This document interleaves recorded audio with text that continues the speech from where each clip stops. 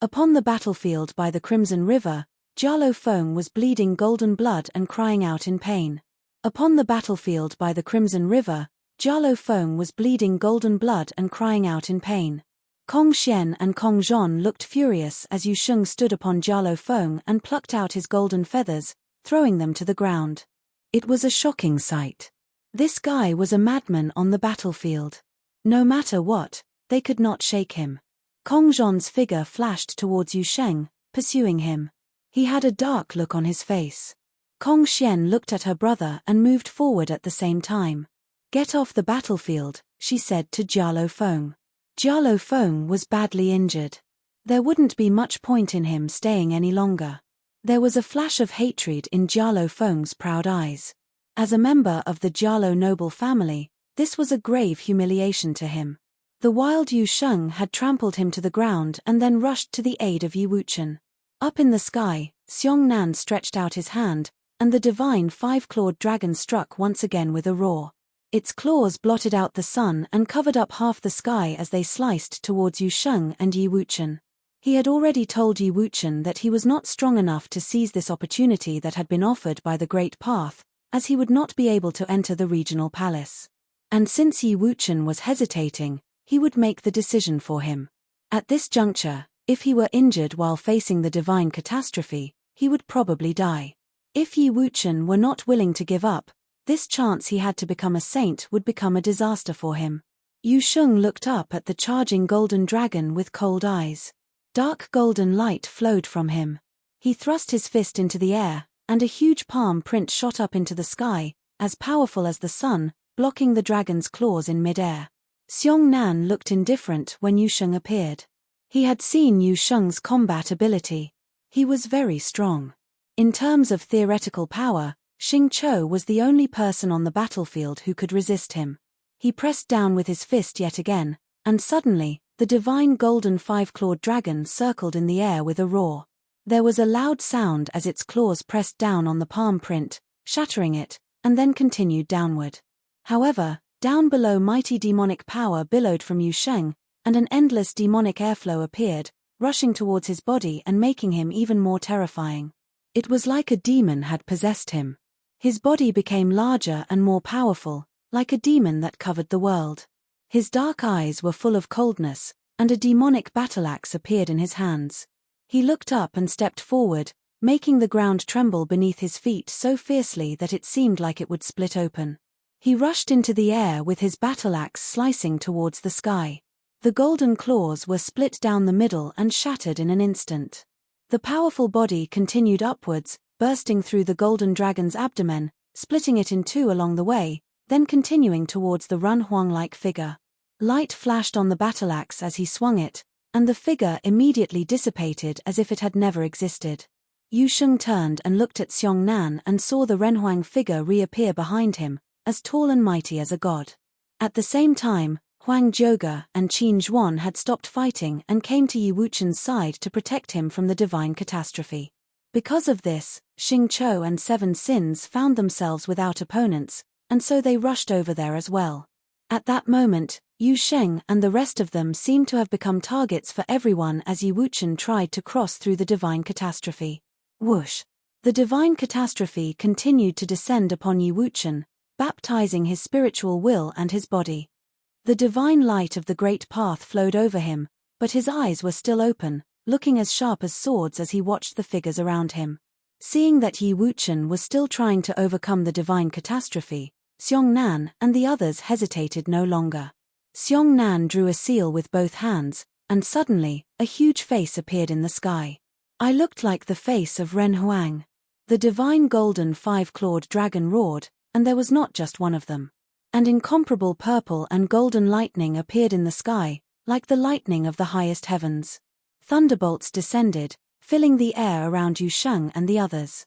This was just as wild as the divine catastrophe and would kill everything around it. Whoosh!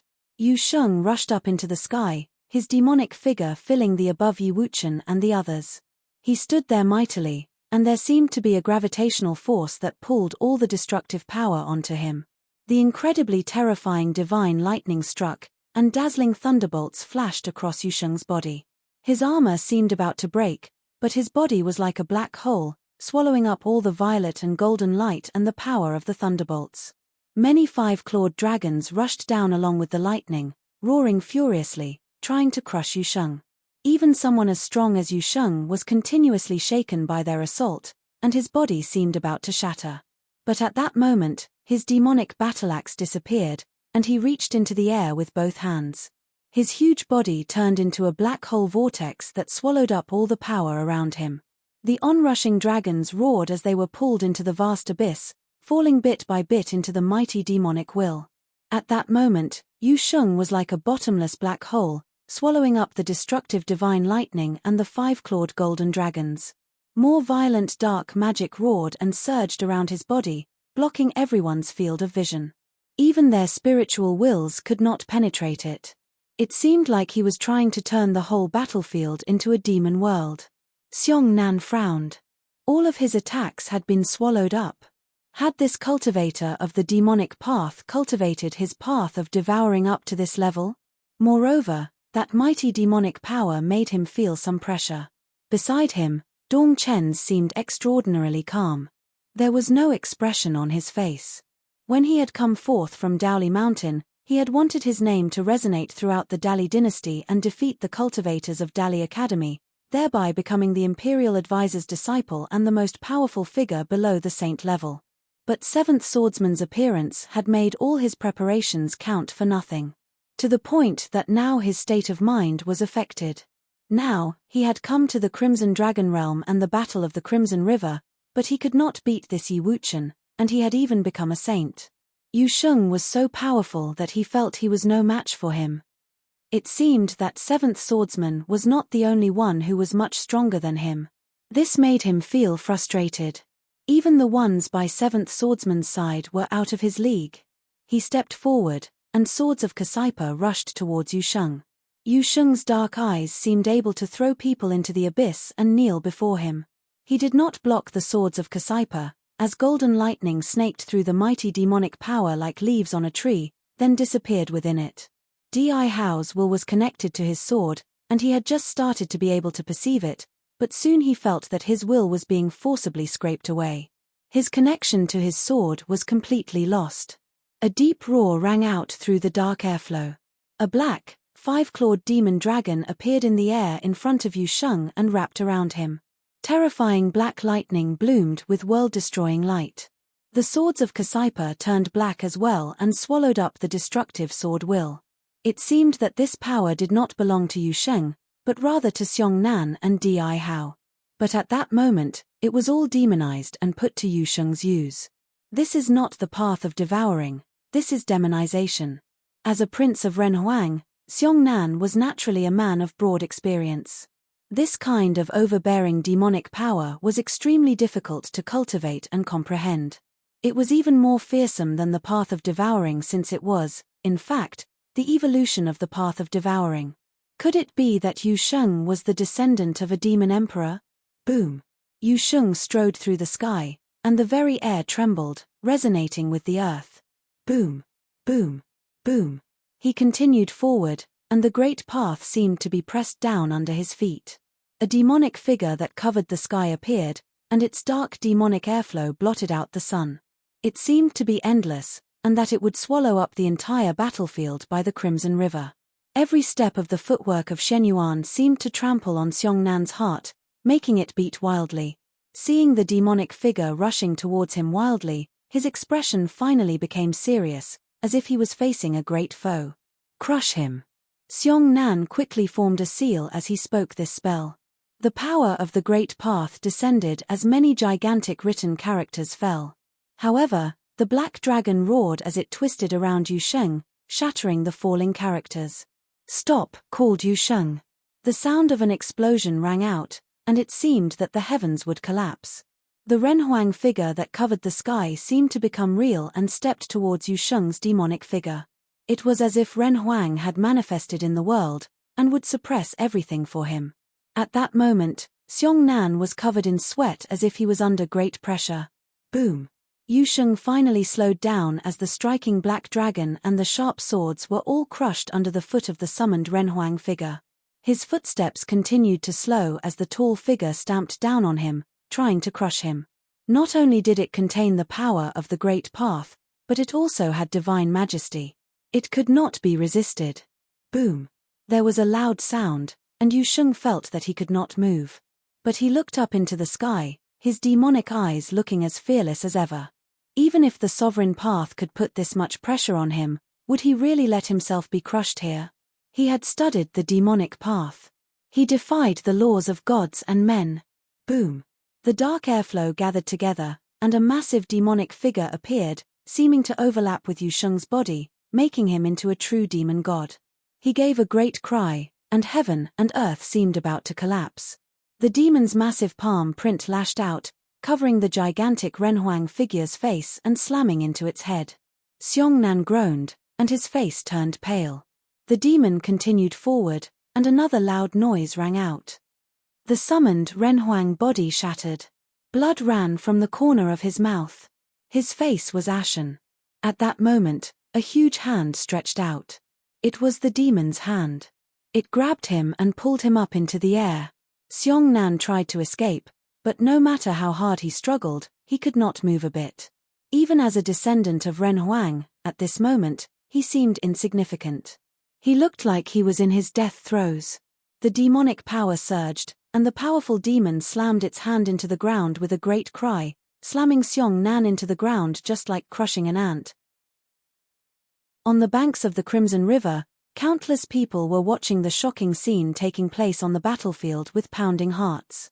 On the banks of the Crimson River, countless people were watching the shocking scene taking place on the battlefield with pounding hearts. The massive demon ripped open the Renhuang figure with a horrendous noise and slammed the prince of Renhuang, Xiongnan, to the ground. The once glorious Xiongnan now did not even know how many of his bones had been broken. He was sprawled out on the ground without even a trace of his former splendor. He had said that Yi Wuchen was not strong enough to seize this opportunity, and was not worthy of fighting with him. But now, he had fallen so miserably. If the people watching him had not known who he was, they would never have thought that he was a prince of Renhuang. But such was the Battle of the Crimson River, the most crucial battle in the Crimson Dragon realm. Even those of the blood of Renhuang could be crushed here. It did not mean that Xiongnan was not strong. Everyone had witnessed the power that had just burst forth from him. He cast spells like a saint and had even used Renhuang will to suppress his foes. But even so, he had still been crushed by Yu Sheng. Right now, that massive demon was too strong. Even a celestial being would be crushed before him.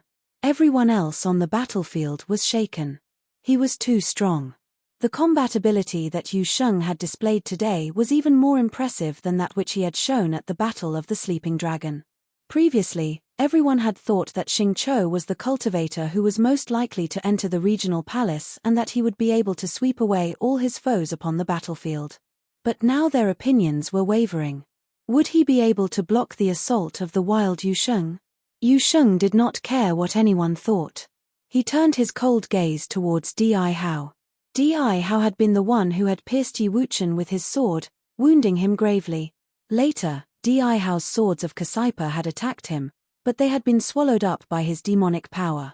Seeing that Yu Sheng was looking at him, Di Hao's expression changed.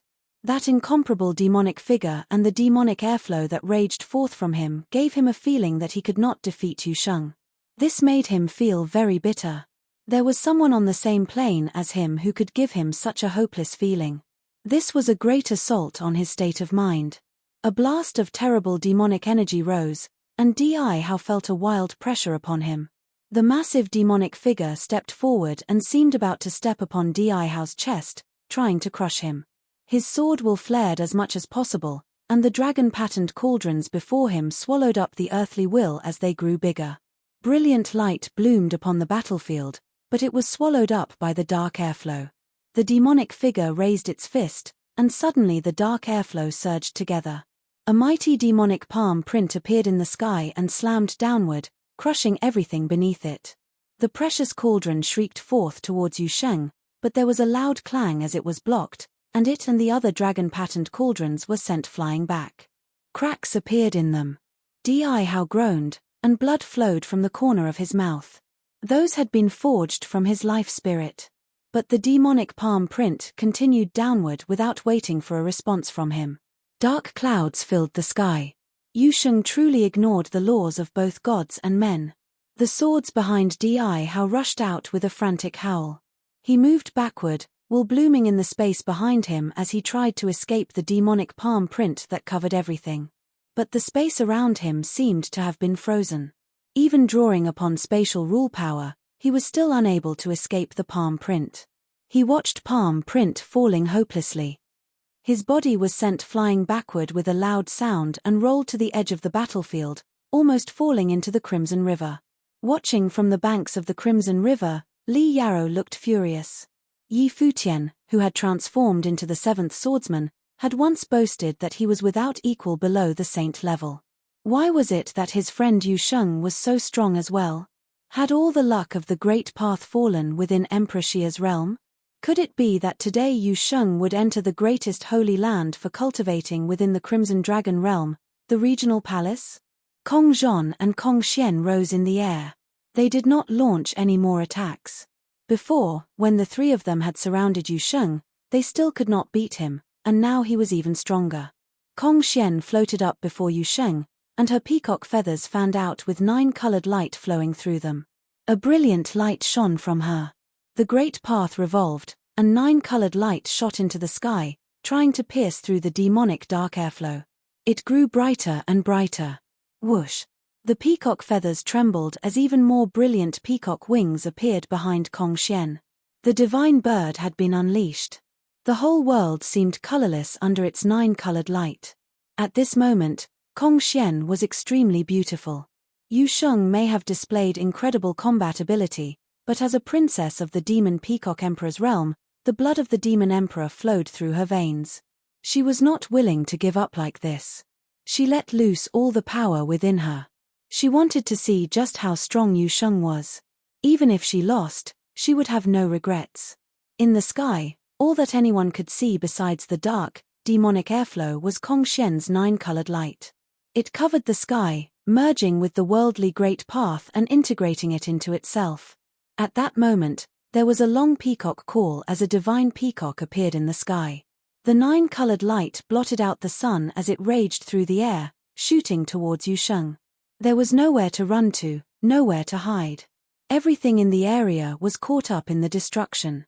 The dark demonic airflow surged wildly. Yu Sheng saw the destructive 9-colored light coming towards him and thrust his hands out, piercing through the air. In a flash, countless fist wills stretched out through the sky, each one containing immeasurable power. They collided violently with the 9-colored light and were annihilated. The 9-colored light seemed endless as they came on continuously. Whoosh! Yu Sheng stepped forward. The fist wills did not cease, and they shot out yet again. The fist wills were integrated into his demonic body, making it even more terrifying and able to sweep anything away. Boom! Boom! Boom! Yu Sheng continued forward, and everything suffocated under his aura. Kong Xian's peacock feathers trembled one after another. In a flash, she moved, and the destructive 9-colored light shot forward towards the demonic figure. At that moment, a pillar of 9-colored light appeared, shattering everything. Finally, the two of them collided, and the brilliant pillar of 9-colored light smashed into Yu Sheng's overpowering dark fist wills. The air seemed like it would burst as everything around them shattered. Endless 9-colored light slammed into Yu Sheng's body, and at the same time, countless fist wills pierced through the air and crashed into Kong Xian's feathers. Boom! There was a loud noise as Kong Xian was sent flying backward. But the devastating 9-colored light died and was reborn. Blood flowed from the corner of her mouth, but she rushed forward towards Yu Sheng yet again. The demonic figure covered the world. Yu Sheng's fist wills had grown even stronger, and it seemed as if they would shatter the very sky. This time Kong Xian was thrown up into the air, and much of the 9-colored light on her feathers was extinguished. But she still did not give up and rushed towards him a third time. She was welcomed by an even stronger fist. She was thrown high up into the air again. She flapped up into the sky and looked up. Clouds of catastrophe were rolling in. But these were not Yi Wuchen's clouds, but her own. Everyone looked up into the sky and could sense the gathering clouds of catastrophe. Everyone's hearts beat fiercely. A second person in the Battle of the Crimson River had attracted the divine catastrophe and would become a saint. Everyone's hearts beat wildly. This truly was a battle of top figures. No other battle in the Crimson Dragon realm between cultivators below the saint level could match the Battle of the Crimson River. Kong Xian had let loose her incredible combat prowess and used the Demon Emperor's will to great effect. She still could not shake Yu Sheng and had been sent flying 3 times. But each time she had been able to bear it. And now she had attracted the catastrophe of the Great Path. Previously, Xiong Nan had been unable to withstand Yu Sheng's attacks because his flesh was too weak. But Kong Xian was a descendant of the Demon Peacock Emperor. Her power and her flesh were terrifyingly strong. The 9-colored light flowed over her. With such pure power, few could compare with her. Thus, after receiving devastating attacks, she had not been lain low like Xiong Nan. She had withstood 3 powerful blows, and would now become a saint. The 3 blows that had been withstood by her peacock body had wounded her severely, but the catastrophe of the Great Path would certainly not shake her. Yi Futian watched the battlefield with a look of surprise. Kong Xian was becoming a saint. This woman was relentless. He couldn't help but glance at Xia Qingyuan beside him. She seemed to sense it and looked back at him. There was a flash of anger in her eyes. What did this guy mean by looking at her? Princess, Li Yarou and Kong Xian have both become saints, whispered Yi Futian. Xia Qingyuan stared at him for a moment, then looked back to the battlefield. Even though she had some thoughts about this, she did not care too much. Who became a saint first and who became a saint later meant nothing. Master, do you want to take her? Muttered the black-winged condor behind them. Xia Qingyuan frowned and looked back at the black-winged condor with an icy gaze. Seeing her expression, the black-winged condor weakly lowered its head, then whispered timidly, as a maid. Good idea, said Xia Qingyuan softly, then she looked back to the battlefield. The black-winged condor breathed a sigh of relief. It was a good thing it was such a quick thinker. Everyone else was watching the battle. Yu Sheng had defeated 3 great cultivators in succession and seemed to be almost casual about it. But now, 2 people were attempting to withstand the catastrophe of the Great Path. How would they keep fighting? In reality, other than Kong Xian, who was trying to make it through the divine catastrophe, the only opponent that Yu Sheng had left was Xing Chou. At that moment, Yu Sheng cast his gaze upon Kong Xian up in the air. Seeing those dark eyes, brilliant light bloomed from her, making her look like a goddess. I am leaving the battlefield, she said. Kong Xian would cross through the divine catastrophe in peace. She had already lost this battle. If she continued to fight, Yu Sheng and Xing Chou would not leave her be. So, now it seemed that only Xing Chou was powerful enough to face Yu Sheng. Previously, everyone had that the reason Yi Wuchen had stayed on the battlefield to face the divine catastrophe was so that after becoming a saint, he could continue to fight.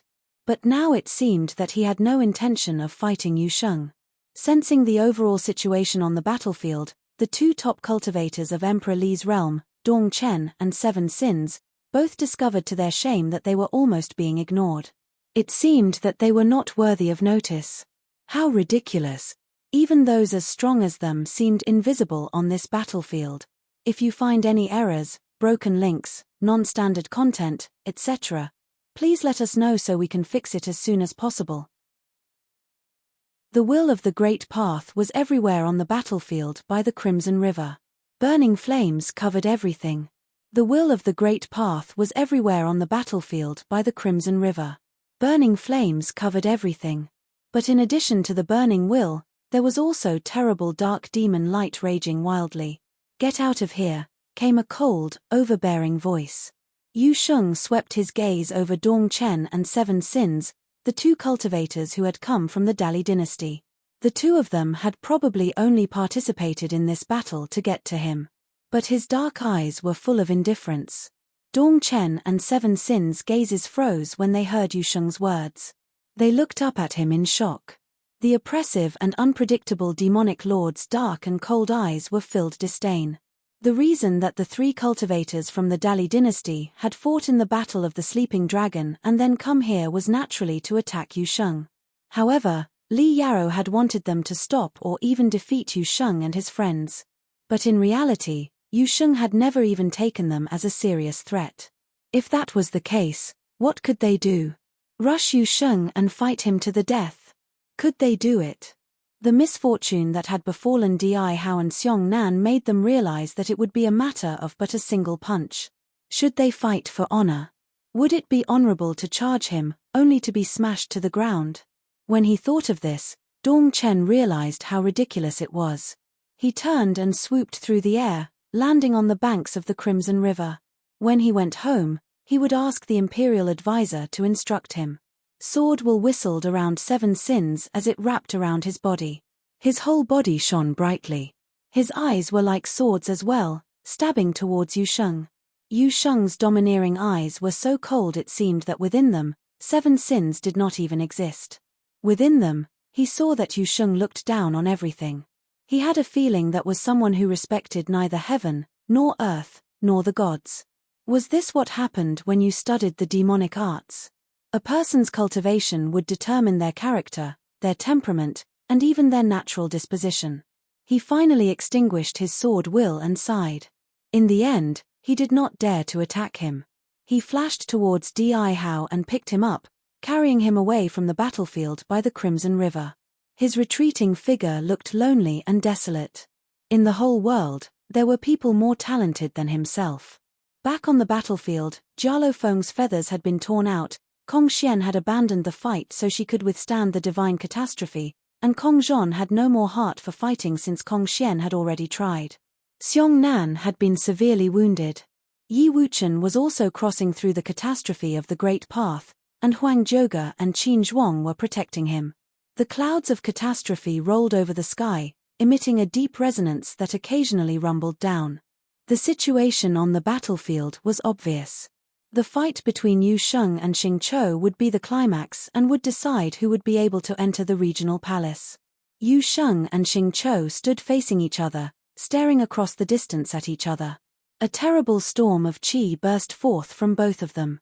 By the Crimson River, a group of cultivators from the regional palace rose into the air to watch the battle. Xing Kai, your strength is unparalleled. Even in the regional palace, no one has ever shaken you with a frontal assault. But this demon cultivator seems to be the same.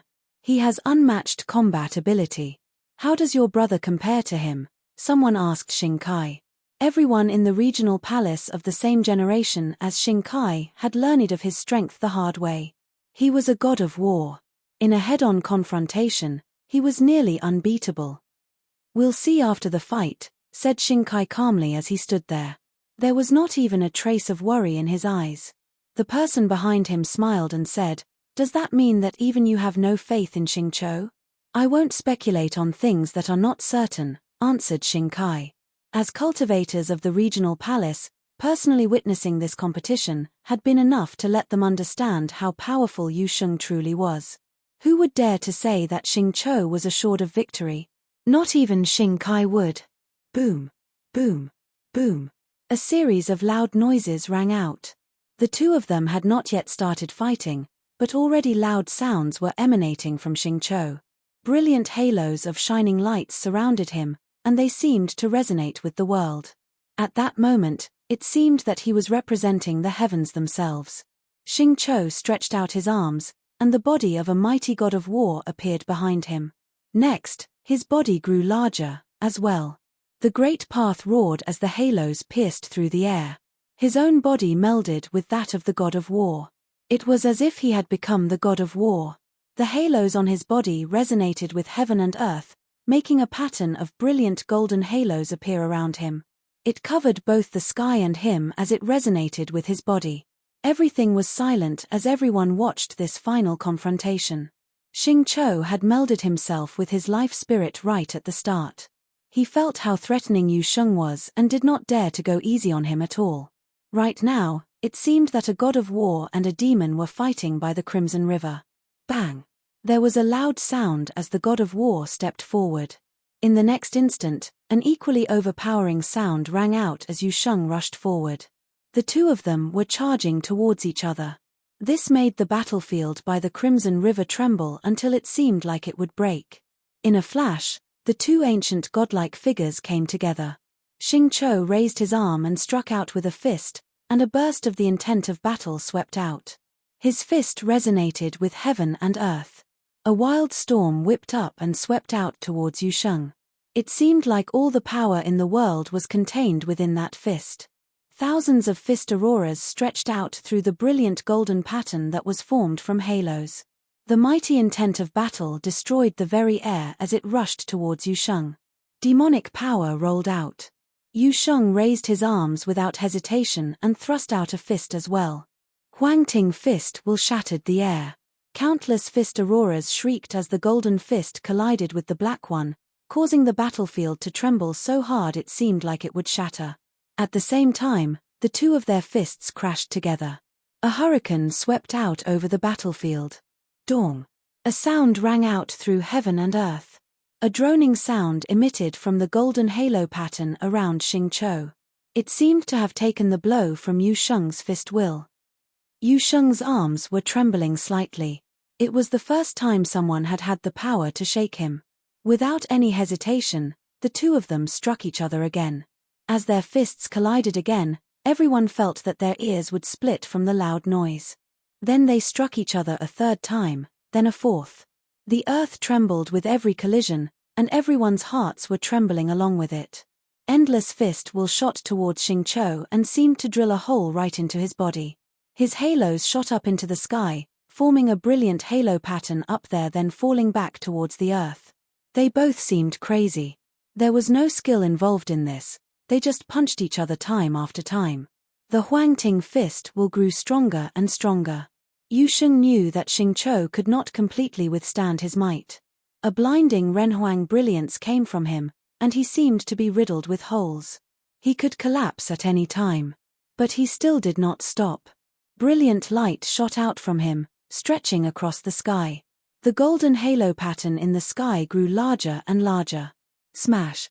There was a loud noise as another fist thrust out. Xingqiu was sent flying up into the air. He lowered his arms, and he stood proudly up in the sky. He seemed to have become transparent as endless light shot out from him, piercing through the pattern of halos and continuing up into the sky. Boom! There was the sound of muffled thunder as a storm raged at the end of the emitted light. The light of catastrophe flashed. Xingqiu looked up. It had finally come. He had been waiting for this all along, the chance to break through to the next level. Who in the world could stop him? Not even Yusheng could. It is finished, said Xingkai from the sky above the Crimson River. There was a trace of surprise in his eyes, but his expression was full of satisfaction. He was very satisfied with Xingqiu's display. He was just like him, unwavering in his determination and with an unshakable mind for the path. Their only mission was to move forward. That was the only one they would undertake. No one could get in their way. Not even Yusheng. Xingqiu would come to the regional palace to cultivate with him. This is the third one. Everyone watching from the banks of the Crimson River felt their hearts tremble. This was the third cultivator who had attracted the catastrophe of the Great Path during this battle of the Crimson River. It indeed was a battle between top figures. When Xingqiu became a saint, who could touch him? Even if Yi Wuchen became a saint, it wouldn't matter. Countless people looked up into the sky.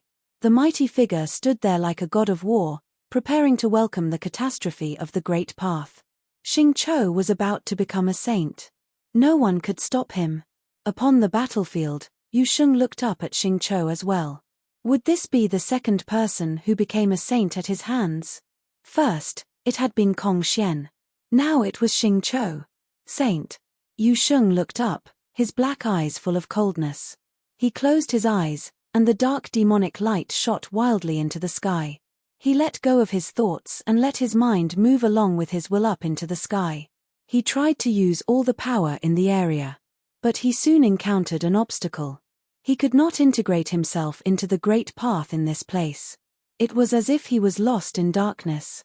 An all-encompassing demonic shadow suppressed the whole area, making it so that he could not control its power as he pleased. Even though the power in this place billowed up into the heavens, he still could not use it completely.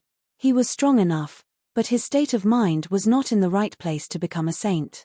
Feeling the great path catastrophes that others were experiencing as well as the demonic shadow suppressing the world around him, Yusheng swept out with his demonic airflow. It endlessly rolled out, shrieking and screaming. He couldn't become a saint. He clenched his fists and looked up into the sky. An overpowering look filled his eyes. Smash! There was a loud noise that shook the sky. Many people felt as if their eardrums would split. Demonic power swept out. There seemed to be a massive demonic figure waking up, that neither heaven nor earth could stop. However, that invisible force seemed to be heavenly rule power, and it could not be broken. The demonic shadow still suppressed the area and blocked him from stepping upon the divine path. Boom! What is he trying to do? Many people trembled as they watched Yusheng. He rose into the sky and pierced through the clouds as demonic power rolled off him, shrieking. It seemed as if he wanted to fight heaven itself. His arms were trembling as even more powerful demonic energy rolled off him. A massive wild demonic wave swept out through the sky with another roar, making the air itself tremble violently. Was he crazy? Everyone was watching Yusheng. Of course, he was not crazy, but his eyes had gone frighteningly dark with demonic light. They were like demon eyes, and they wanted to pierce through heaven itself. He wanted to become a saint. If the Tao sought to stop him, if heaven sought to stop him, he would break through them.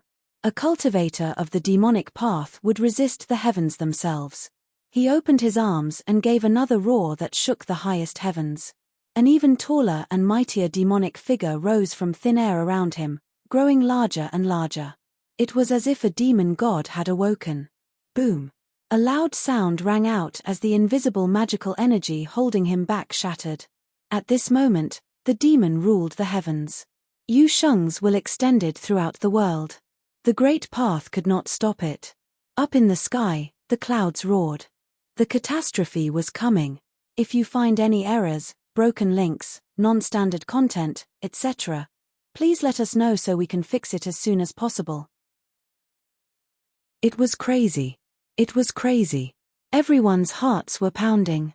It had not been surprising that the divine catastrophe had appeared in previous battles of the Crimson River, since it was a battle of the greatest figures below the saint level, and all of them were geniuses. Someone had proved their worthiness to become a saint in nearly every battle. However, for great cultivators breaking through to the saint plane in succession was simply astonishing. It was too crazy. Especially Yusheng.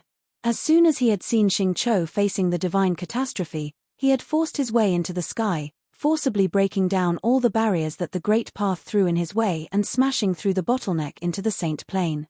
That showed just how tough he was. When he wanted to become a saint, even the great path could not stop him. So, he had broken through as well. Thunder roared up in the sky as the great path descended. The sky above the Crimson River was still burning red, and when it was met with the terrible catastrophe of the great path, it truly seemed like the end of days. This struck everyone deeply. None of them were fighting, they were all facing the catastrophe of the great path. The reason they wanted to enter the regional palace was to get stronger. Now that they had a chance to break through to the next level, they would naturally do that first. Qin Zhuang and Huang Jiuge looked up at Yusheng in the sky. There was an emotional look in Qin Zhuang's eyes. When Yi Futian and the others had come to Tombkeeper village, they were all just nobles and sages. Now, he was personally witnessing them stepping onto the divine path one after another. Today, Yi Wuchen and Yusheng had successively broken through to the next level in different ways on the battlefield. This had a great impact on him. Yi Wuchen's swordsmanship was clear, and he had a bright future ahead of him. Yusheng was so overpowering that even the great path could not stop him. His state of mind had not been in the right place, but at the moment that he had decided to defy heaven and forcibly break through to the next level, it had been enough. He had cultivated for many years, and now he had reached this level but had still been unable to break through. Perhaps what he lacked was that passionate blood, that swordsmanship that could threaten the very heavens, or talent sharp enough to pierce the clouds. Right now, Yi Wuchen had withstood the catastrophe of the Great Path's descent many times. He stood up as straight as a sword, displaying his talent as his body was refined. However, Xingqiu and Yu Sheng's catastrophes were fiercer, even seeming to be double catastrophes. Their bodies were becoming sacred, they were becoming saintly bodies. Beside the Crimson River, the great shaman stood behind Xie Qingyuan. His eyes were bright under his hood. He has had the Tao within him since birth, he whispered. Xie Qingyuan looked back at him. Princess, said the great shaman, this man's family background is probably not as simple as it seems. Some people were born with great talent, and they were destined to become enlightened. Yu Sheng was obviously this kind of person. Xie Qingyuan was not too concerned. She knew that Yi Futian's background was not simple. Since Yu Sheng had grown up with him and also displayed incredible power, the fact that he would have an extraordinary family background was quite natural. My father knows this. Do not tell anyone else, said Xie Qingyuan to the great shaman. It may have been possible for some supernatural people to see this, but it was not necessary to deliberately spread this information and attract attention. Yes, Your Highness, said the great shaman. Boom. The Crimson River surged as the sound of the catastrophe of the Great Path rolled over from the battlefield, shaking everyone's spirits.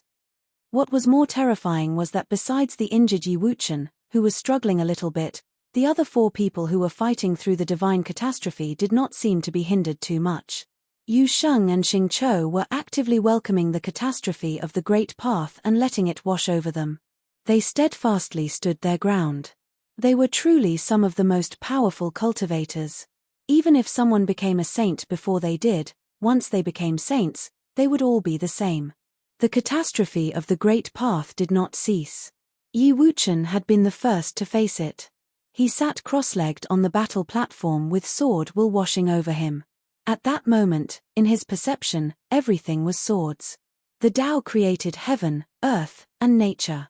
Dazzling sword will flowed over him. An arm slowly extended from his left shoulder.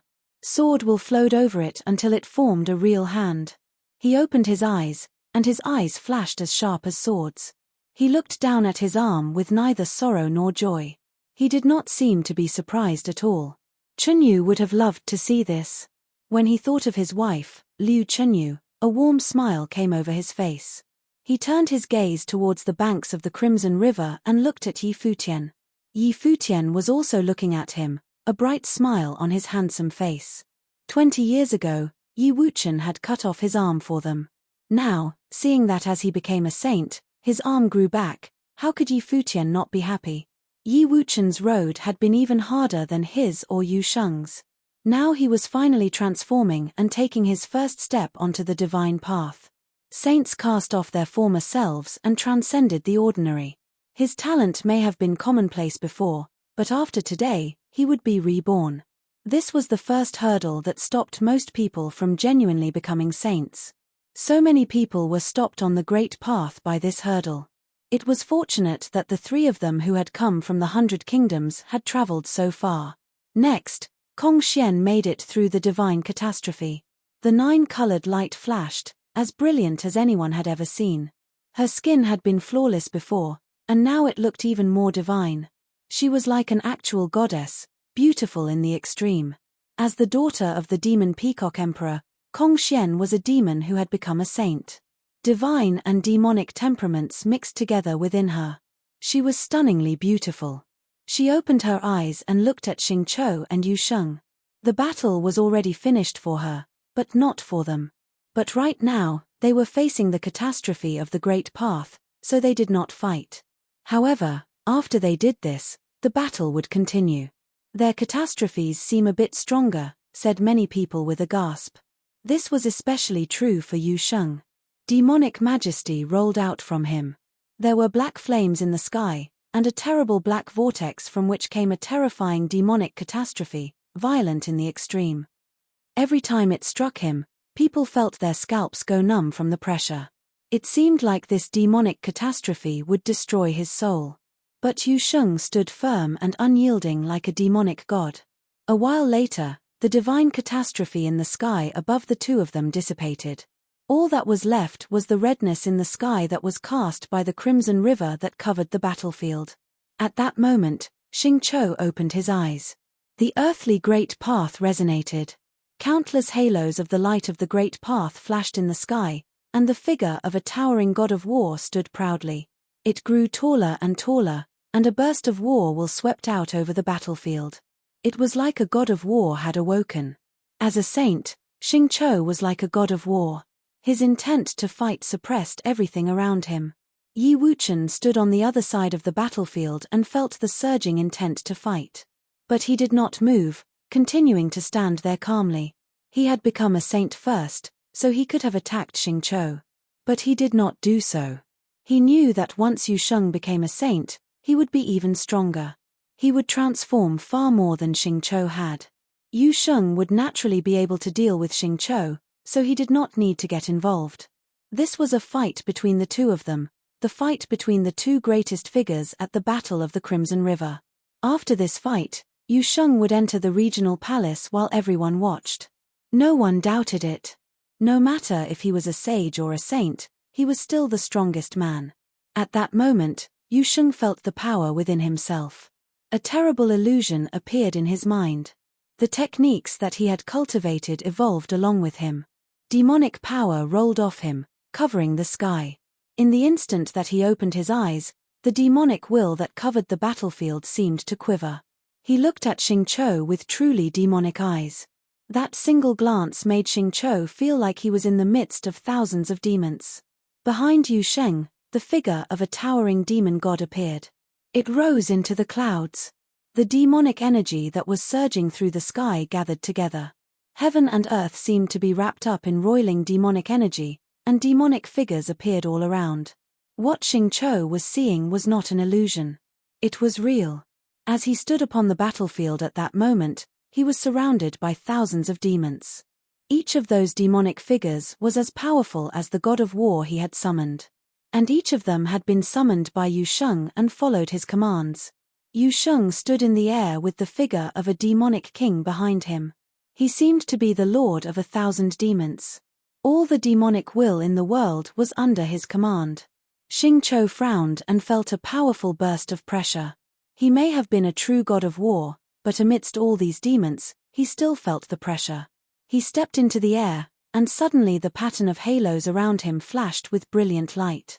He reached out and clapped his hands together, and in a flash, palm prints shot out from the pattern of halos, shooting towards Yu Sheng. Yu Sheng reached out and slammed his fist downward, with demonic voices seeming to scream from it, making everyone's hearts tremble. The demonic figure behind him also smashed its fist downward.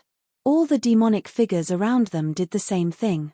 At that moment, the heavens went dim as dark demonic palm prints shot out. Each one was massive beyond compare. They slammed towards Xingqiu. The shocking sounds of collisions rang out, each one making everyone's hearts pound. Next, Xingqiu's palm prints were completely swallowed up as everyone watched, and the figure of the god of war was suppressed. Finally, a terrible giant fist smashed Xingqiu out of the sky, and he slammed into the ground by the Crimson River. His palm prints were thoroughly shattered.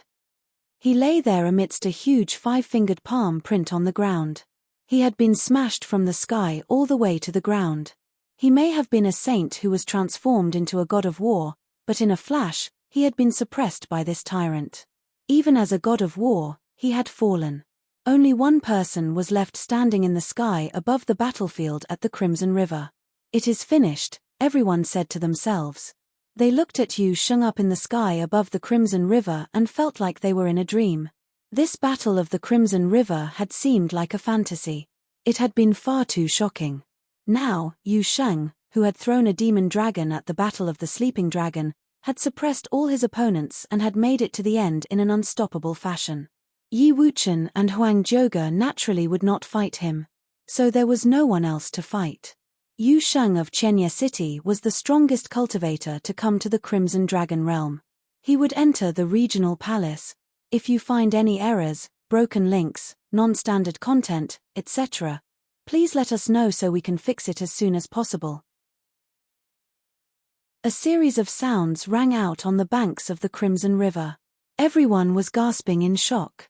A series of sounds rang out on the banks of the Crimson River. Everyone was gasping in shock. Even though he was now going to enter the regional palace, Yu Sheng still had his proper place.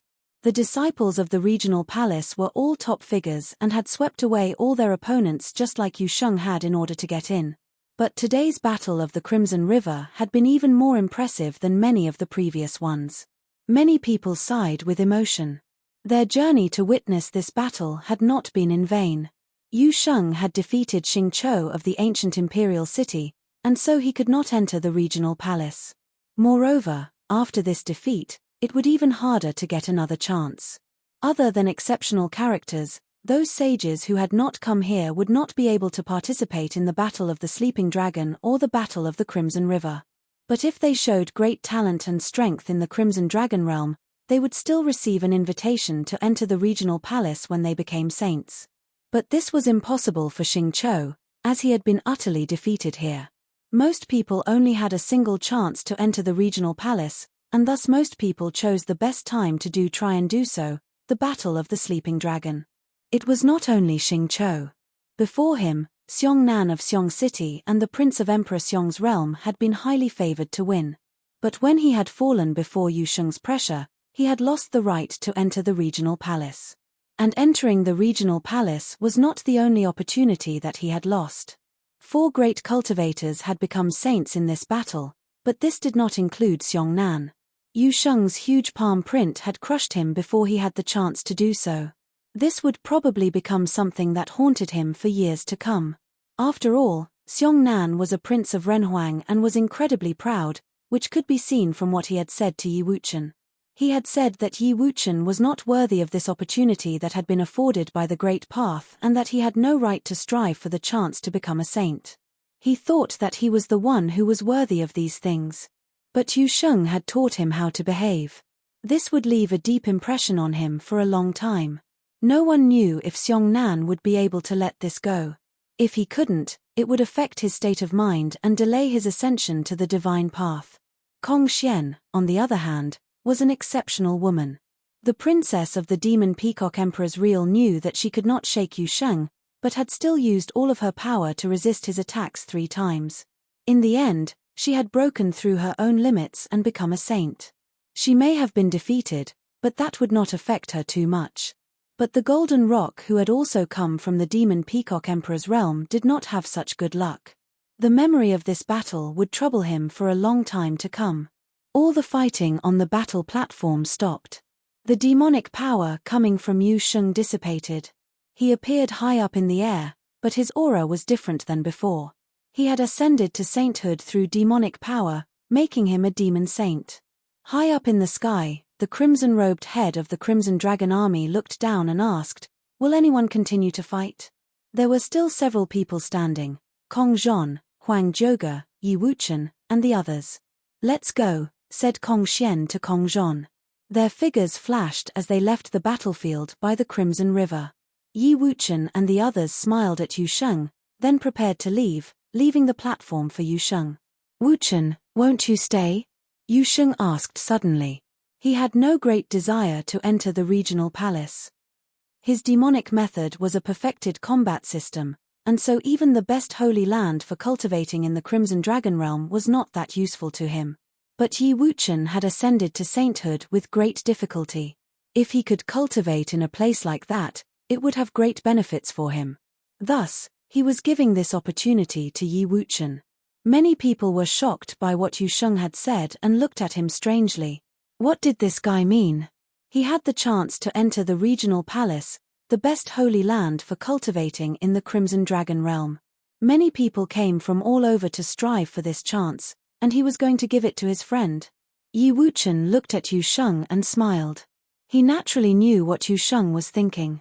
But this was a stage set for Yu Sheng. Even if he did go to the regional palace, he would feel uneasy about it, and it would lose some of its meaning. The winner of the Battle of the Crimson River may enter the regional palace to cultivate. "You cannot just let someone else have the victory," came a voice from outside the battlefield. A group of people was walking over to them. The one who had spoken was Xing Kai. He glanced at Xingqiu with a calm expression. He did not look too distressed. He had naturally hoped that Xing Qiu could come to the regional palace to cultivate with him. Xing Qiu had performed quite well and had even become a saint upon the battlefield.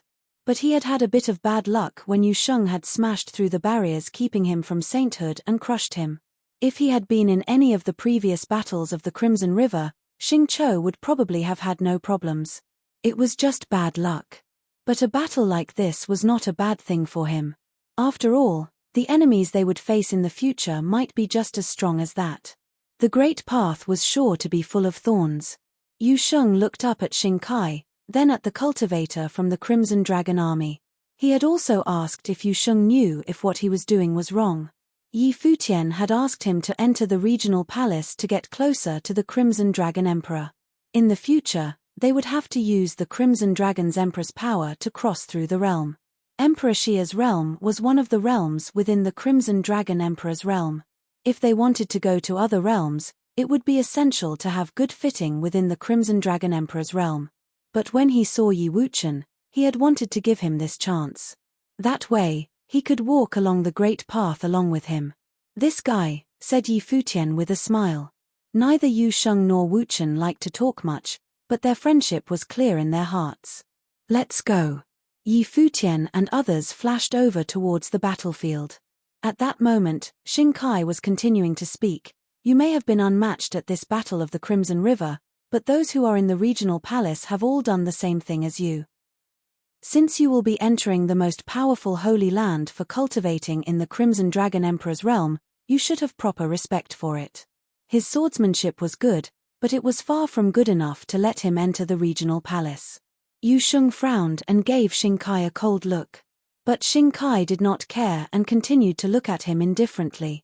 There was a flash of golden light in his eyes. "He's right.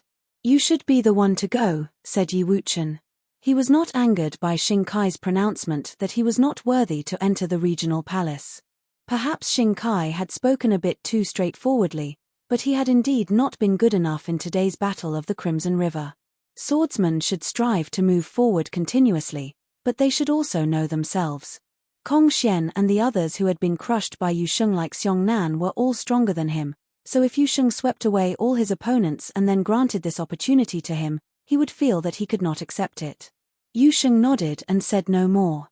"Congratulations," said the man from the Crimson Dragon army up in the sky. He handed a badge to Yu Sheng and said, "With this, you may enter the regional palace and cultivate there. Once you are there, we will further reward you. Would you like to go now?" Yu Sheng accepted the badge and said, "There are some other things I must take care of right now. Once I have finished them, I will come to the palace." The cultivator that had come from Emperor Li's realm at Li Yao's orders had come to attack Yi Futian. He would naturally not be able to relax until this matter was resolved. The cultivator nodded. "Very well. You may come any time you like." He then looked at Xing Kai, who bowed slightly.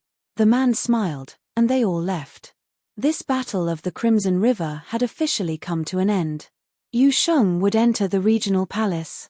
They would have to wait a year for the next one, at which point one more person would be able to enter. Yi Futian and those with him descended upon the battle platform.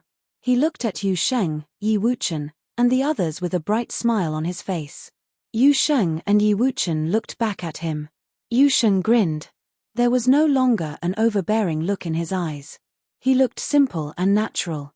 A look of surprise came over Xia Qingyuan's face when she saw this. This guy had just dominated the battlefield with his demonic power. Yi Futian also sometimes had this quality about him.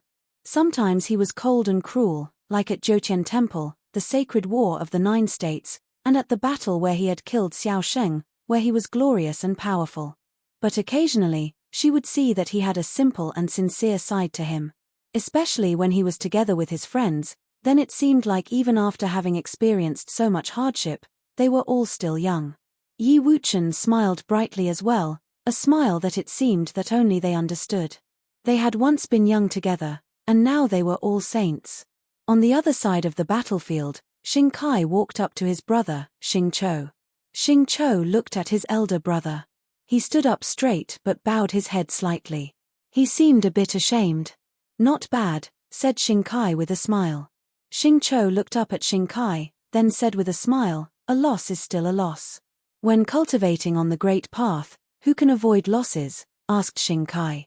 You've never lost, said Xing Chou. Someday, I will, said Xing Kai. Moreover, there may be many historical heroes who are undefeated, but once you lose once, you can never join their ranks. So your defeat here does not mean much. If you can enter the regional palace in the future and beat him there, it will be even more glorious. Xing Chou looked at Yu Sheng.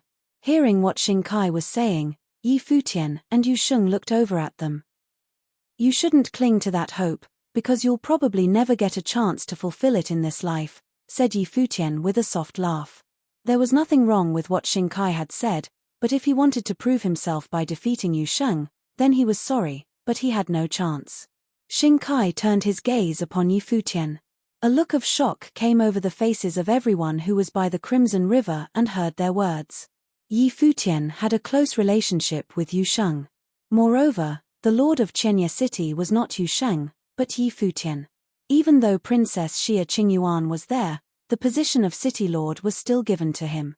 So was this man just as dominating as Yu Sheng? Previously, Xing Chou and Yu Sheng had faced each other. Now Xing Kai and Yi Futian might. This made people's blood rush faster. Would there be a battle between them? The thing was, Xing Kai was said to be unparalleled by those on the same plane as him. Perhaps he would be defeated one day in the future, but it would probably not be in the Crimson Dragon realm. The Great Path is long. There are no absolutes, said Xing Kai. Some things are absolute, answered Yi Futian. Xing Kai stared at Yi Futian, then said, I am Xing Kai of the ancient imperial city. I am Yi Futian of Qianye City, Yi Futian responded. After they said this, they turned away from each other as if nothing had happened. But no one knew what they were thinking. Everyone left the battlefield by the Crimson River, including Yi Futian and the others. After they left, Li Yarrow returned home with Di Hao and the others. They all had grim looks on their faces. The news of this battle of the Crimson River would quickly spread to all corners of the Crimson Dragon realm. If you find any errors, broken links, non-standard content, etc., please let us know so we can fix it as soon as possible. Yu Sheng's fame rapidly spread across the Crimson Dragon City and to neighboring cities. Yu Sheng's fame rapidly spread across the Crimson Dragon City and to neighboring cities. He defeated all the talent in the Battle of the Crimson River, including Xing Nan of the ancient imperial city, Xiong Nan of Xiong City, and Kong Xian and Kong Zhon of Peacock City. What impressive combat it was! It was a pity that so many people had not been able to watch how he fought with their own eyes.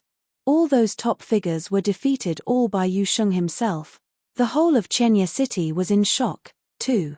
In the past, Yi Futian had gained fame by annihilating Bliss Palace with his people. Soon after, he became the lord of Thousand Leaves City and made his name known to everyone. No one had expected Yu Sheng to be so powerful. What a gallant hero from Emperor Xia's realm. Both of them were so strong. Princess Xia Qingyuan of Emperor Xia's realm shouldn't be considered weak, even though she hadn't yet started fighting. In the lord's residence of Thousand Leaves City, Shen Jun heard the news, too. He had gradually recovered after many days of healing. Shen Jun had mixed feelings as he listened to the messenger's report in the courtyard. He would be ridiculous to think about taking advantage of Yi Futian and Yu Sheng when he was nothing in their eyes. He'd asked Yu Sheng to join the Battle of the Sleeping Dragon, and Yu Sheng had won it. Now, Yu Sheng was also peerless in the Battle of Crimson River and had entered the regional palace.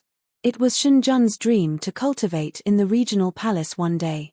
He had been dreaming of entering the regional palace and seeing what kind of talents were inside. And now, Yu Sheng had made it there. Shen Jun's father, Shen Tianzhan, arrived. He hadn't left the lord's residence after he was defeated by the great shaman. You know about it? Shen Tianzhan asked him. Yes, answered Shen Jun, nodding. The minimum achievement of one who comes out of the regional palace is being an unblemished saint.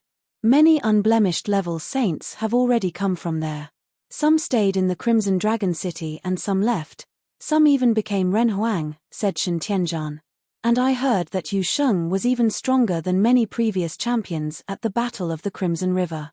In the future, He will probably become a saint of nirvana. Shen Jun didn't say a word. He understood it, so he could only sigh in response. Among the people who came from Emperor Xia's realm, Yi Futian was the lord of Thousand Leaves City. How do you think his relationship is with Yu Sheng? Asked Shen Tianzhan. They are very good friends. Yi Futian and Xia Qingyuan are the leaders of the group. Yu Sheng should be his friend. He does whatever he tells him to do. Their relationship is unusual, replied Shen Jun. You're not unlucky. I told you to go to Fusang Valley for cultivation. You met so many people with Nirvana Saint potential on your way back, said Shen Tianzhan. Shen Jun lowered his head. He understood what his father meant. With such luck, what was he thinking? What was he doing? It was not easy for you to enter the Saint Plane. I told you, be broad-minded, be ambitious. However, now your only ambition is within this city. Shen Tianzhan sighed. Nobody knew a son better than his father. Shen Jun had talent, but he was too narrow-minded and limited in his ambition. His ambition was limited within the city. If it wasn't, he would not have used others in the Battle of the Sleeping Dragon just to acquire some treasures. His achievement was destined to be limited by his narrow ambition, even though he had entered the Saint Plane. Shen Jun lowered his head in embarrassment. Don't hold any grudges. Take advantage of the time for introspection, Shen Tianzhan said. Yes, father, replied Shen Jun. His father nodded and departed. What was the use of holding a grudge against him? He couldn't fight against Emperor Xia's realm anyway. That day, in Peacock City, Li Yarou came to visit. Kong Zhon and Kong Xian met Li Yarou in the Lord's residence. Princess Kong Shui, congratulations on entering the Saint Plane. I've prepared some gifts for you. I hope you like them. Li Yarou asked his people to bring the gifts forward. Thank you, but we don't deserve them, said Kong Xian, taking a look at Li Yarou. No one from her side came to accept the gifts. What brings you here today? Asked Kong Xian. Li Yarou had come to visit her before the Battle of the Crimson River to discuss capturing Yu Sheng and the others. But the result was the same as it had been at the Battle of Empty Realm. Emperor Xia's realm was still the winner. The good thing was they hadn't lost too much, and Princess Kong Xian had entered the Saint Plane as a result of the battle. To be honest, Princess, I've come to the Crimson Dragon realm with my people only for Yi Futian. He and Yu Sheng are extremely talented people, and if we don't wipe them out, they will become the scourge of the Dali and the Demon Peacock Emperor's realm in the future. That's why I came to request cooperation with you again. What do you think, Your Highness? Said Li Yarou. It's the grudge between you, Dali, and Yi Futian. I will not get involved this time, Kong Xian refused. Both Yi Futian and Yu Sheng gradually showed their talent. Besides, there seemed to be some chemistry between Yi Futian and Xia Qingyuan. Maybe Emperor Xia regarded him as his son-in-law. She was afraid that Emperor Xia's realm would have a strong reaction if Yi Futian was captured. She would not take it upon herself to instigate a war with them. She didn't have the ability to control a war between the realms. In addition, Li Yarou at least had his reasons for dealing with Yi Futian. What excuse could Demon Peacock Emperor's realm have? Why not sit quietly and watch them fight? Kong Xian Princess, have you forgotten how Yi Futian treated you at the Battle of Empty Realm? If he becomes too strong, he might become a threat to the Demon Emperor's realm, Li Yarou reminded her. He was referring to Yi Futian's ability to control demonic beasts. Kong Shui frowned. She didn't seem happy. It was at the Battle of Empty Realm where you could use all means to fight. Besides, Yi Futian has apologized. If he does it once again, of course, we will not let him go. But it's you, Li Yarou, who broke the rules and tried to kill Yi Futian in the Battle of Empty Realm. And you failed. I heard that Yi Futian used a fake identity as the seventh sword to cultivate in Dali. You have a grudge against him, but that is none of my business. Li Yarou suddenly became sullen. He took a look at Kong Xian and said with a smile, after several battles, you have lost your courage to even go against Yi Futian, Princess Kong Xian. I should go now. Then he turned around and left. Kong Xian took a look at him. She understood that Li Yarou was referring to her two defeats, once by Yi Futian and once by Yu Sheng. She was indeed impressed by these battles. Even though she hated to admit it. Li Yarrow looked sulky after he left. He didn't expect for Kong Xian's hatred for Yi Futian to have lessened. Had she completely yielded to it? It seemed he couldn't count on cooperating with the demonic Peacock Emperor's realm. Kong Shui had left him no room for negotiation. Go to Xiong City, Li Yarrow said in a low voice. He went straight to Xiong City, followed by his people. Li Yarrow entered the Lord's residence at Xiong City to visit Xiongnan. However, he was blocked by someone in front of the gate. The person said, Xiongnan Highness is cultivating in seclusion. I can pass along the message if your highness has any matters to discuss. Li Yarrow laughed secretly. Cultivating was an excuse. He guessed that Xiongnan was actually recovering from his injuries.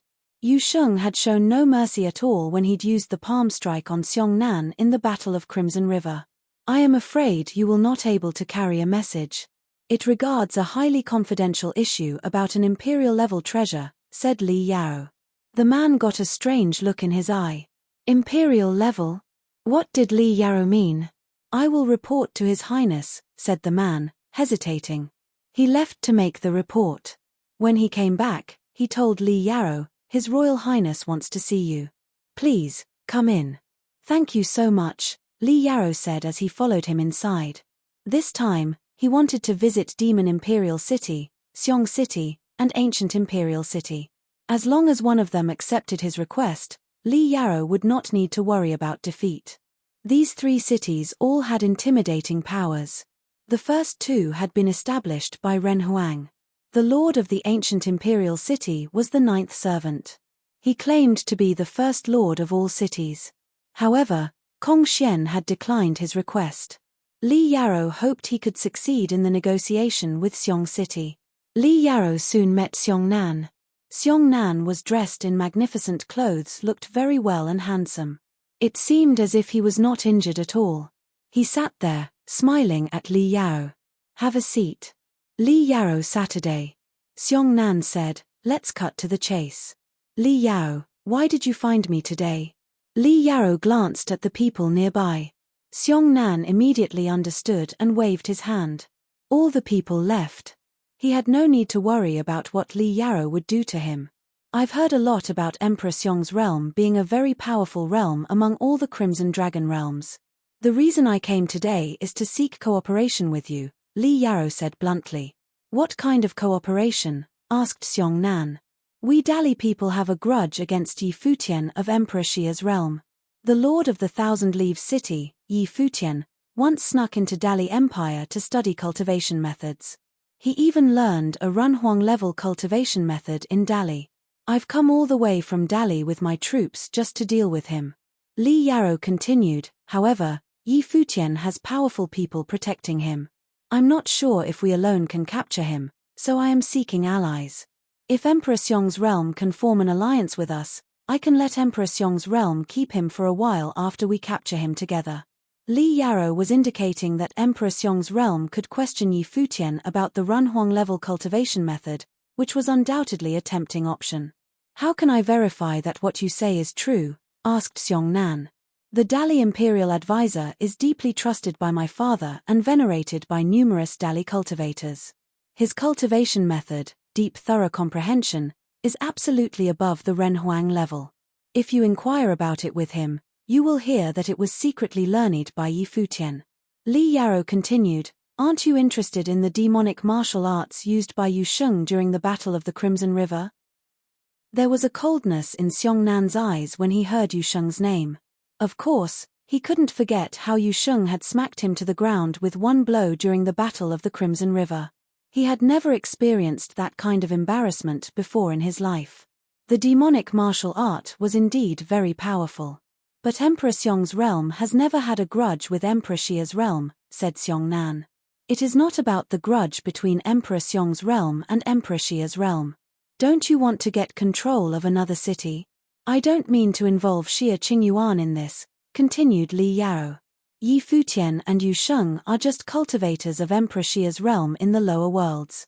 Princess Xia Qingyuan relies on them only because of their talents.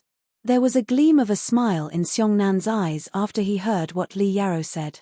It was tempting for him indeed. If you find any errors, broken links, non-standard content, etc., please let us know so we can fix it as soon as possible. Xiongnan looked at Li Yarou and said with a smile, "This thing we discussed is not only about getting one more city of the Crimson Dragon realms. It involves Renhuang's realms. I need time to rethink it."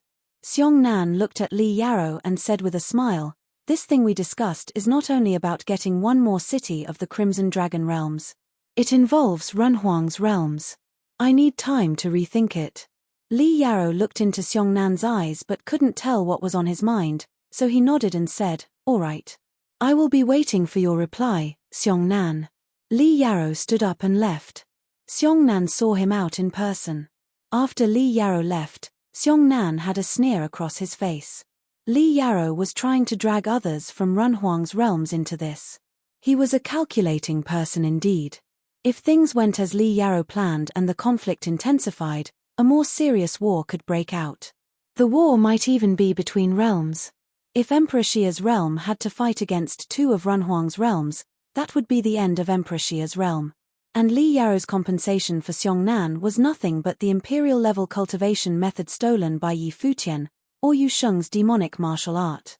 Li Yarou was generous at the expense of others. "I need someone here," said Xiongnan. A subordinate came and bowed, saluting him. "Your Highness. I will write a letter. You take it to Thousand Leaves City and give it to Yi Futian. Don't attract anyone's attention," said Xiongnan. "Aye." That servant nodded. Xiongnan wrote a letter and handed it to him. The servant took the letter and soon departed for Thousand Leaves City. Meanwhile, Li Yarou was heading for the ancient imperial city. The ancient imperial city was different from other cities. There was only one power that dominated the whole area. The lord of the ancient imperial city was the ninth servant. It was said that the ninth servant had entered the Renhuang plain and recruited many talented people. The ancient imperial city had a special status among all the cities of the Crimson Dragon realm. The lord residence of the ancient imperial city was enclosed by lofty walls. The residence was like an antique castle, at the center of which stood a giant bronze gate. There were very few guards guarding at the gate, but every one of them had a very intimidating life force. However, there was an old man sitting over by the castle. He was clothed in rags but looked clean. There was no sign of life force coming from his body. Li Yarou and the others didn't dare to look down at him. He saluted. "Sir, Li Yarou of Dali is here to salute you."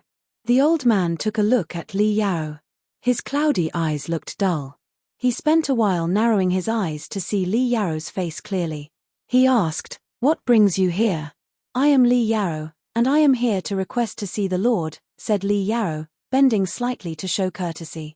Even though he was the prince of the Dali Empire, this was the Crimson Dragon realm, not Emperor Li's realm. Here, he didn't have a distinguished identity. Not to mention that the people who stood at the top of Saint Plain didn't really care about the prince's identity. Besides, the person he wanted to visit was the ninth servant, who claimed to be the strongest being in all of the Crimson Dragon cities.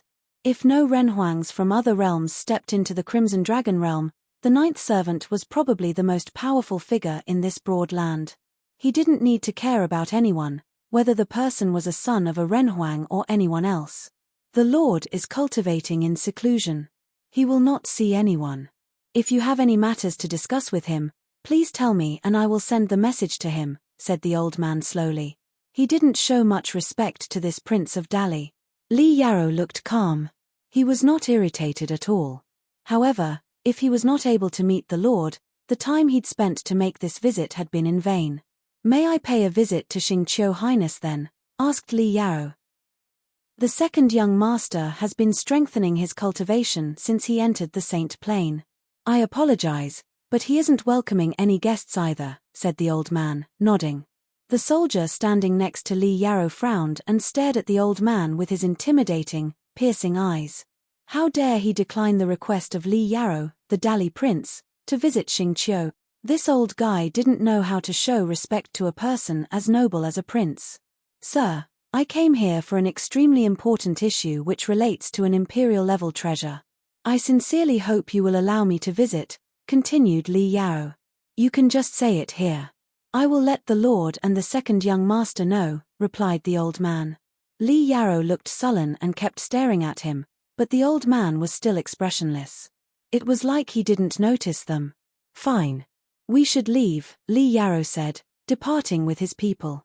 He had visited 3 cities so far, the Peacock City, Xiong City, and the ancient Imperial City. The trip hadn't gone well. Not one of these cities had promised to cooperate with him in the wars. Kong Xian of the Peacock City had immediately rejected his request. He hadn't been able to see anyone in the ancient Imperial City. Xiong Nan of the Xiong City had his own concerns. Such an outcome was far from his goal. Of course, he'd come to visit them just to try his luck. He would be happy if anyone formed an alliance with him, but if not, he would rely on the strength of Emperor Li's realm alone. In the Lord's residence of Thousand Leaves City, Yi Futian received the message that someone from Xiong City was requesting to see him. It made Yi Futian suspicious. What had the person from Xiong City come here for?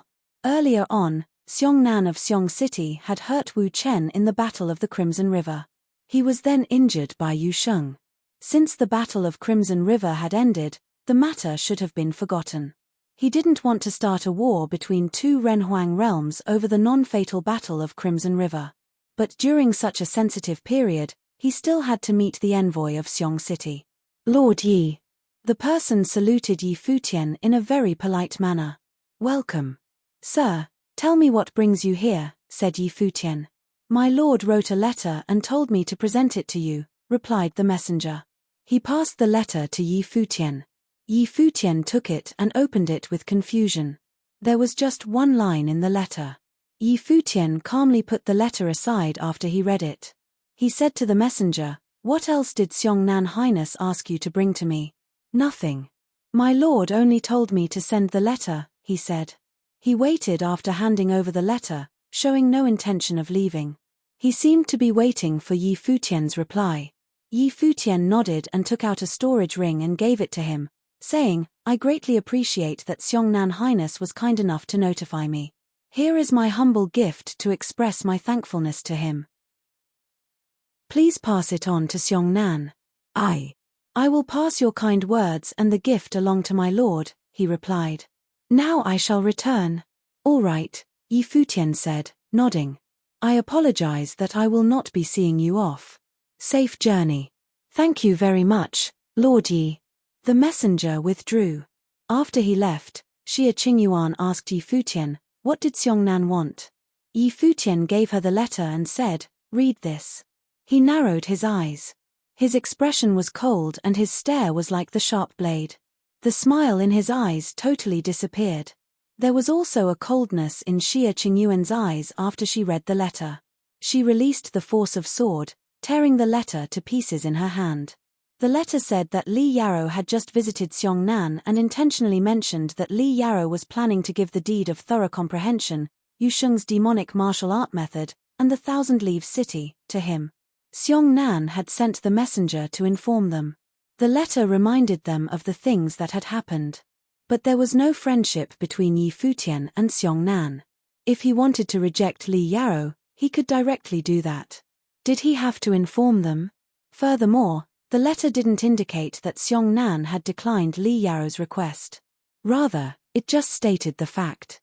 The important point was that he'd bluntly listed all the conditions, including the deed of thorough comprehension, Yu Sheng's demonic martial art, and Thousand Leaves City. In the end, his messenger had waited for Yi Futian's response. What did Xiong Nan want? Since Li Yao had offered these generous rewards to convince Xiong Nan to cooperate in an attack on Thousand Leaves City, shouldn't Yi Futian also offer some rewards to him? Xiong Nan wanted to see what generous compensation Thousand Leaves City could offer. He was trying to fish in troubled waters. If Thousand Leaves City's attitude was sincere enough, Xiong Nan would not cooperate with Li Yao. If so, Xiong Nan could benefit from it and wouldn't need to join the war. "What did you give him?" asked Xia Qingyuan. "Half of the rewards I earned from the Battle of the Sleeping Dragon were in the storage ring." The rewards were substantial, said Yi Futian. But I don't think that can satisfy his appetite. Then why did you do it? Xie Qingyuan asked, staring at him. Li Yarou let Xiong Nan choose. Xiong Nan sent the messenger, which means that Xiong Nan was not willing to make the choice. That's why he asked us to help him. I showed my attitude with that gift, and now it is his business to make the decision, said Yi Futian. Besides, given the current situation, do you think we can afford to make Xiong Nan our enemy? What stood behind Xiong Nan was Emperor Xiong's realm. Things would get tricky if Emperor Xiong's realm got involved in this. Xie Qingyuan didn't say a word. The situation was getting more and more complex. Princess, a voice called out. The great shaman appeared. Great shaman, greeted Xie Qingyuan. The first prince is here, said the great shaman. Xie Qingyuan paused for a second, looking surprised. She smiled and said, Great, let's go. They headed outside together. Outside the Lord's residence, a huge group of people had arrived. They seemed to belong to the army. Everyone had a very strong life force. Almost all of them were of the Saint Plane. The lead person had a handsome but imposing appearance and a dignified demeanor. His smile was comfortable like a warm spring breeze. He was the manifestation of both the iron will of a warrior and the noble spirit of a prince. The first prince of Emperor Xia's realm, Xia Rong, the unblemished saint of the third Saint Plane, had been raised in the army. He rarely stayed in the palace. Now, the first prince had become the deputy general of Tian, second only to the sacred general of Tian of the Nirvana Plane. He had a great reputation in the army as a genuine, iron-willed prince. However, at this moment, Xia Rong had hidden his military temperament and put on a mild smile when he saw Xie Qingyuan coming. He called to her, Qingyuan. I didn't know you were coming today, brother, Xie Qingyuan said excitedly. Although Xia Rong had been in the army for years, every time he came back to the imperial palace, he came to see her. He'd watched her grow up and had pampered her a lot. For her, he was her brother and also a father. Their relationship was very positive. Nowadays, Emperor Li's realm is preparing to cause a disturbance. The Dali imperial advisor came here with his people. I am worried about your safety, so I asked permission from father to come here, said Xia Rong. Thank you, brother, said Xie Qingyuan. Xia Rong looked at Yi Futian who was standing near Xie Qingyuan. Yi Futian stepped forward and took a bow, making a salute. Yi Futian is here to meet you, sir. No need for unnecessary courtesies, Xia Rong said with a smile. I was expecting to meet you but didn't have a chance in the army. Now I know you look like an outstanding person. No wonder Qingyuan. Brother. Xie Qingyuan cut in, glaring at him. Xia Rong saw it and laughed, waved his hands, and said, Sorry for my loose lip. If you find any errors, broken links, non-standard content, etc., please let us know so we can fix it as soon as possible. The night before the storm. Yi Futian said, smiling, Thanks, I appreciate that, Your Highness. Standing nearby, Xie Qingyuan took a glance at him before rapidly looking away. The situation of Dali is, King Tiandao has led his army to the border of our Emperor Xia's realm. They are ready to attack, and the Saint General has to confront them in person. This time, Emperor Li's realm seems to have prepared a scheme and is coordinating with the actions taken here. Dali Empire is determined to win this time. We must defend against them cautiously, said Xia Rong. He suddenly changed his topic, his tone turning serious. The atmosphere suddenly shifted. Xia Rong had a powerful enough aura to control the atmosphere around him. The princess prepared for it beforehand, said Yi Futian. Yes, Xia Rong said, nodding. I think you all know what kind of figure the Dali Imperial Advisor is. In the Dali Empire, he is only second to their emperor and is very venerated. He has come to Crimson Dragon Realm in person, and I believe they have secretly arranged for other people to do the same. I have received word from Dali that Prince Regent probably has left his residence, too. Yi Futian frowned. Were things getting more serious? Before long, he let Xie Qingyuan release the message as bait to lure Li Yarou into assassinating him. As long as Li Yarou dared to go, Yi Futian would not let him return. But Li Yarrow had sent imperial advisor to Crimson Dragon Realm, and the situation seemed to be expanding as a result. Now it was likely to become a conflict between two realms, going beyond Yi Futian's expectations. The plans Yi Futian had arranged probably shouldn't be applied to these circumstances. The rulers of Dali seemed to have achieved an agreement. Getting Yi Futian may not be their only goal. Your Highness, how about entering the residence first and then talking, suggested the great shaman. Everyone agreed. Only then did they head toward the Lord's residence. Yi Futian knew with certainty that Li Yarrow had blocked Yu Sheng during the Battle of Crimson River because he'd wanted Di Hao to show their strength to him. Di Hao was the one who'd lost completely. Next would be the battle between them. One could say the battle would not only be about the grudge between those two, but between two entire realms. Yi Futian also had to take into consideration Xiong Nan's letter. It would be a disaster if Xiong Nan meddled at a crucial moment. He needed to be careful. In the Lord's residence, Yi Futian went to Shen Tianzhan's cultivation temple and met Shen Tianzhan. Sorry to disturb your cultivation, sir, said Yi Futian. In the temple, Shen Tianzhan opened his eyes and saw Yi Futian bowing to him. What brings Lord Yi here today? Asked Shen Tianzhan. He already had a guess as to what Yi Futian was about to say. Let me be honest with you, sir. I've come to Crimson Dragon Realm because of the feud between me and Prince Li Yarrow of Emperor Li's realm. That feud might soon bring about a disturbance. That's why I came here today to ask you for help, said Yi Futian. Even though my cultivation has reached the Nirvana plane, it is far beyond my ability to intervene in a disturbance between Renhuang realms. Thousand Leaves City is a lesson for me. You easily obtained it, Shen Tianzhan said, looking at him carefully. Sir, I think you can see that Emperor Xia's realm is planning to stand guard for the long term. If you are willing to take part in the battle, you will become one of us. Emperor Xia's realm can take your risk for you. Even if the situation here is not stable, you can always retreat to Emperor Xia's realm, continued Yi Futian. You mean, have me work for Emperor Xia's realm? Shen Tianzhan asked calmly. As I've said before, I will give the city back to you after the turbulence passes. If nothing happens here in Crimson Dragon Realm, there will be no need for you to go to Emperor Xia's realm. I was talking about the worst-case scenario. You don't have to become an underling of Emperor Xia's realm, explained Yi Futian. And of course, I am just inviting you to support us, since Thousand Leaves City requires your strength to win.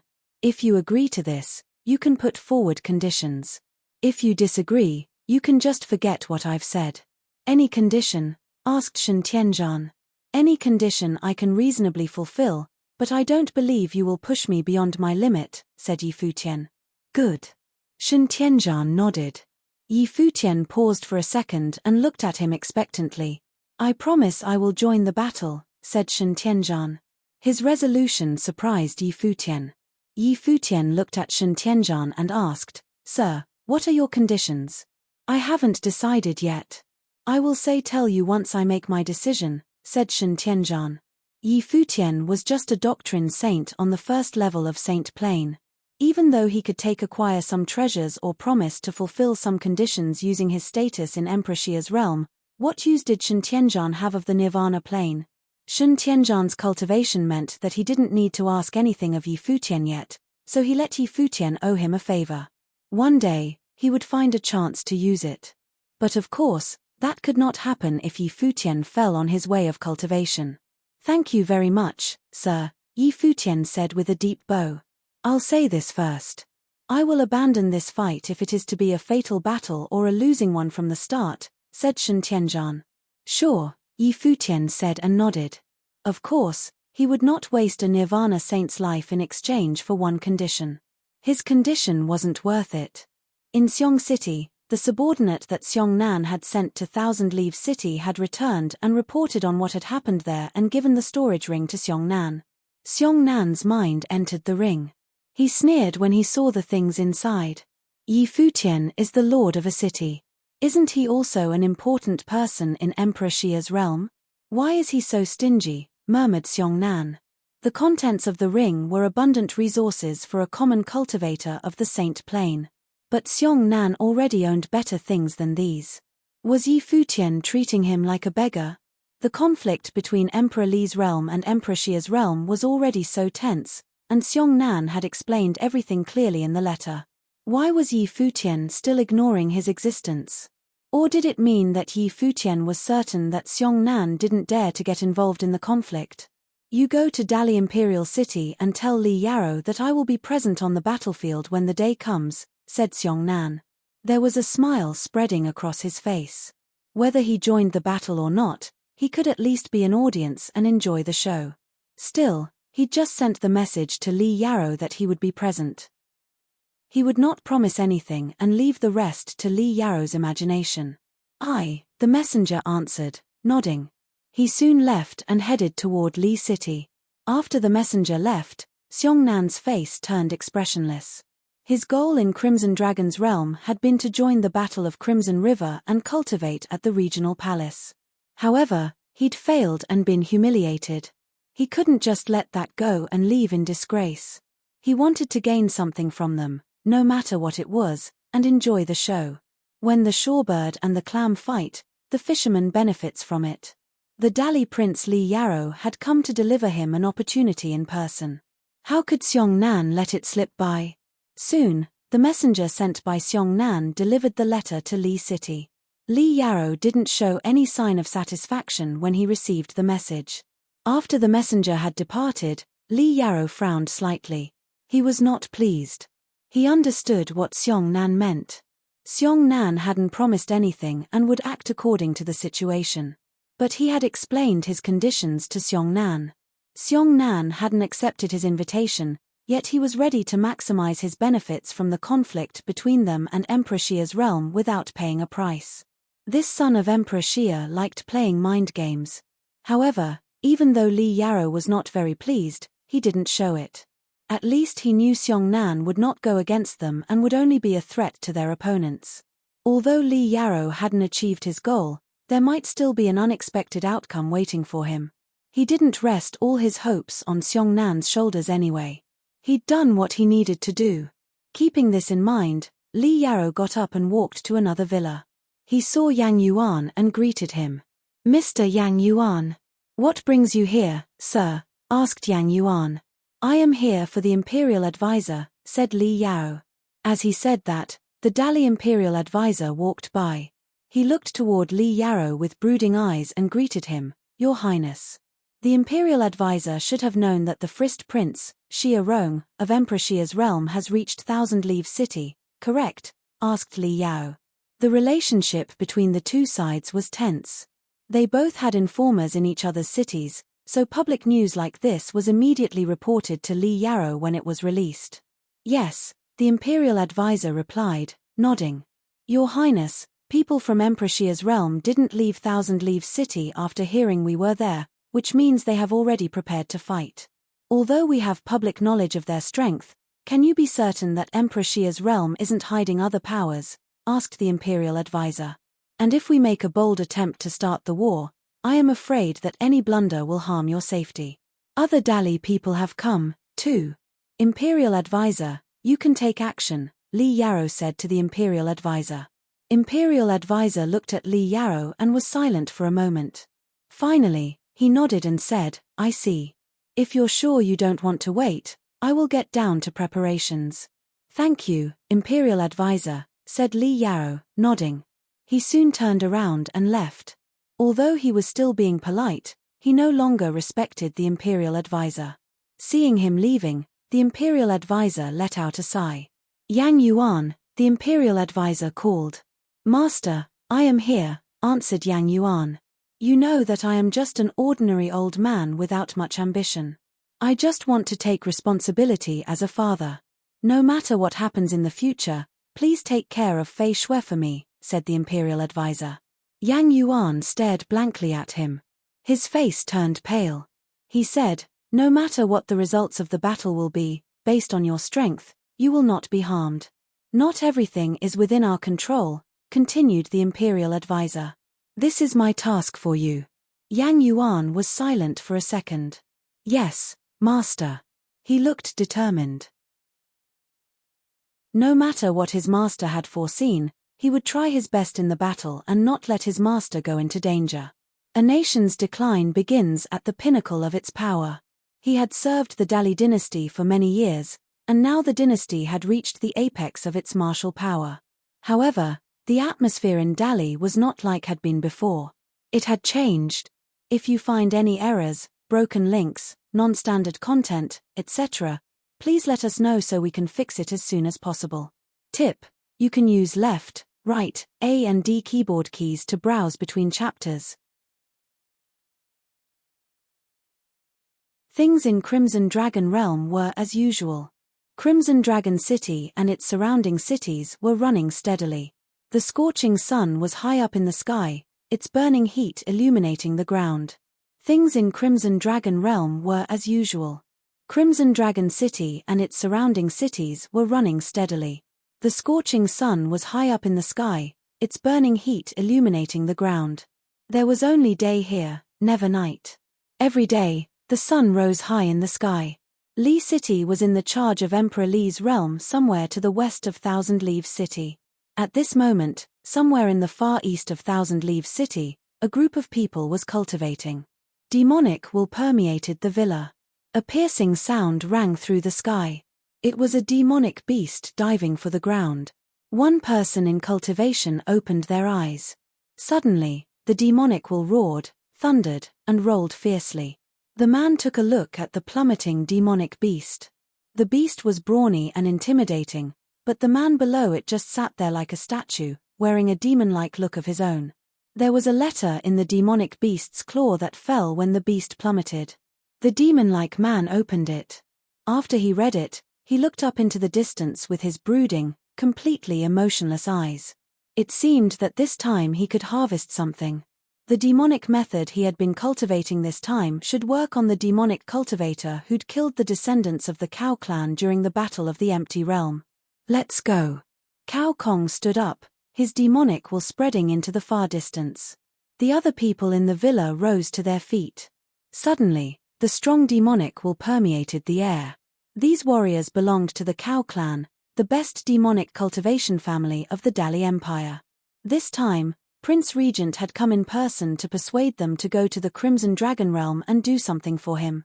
The Cow clan was a great power in Dali and they didn't have to listen to Prince Regent's order. However, this time, Prince Regent had promised a lot of rewards. The letter he'd just received had been surprising indeed. It would be worth going there for him now. Another reason was that, even though Prince Regent was the one who'd arranged matters this time, he could tell that what was behind Prince Regent's actions was Emperor Li's intention to influence Emperor Xia's realm. The Crimson Dragon Realm would be the battlefield of the initial confrontation between the two sides. Although the feud between Li Yarou and Yi Futian was the main stimulus, the battle was not about that alone. Otherwise, the three most powerful figures of Dali would not have shown up together in Crimson Dragon Realm. It was threatening enough to see all of them together, not to mention that the third prince had also come along this time. The third prince of the Dali Empire was extremely talented. Emperor Li thought highly of him and considered him as the one most likely to inherit the empire. The third prince's presence here was undoubtedly meaningful. They stepped into the air. Suddenly the demonic will seethed and permeated between the sky and the earth.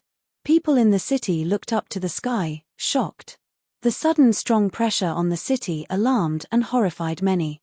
But the demonic cultivators weren't coming for them. The entire city was relieved when the people saw that these cultivators were just passing by. At the same time, Xiong Nan of Xiong City also received a letter from Li City written by Li Yao. The letter told him that Emperor Li's realm was ready to take action. Xiong Nan sneered after he read it. Even though Li Yao knew that Xiong Nan just wanted to be a third party and benefit from the battle, Li Yao still had a slight hope that Emperor Xiong's realm could help them deal with Emperor Xia's realm. To be honest, they were taking advantage of each other. There was no need for sincerity in this kind of alliance. Each side cared only about their interests. Let's go. All of you, go to Thousand Leaves City with me, said Xiong Nan. Your Highness, do you mean we will be joining the battle? Although Emperor Li's realm was there, and their two powers should be able to suppress Thousand Leaves City, It was a feud between two Renhuang realms. It was not wise for them to get involved directly, and the consequences for doing so would get out of their control as the situation changed. That was what the warrior standing next to Xiongnan had to remind him of. "No, we're just going there. We don't have to join the battle," said Xiongnan. They just needed to be present during the conflict between the two powers. That alone would mean a lot. He just wanted to be a member of the battle's audience. "Aye," people answered, nodding. As Emperor Xiong's son, his words carried a lot of weight. Since he wanted to go, his subordinates had to accompany him. The people of Thousand Leaves City would not dare touch them anyway. They too started their journey toward Thousand Leaves City. More and more warriors headed toward Li City and formed a small-sized battalion. Almost all of them were of the Saint Plain. The imperial advisor and the third Dali prince stood at the front with serious expressions on their faces as they looked into the distance. Li Yarrow was standing behind them. He took a look up at the sky, guessing that the letter should have arrived by now. The warriors of Xiong City should have already set out. If his calculation was correct, Xiongnan would reach Thousand Leaves City before the others. Li Yarrow, of course, knew that Xiongnan was trying to take advantage of and benefit from them. He would let Xiongnan do it and leave some time for Xiongnan to negotiate with Thousand Leaves City. But it all depended on Xiongnan to get the result he wanted. If any conflict happened between them during this period, they would be none of his business. At the same time that he'd sent the letter, he'd also asked people to release the message to Thousand Leaves City. Since Xiongnan had sent a messenger to Thousand Leaves City, Li Yarrow could too. "Your Highness, please remain here," said Yang Yuan to Li Yarrow. Li Yarrow looked toward Yang Yuan and asked, "Sir, what do you mean?" "This battle will probably be between Nirvana-level cultivators. Although your Highness has entered the Saint Plain, it will still be risky if Nirvana Saint-level opponents target you. That's why I don't suggest that your Highness enter the battlefield," said Yang Yuan. Yang Yuan is right. "Brother, you stay here," said the third Dali prince to Li Yarrow. "I will leave some soldiers here to guard you." A complex look flashed across Li Yarrow's face. He was reluctant to stay here. Since he was the instigator of the battle, he couldn't wait to go and see it in person. He craved to capture Yi Futian and kill him. However, Yang Yuan and the third brother had both asked him to stay put. What they'd said did make sense because Li Yarrow was only on the first Saint Plain. He would be in danger if a Nirvana Saint aimed at him. Anything could happen on the battlefield. He needed to be careful. "Let's go," said the imperial advisor. All of a sudden, all the warriors set out into the air and headed toward Thousand Leaves City. The intimidating life force suddenly swept between the sky and earth. In Li City, people raised their heads and watched these warriors flying through in the air in awe. The conflict between Emperor Li's realm and Emperor Xia's realm had begun. The storm was coming. It could become a battle, but nobody knew what that would lead to. Would a war explode between the two realms? Among the people looking to the sky in Dali City, there was a person in black with no detectable life force. He looked at the upper sky. Over his shoulder sat a demonic beast with shark-like eyes. The mighty troops in the air were reflected in its pupils. In Thousand Leaves City, Yi Futian received the message that Xiongnan and the warriors of Li City had set off. The warriors of the Lord's residence had convened in the Lord's residence, including the warriors of Emperor Xia's realm and some local powers like the Sichu clan and the Mo clan. Shen Tianzhan and other warriors of the Lord's residence were also present. Shen Tianzhan had promised to aid Yi Futian. The cooperation between the new lord and the old lord was very influential, so some of the local powers of Thousand Leaves City had decided to join the battle and dedicate their lives to the Lord's residence. It was a momentous decision, one that could shatter their clans into fragments if anything went wrong. However, it also represented a considerable opportunity to them if Emperor Xia's realm could get a firm foothold in the Crimson Dragon realm and prosper after this battle. Even Shen Tianzhan had dared to take the risk. Why shouldn't they? Warriors stood solemnly in the Lord's residence. The first prince of Emperor Xia's realm, Xia Rong, was their leader. The great shaman and Xia Qingyuan stood beside him. What was strange was that Yi Futian hadn't shown up. His absence made many people wonder. Where was Yi Futian? Many people had just seen him not long before. Besides, it was Yi Futian who had released the news that the warriors of Li City had set out. So why had he suddenly disappeared? Was it because Yi Futian was the target of Emperor Li's realm? Was he hiding somewhere? But that didn't seem to be Yi Futian's style. Besides, Yu Sheng and his other friends were still here. Perhaps Yi Futian had another plan. Somewhere in the Lord's residence, an intimidating sword will was released, pervading the cultivation temple. The sword will loomed in the air as if it was restrained by something. Upon closer inspection, one could observe a giant pattern of swordsmanship spreading across the ground of the temple like a matrix. A lady dressed in white was sitting with her legs crossed in the center of sword matrix. Her body was surrounded by a very powerful sword will. The sword will slowly blended into the matrix, gradually lighting it up. It looked like the giant matrix didn't even fit in the broad cultivation temple. Besides the strong sword will, a powerful spatial will also emanated from the matrix. Incessant waves of sword will swept toward the temple from all directions. They no longer seemed able to suppress the blazing sword will. The young lady in white sitting at the center of the matrix was Yaya. Her body translucent, as if she was a sword made of pure crystal. Outside the Lord's residence, numerous people sensed the unusual life force and looked up at the warriors in the sky. They knew the battle was coming. Not only the people of Thousand Leaves City, but the people of other cities in the Crimson Dragon Realm had also heard the news. Many people even came to Thousand Leaves City to witness the unprecedented battle between the Renhuang realms. Among them, the top figures of the Demon Peacock Emperor's realm, Kong Xian and Kong Zhon, were included. Although Kong Xian had declined Li Yaro's request to get involved in the battle, she was very interested and had come to Thousand Leaves City early. She hadn't brought many warriors with her to avoid a misunderstanding. Since it was the most sensitive moment for both sides, she didn't want anyone to misinterpret her activity. She was just an audience member. Who would be the winner in the competition between two Renhuang realms? Li Yaro or Yi Futian? The scorching sun was high in the sky, but the atmosphere felt as if black clouds were hanging over Thousand Leaves City. If you find any errors, broken links, non-standard content, etc., please let us know so we can fix it as soon as possible. The warriors of Emperor Li's realm hadn't arrived by the Xiongnan reached Thousand Leaves City. The warriors of Emperor Li's realm hadn't arrived by the Xiongnan reached Thousand Leaves City.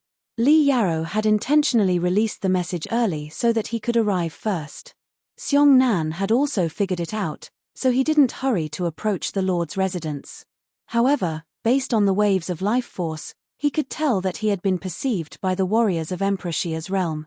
They paused and relocated to further away from the Lord's residence. Li Yaro had his own scheme. He'd let Xiongnan arrive before Emperor Li's realm could take action. What a cunning guy. The warriors of Peacock City were also present. Kong Xian and several subordinates of hers stood in the upper sky, looking in the direction of the Lord's residence from a distance. Just then, a group of people strode out of the Lord's residence. The one who took the lead had an outstanding appearance. He looked toward the warriors of Xiong City and Peacock City and asked with composure, "May I ask what brings you here today?" "I am here to witness the battle," said Kong Xian. She'd come there to spectate only. The person who'd just spoken was the first prince of Emperor Xia's realm, Xia Rong. It was said that he was a tough person. "Same here," Xiongnan said, smiling.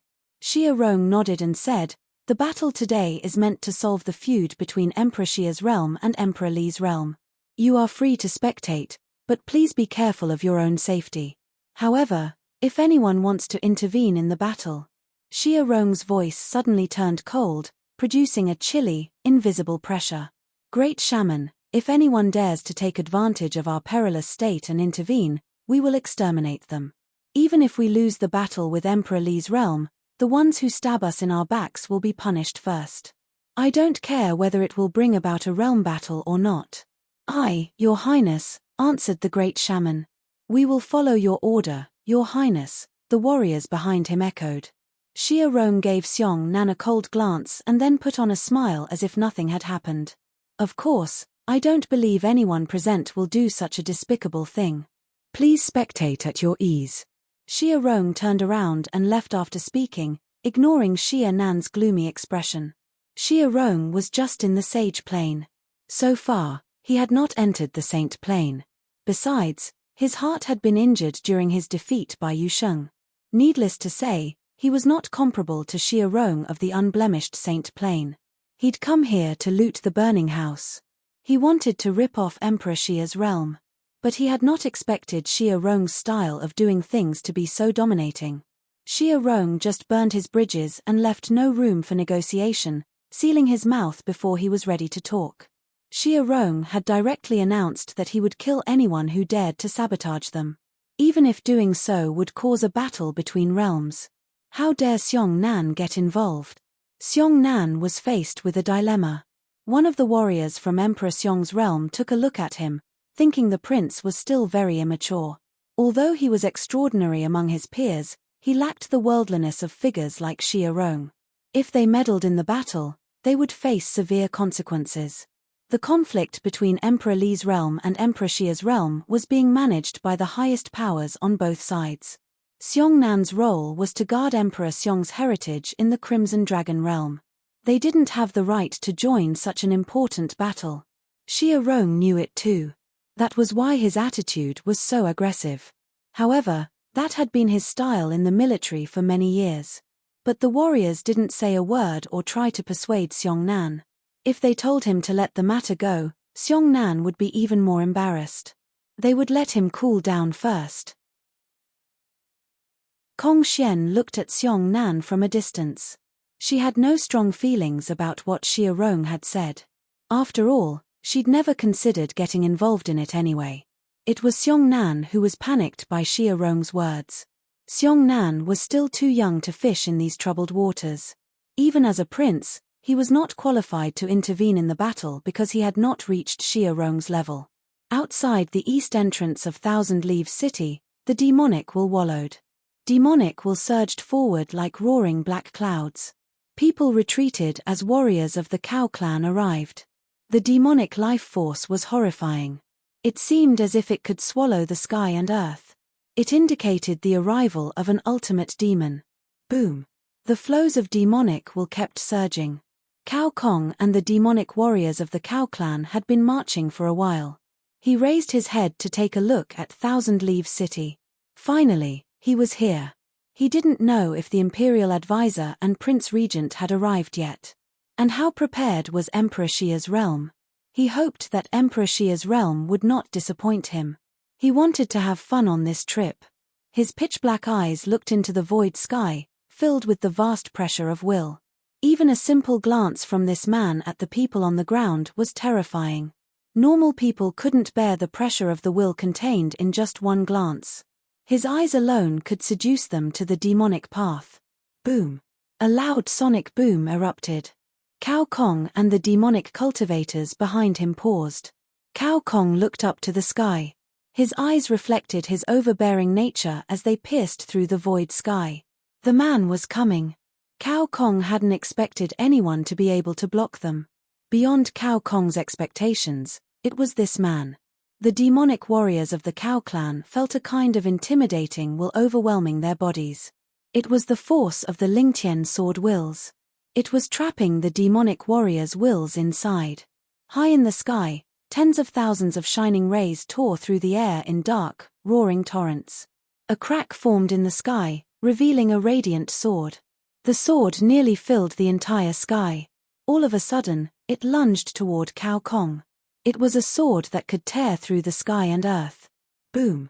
With a roar, Cao Kong rose and pressed a palm to the air. A giant demonic palm print appeared in the air, slapping away the giant sword in the sky. Bang! With a loud explosion, the palm print and the sword both shattered into pieces. At the same time, high above, blinding light erupted. Innumerable swords appeared, covering the sky. Seeing this, the people of Thousand Leaves City were in shock. One man was standing amidst these tens of thousands of swords in the sky. The sword master of Lihan, the leader of demonic Cow clan, Cao Kong, coldly called his name. His voice resonated in the air, making the warriors of Thousand Leaves City tremble. Many people had heard the news of the battle between Emperor Li's realm and Emperor Xia's realm and were heading toward the Lord's residence. However, they weren't expecting to witness the battle here. Two Nirvana Plane cultivators were confronting each other on the battlefield. The demonic will in Cao Kong's eyes was strong.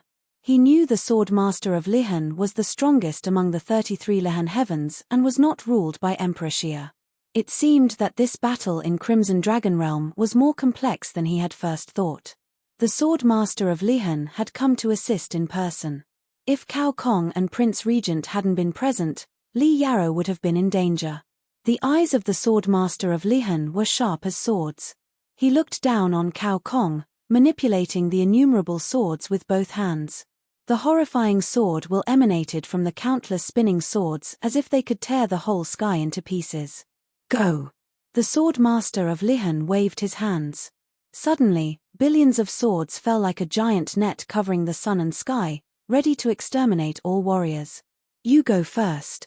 Let me deal with him, said Cao Kong. He stepped forward. The demonic will kept wallowing, rumbling, and shaking the sky and earth. A demonic cloud hid the sun and covered the sky. The dark demonic torrents roared across the sky, stretching out in the form of countless demonic palms, striking at the falling swords. An ultimate demonic shadow appeared behind Cao Kong. It stood 10,000 feet tall and let out a low, horrifying roar, resonating between the sky and earth. Innumerable swords fell. The innumerable swords stabbed the demonic torrents. Somehow, they were all blocked. At that moment, the dazzling light was released from the innumerable swords. The Sword Master of Lihan held out his palm. Suddenly, a sword of incomprehensible length appeared between the sky and earth. The sword emitted tens of thousands of shining rays. It fell straight toward Cao Kong's body. The 10,000-foot-tall demonic shadow let out a yell that resonated between the sky and earth. It held out a palm and launched countless palm prints. However, the falling sword transformed into the indestructible light, and under the blaze of the light, the countless demonic palm prints vanished. The sky was almost ripped apart. The ultimate demon shadow let out a shout, put his two giant hands together, and grabbed the sword. A terrifying tearing sound rang out. It was as if the hands of the demon were being torn to pieces. The sword kept falling. The Sword Master of Lihan slightly pushed his finger down on it, exerting his infinite strength on the falling sword. It was a fight between the two most powerful figures of their respective realms. The warriors of the Cao clan tried to leave the scene and keep marching forward. However, they soon encountered a group of swordsmen in training. The swordsmen in training secretly encircled them, each giving off a very strong sword will from their bodies. Obviously, the Sword Master of Lihan hadn't come alone either. He'd been entrusted to block a top opponent during this battle. No matter who the person was, he was waiting for their arrival. Apparently, the people he was waiting for were the cultivators of the Dali Cao clan. The Sword Master of Lihan needed to achieve his goal. He was in charge of this district, and nobody was allowed to pass through here to assist on the other battlefields. Even if the person was Cao Kong. Meanwhile, the Dali Imperial Advisor had led the warriors of Dali to the territory of Thousand Leaves City when Cao Kong arrived. The people of the Thousand Leaves City Lord's residence had been waiting for their arrival since the moment they'd begun their journey. "They're here," said the great shaman in the mysterious cloak. He looked into the distance with his brooding eyes. He could see the Dali Imperial Advisor rushing over with warriors of Emperor Li's realm. But it was not only the Dali Imperial Advisor. Prince Regent also seemed to be coming to join this battlefield from another direction. It seemed like there would be a killing spree. If you find any errors, broken links, non-standard content, etc., please let us know so we can fix it as soon as possible.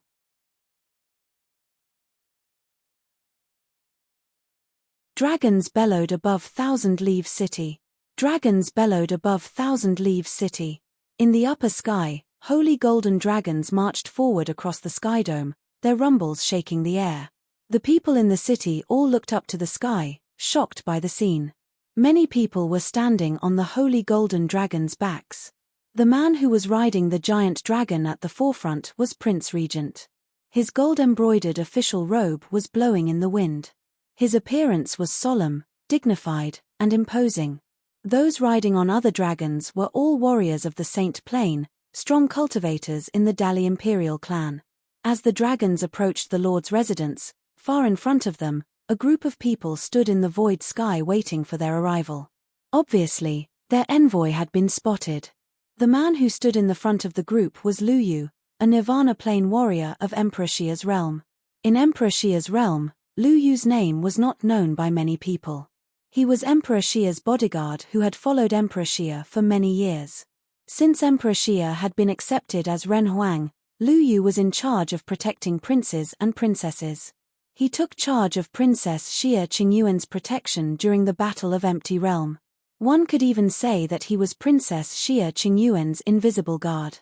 For him, Xia Qingyuan's safety was always the biggest priority.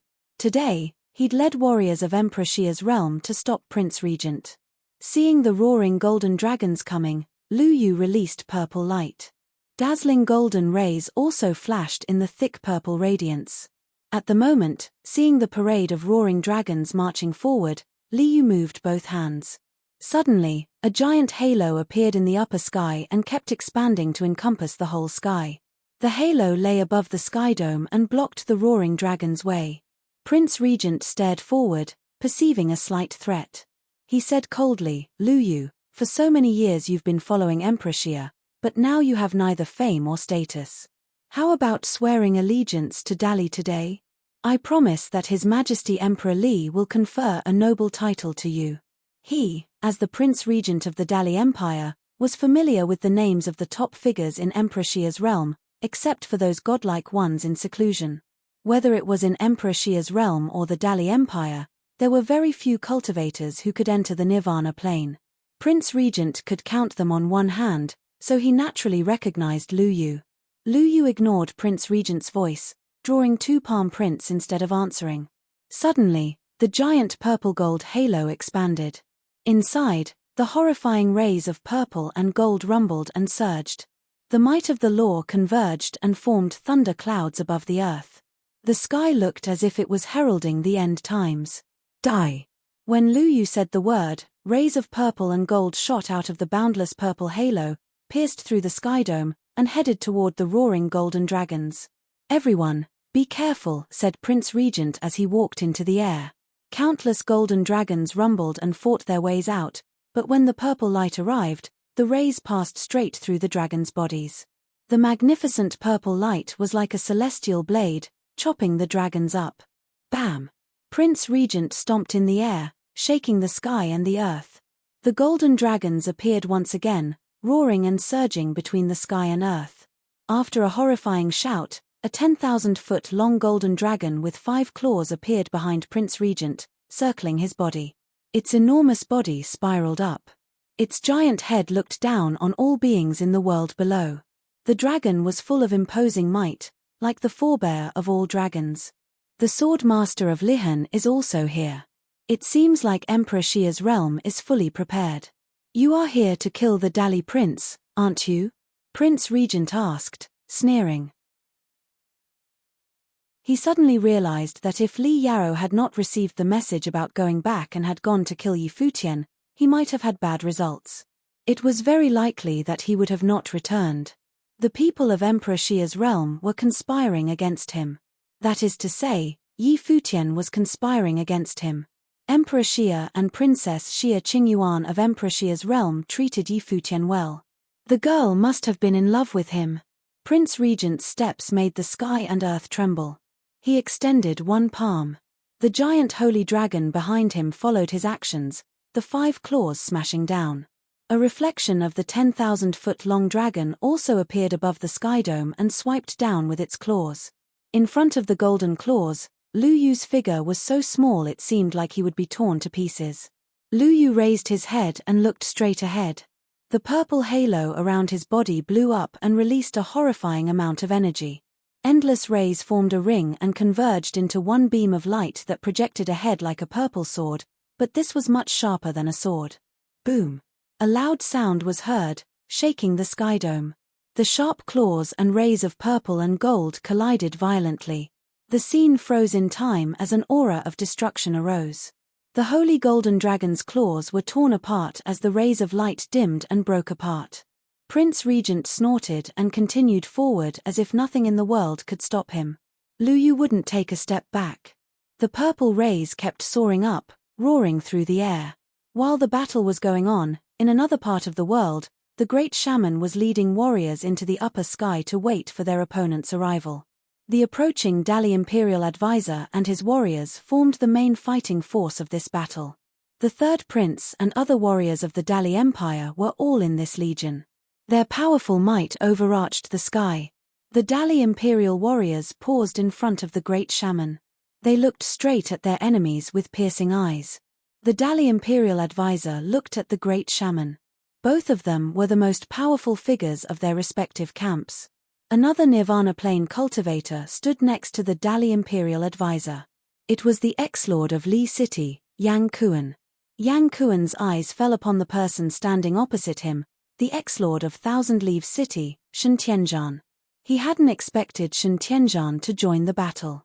The Dali Imperial Advisor hadn't done anything to Yang Kuan after taking his city. The Dali Imperial Advisor had treated him with respect, so Yang Kuan quite admired him. Li Yarrow had also provided him with great recompense, so he decided to join the battle between the Renhuang realms. Had Shen Tianzhan had a similar experience? The third prince of the Dai Empire, Li Zhan, looked at the first prince of Emperor Xia's realm, Xia Rong. It seemed that they had chosen their opponents at first sight. The Dali third prince had an extremely high status in Dali. His talent and cultivation even surpassed that of his two elder brothers. He was thought to be the most likely to inherit Empire Li's empire. Xia Rong, as the first prince of Emperor Xia's realm, was also extremely outstanding. Before Xia Qingyuan was born, he'd been thought to be the most promising inheritor of Emperor Xia's realm. He joined the army for cultivation and had built an iron-blooded charisma and extraordinary martial ability there. Many people in Emperor Xia's realm admired and respected him. It was because Xia Qingyuan was the only princess that Emperor Xia pampered her a lot. Emperor Xia had once announced that Xia Qingyuan's talent was equal to his, so many people thought Xia Qingyuan would become Emperor Xia's successor. But that would all depend on their own cultivation achievement. Whoever could be proved as being at the Renhuang level would naturally become the successor of the empire. But at this moment on the battlefield, Li Zhan and Xia Rong were undoubtedly the best opponents for each other. They stared at each other with piercing eyes, the strong battle will emanating from their bodies. Yi Futian snuck into the Dali Empire under the fake identity of a Dali cultivator, the seventh sword. He secretly studied our cultivation method and broke the rules. Xia Rong, I will let you go if you hand Yi Futian over to me, said Li Zhan to Xia Rong. Li Yarrow sent people to assassinate Yi Futian after he was defeated in the Battle of Empty Realm. Didn't that also break the rules? I should ask you to hand Li Yarrow over, said Xia Rong coldly. Yi Futian didn't do anything wrong in Dali. If Li Yarrow is killed, it will be because he deserves it. Fight if you want to. Stop talking nonsense. Li Zhan sneered. Xia Rong's attitude was tough indeed. No wonder he was a prince leading an army. I have heard a lot about you, first prince of Emperor Xia's realm. Today, please show me how strong you are, said Li Zhan, taking one step forward like an ancient dragon. The might emanating from his body was horrifying. He looked very handsome. An aura as intimidating as his was rare in that era. Xia Rong stepped forward, his long hair blowing in the wind. The iron will to kill emanated from his body. Both of them had dominating halos as noble princes, but their murderous wills were very different. They stepped forward and walked toward each other. No one came to intervene in their battle. It was a duel between the Prince of Emperor Li's realm and the Prince of Emperor Xia's realm. They didn't want to be interrupted either. Without showy skills, Li Zhan and Xia Rong walked toward each other and both threw a punch. Li Zhan launched a punch that packed the power of a dragon whose low roar echoed between the sky and earth. When the one punch came out, a horrifying wave swept out, shattering everything in front of him into pieces. It was as if the flow followed the fluctuation of the natural law and was meant to destroy everything. There was an ancestral dragon standing behind Li Jun. However, at this moment, no one could steal his thunder. He was peerless in the world. The power was grinding forward, igniting the void sky. Xie Rong employed the skill of 33 layers of Huangting Fist Will. The first punch he threw maintained 22 layers of Huangting Fist Will. One after another, the following punches grew stronger and stronger, like sea waves smashing the coast. When the blows landed, the void sky was radically shaken. An invisible air current swept out and shook the sky and earth violently. The fist will was totally smashed into power. Fierce hurricanes fell upon the princes' bodies. Their hair and clothes blew wildly in the wind. Nothing in the world could stop them. It was a duel between the two most outstanding princes of Emperor Xia's realm and Emperor Li's realm. All of a sudden, a large space appeared from other battlefields. It seemed as if the other warriors intentionally sought their corresponding opponents to let two princes fight the duel. Above the void in the sky, two figures appeared over the skydome, far away from anyone else. It was the Dali Imperial Advisor and the Great Shaman. If you find any errors, broken links, non-standard content, etc., please let us know so we can fix it as soon as possible. Dali Imperial Advisor and the Great Shaman stood opposite each other in the upper sky. Imperial Advisor wore a Taoist robe, and the Great Shaman was dressed in a cloak. Dali Imperial Advisor and the Great Shaman stood opposite each other in the upper sky. Imperial Advisor wore a Taoist robe, and the Great Shaman was dressed in a cloak. The Great Shaman took off the hood, revealing his fair face. I know you cherish talents and that you once escorted Yi Futian back to Emperor Xia's realm. Why did you have to come here to suffer today? Asked the Great Shaman. I am the Imperial Advisor of Dali. I must take a stand, replied the Dali Imperial Advisor. The Great Shaman nodded slightly. He guessed that the Dali Imperial Advisor probably hadn't come willingly. Otherwise, he wouldn't have had to escort Yi Futian. He knew that Dali Imperial Advisor had taught his own cultivation method, deed of thorough comprehension, to Yi Futian, which meant that he regarded Yi Futian as his successor. Additionally, he'd escorted Yi Futian to Emperor Xia's realm in person, which brought the Dali people's suspicion on him. The Great Shaman admired him for his big heart even though the Imperial Advisor was now his opponent. Imperial Advisor, please, said the Great Shaman. He held the crozier in his hand, his expression turning serious. Although the Great Shaman admired him, they were on the battlefield. The Dali Imperial Advisor was considered the strongest person after Emperor Li of Dali. He was very likely stronger than King Tiandao if he had no match in Dali beside Emperor Li. Not to mention the Imperial Advisor's status in Dali. The Great Shaman would have to do all he could to fight against such a strong opponent. As the Dali Imperial Advisor had said, he had to take a stand. This battle was not about what was right and what was wrong. It was all about the different sides. He didn't think that the Dali Imperial Advisor would show any mercy, so he wouldn't either. Please, said the Dali Imperial Advisor. After he said the word, the mind of the Great Law started to flow above the skydome. All of a sudden, a boundless 5 elements 8 trigram formed around the Dali Imperial Advisor's body. Ancient characters appeared on the pattern in the sky. Qian, Kuan, Li, Kan. The sky and earth had 5 elements. The Great Law ran between Qian, the sky, and Kuan, the earth. The boundless pattern was running by itself. The Dali Imperial Advisor's clothes blew in the wind as he stood above the skydome. The mind of the Great Law flew into his body. It seemed as if the whole world was under his command. It was the Dali Imperial Advisor's cultivation method, the deed of thorough comprehension.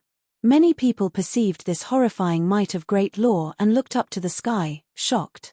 The Dali Imperial Advisor and the Great Shaman chose to battle in the upper air in case their battle affected other people. Of their own record, they left the battlefield and went into the upper sky. A golden lotus flower appeared around the Great Shaman's body. The petals of the lotus flower stretched out and bloomed, expanding as if it was the lotus of the Great Law itself. An endless boulevard of lotus flowers blossomed in the air, sensing the Great Law. They spread across every corner of the world, lotus flowers growing everywhere. The endless lotus flowers even surrounded Dali Imperial Advisor's enormous 5-element 8-trigram. Magnificent golden threads sprouted from the endless lotuses and stretched out to shroud Dali Imperial Advisor. The golden threads moved extremely fast, like thin swords piercing through the void sky, trying to envelop everything inside, including the Dali Imperial Advisor's body. The Dali Imperial Advisor saw the scene and raised both his hands to the sky. Suddenly, the pattern of the Great Law launched, following the movement of his hands. Ancient characters flew from them. The character Qian kept growing until it turned into a spell of the Great Law, enveloping the sky. It lay over the sky dome and supported the whole sky. At the same time, he stomped on the ground. Suddenly, the character Kuan fell and turned into the land, sealing the space below it. The Dali Imperial Advisor was the manifestation of the Great Law. He had nothing to fear between the sky and the earth. He took a step forward and suddenly turned into the incarnation of the thunder deity. The character Zhen darted out and summoned the thunder catastrophe from the ninth sky. He dropped it to the great shaman, sweeping out and destroying the incoming golden threads. His body followed the movement of the wind. The sky and earth roared and raised a storm of the Great Law, sweeping out and quickly rushing toward the great shaman's body with the pattern of the Great Law. Nothing could stop it. The great shaman looked at Dali Imperial Advisor. He was approaching him at an extremely high speed, carrying the Great Law, like a deity arriving. It was said in Emperor Xia's realm that the Dali Imperial Advisor was trained in various skills, even evil ones. He could do it all and cultivate using different methods. This was the first time he'd ever battled with the Dali Imperial Advisor face to face. Of course, the great shaman would not take hearsay as truth, but he had to admit that the Dali Imperial Advisor was talented at various cultivation methods. The lotuses transformed into all the beings of the world. The great shaman held the crozier in his hand. Endless golden radiance shone in front of his chest and converged into a sword of the Great Law, tearing apart the void sky. He stretched out the crozier, and the sword of the Great Law moved forward, too. All of a sudden, it pierced through the void sky, tearing it apart. It became tangled by the countless golden threads which ripped the sky and earth in half. Boom! The omnipresent celestial thundercloud of the ninth sky was almost trying to destroy the world. The Dali Imperial Advisor was devouring the Great Law of the sky and the earth. The character Zhen surrounded the world as he transformed into an ultimate thunder god. He pointed his finger, causing countless characters to move. The sword and the fingertips collided. The giant sword that had shaken the void sky and pierced through the thundercloud shattered into pieces. The Imperial Advisor continued walking forward. His eyes looked toward the great shaman, telling him that nothing could stop his forward movement.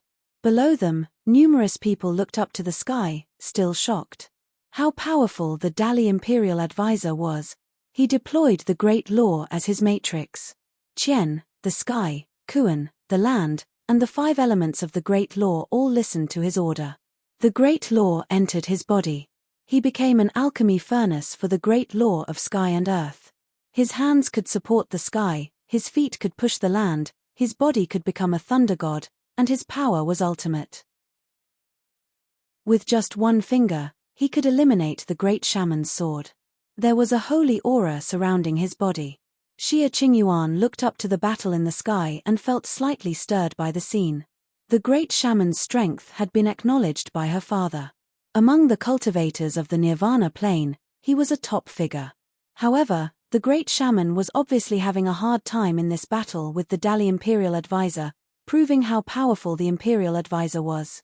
From this, one could tell that it was very likely that Dali had stronger top figures than Emperor Xia's realm. If a war between the two realms broke out, according to his strength, the Dali Imperial Advisor wouldn't find any equal opponent in Emperor Xia's realm except Ren Huang. While the battle was going on between the Dali Imperial Advisor and the Great Shaman, Prince Li Zhen and Prince Xia Rong were also fighting in the void sky. On another battlefield, Yang Kuan and Shen Tianzhan, 2 ex-lords of the cities, had also started to fight. Both of them were local cultivators of the Crimson Dragon realm and were good at using the Great Law of Fire. When they battled, their blazing fires burned the air. The sky dome turned hotter as they suppressed the sky and earth. Many people had to retreat further. The ones with weak cultivation ability had to run away. It was not safe for them to stay and watch. Besides these top figures, many people of the two sides had joined the battlefield. A breathtaking battle between Saint Plain cultivators had also broken out. Even the warriors of the two cities, like the people of the Situ clan, had joined the battle. The scene was becoming more turbulent as the fire of war kept spreading. Fierce battles broke out everywhere in the center district of Thousand Leaves City, terrifying many people. Who is that person? His ability was so strong. At this time, many people fixed their eyes on one cultivator in particular who was using a sword. His swordsmanship was extremely aggressive. His every thrash showed such strong force that it could have split up the void sky. Xia Qingyuan noticed him too. The person in black was of the unblemished Saint Plain. He controlled the sword perfectly when he attacked. He won the battle with the lord of the Situ clan and almost chopped the man's arm off. Mu Chunyang, the Dali Imperial Advisor's third disciple. The person's name came to Xia Qingyuan's mind. He was Yi Futian's elder brother while Yi Futian cultivated in Dali. Xia Qingyuan frowned. The Dali Imperial Advisor's third disciple. The message she had received said that, other than the second disciple, all of Imperial Advisor's disciples would come. So where was the Dali Imperial Advisor's most outstanding first disciple, Yang Yuan? Her eyes kept searching the battlefields, but she couldn't find anyone similar to Yang Yuan. If any of the Imperial Advisor's disciples were present, they would be very eye-catching.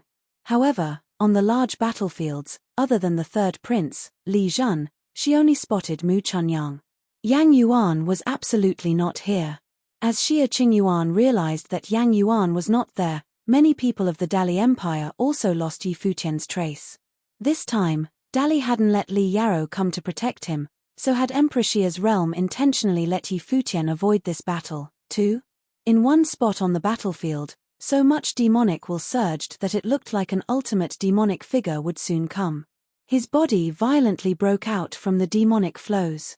He was only a doctrine saint, but his imposing appearance as he took a step forward was terrifying.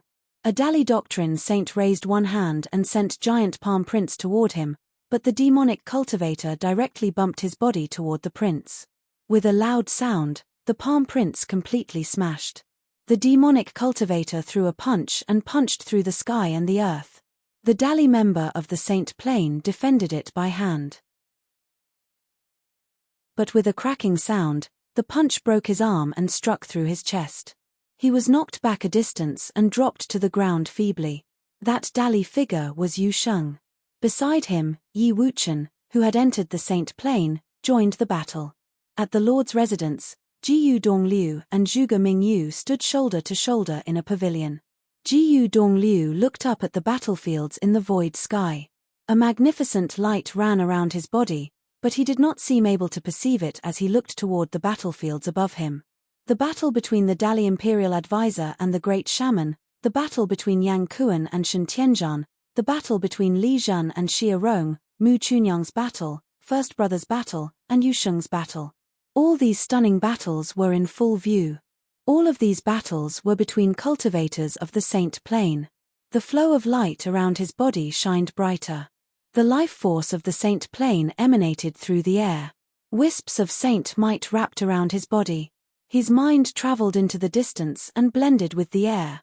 Above the sky dome, a thunderstorm raged. A catastrophe was about to come.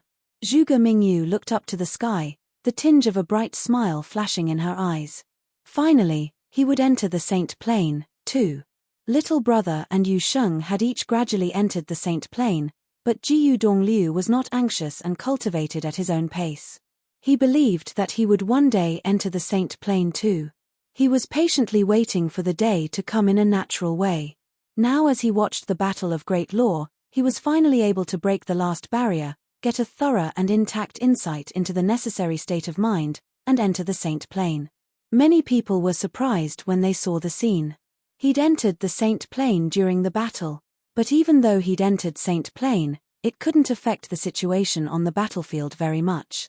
After all, the warriors in the battle between the two Renhuang realms were all on the Saint Plane. If you find any errors, broken links, non-standard content, etc., please let us know so we can fix it as soon as possible.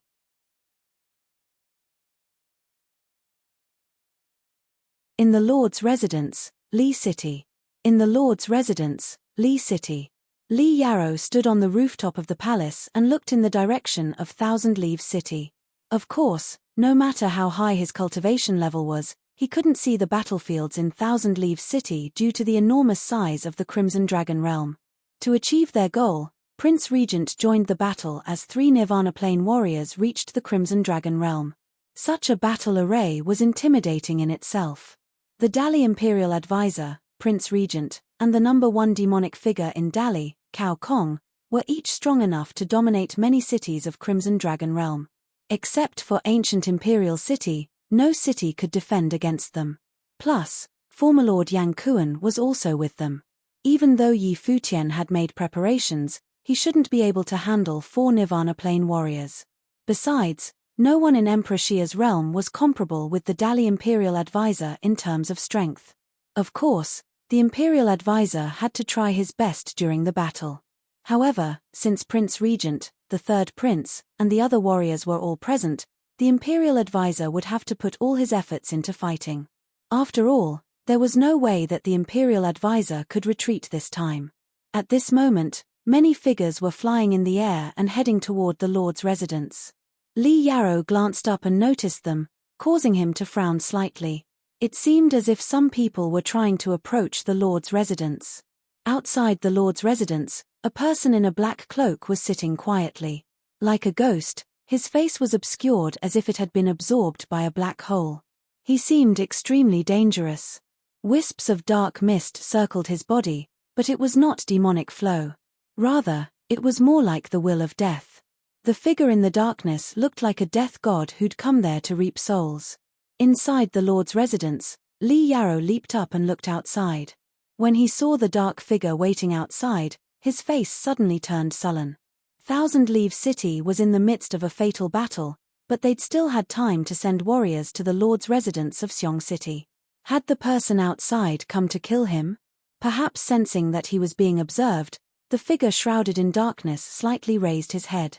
Within the dark mist, a pair of eyes appeared from within the cloak. With just one glance, he gave Li Yarrow a taste of the death god's arrival. Li Yarrow suddenly felt himself falling into the endless abyss, unable to escape from it. The sense of impending doom ran through his body. Suddenly, a hand patted Li Yarrow on the shoulder, causing an eruption of light.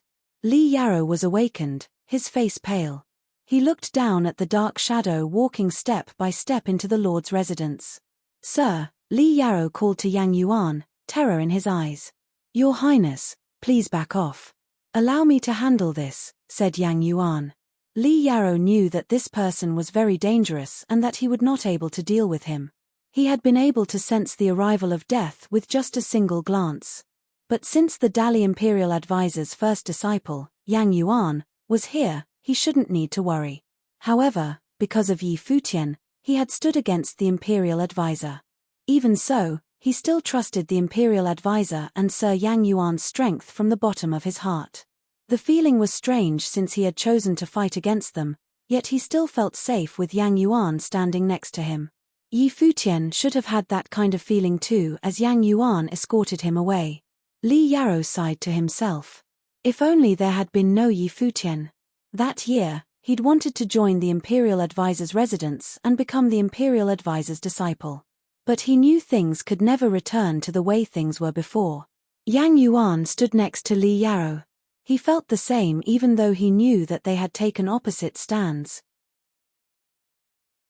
But he still had the responsibility of guarding Li Yarrow's safety. The dispute this time had arisen from the feud between Li Yarrow and Yi Futian. He knew that his master was not willing to kill Yi Futian, but that he had to do it due to his chosen side.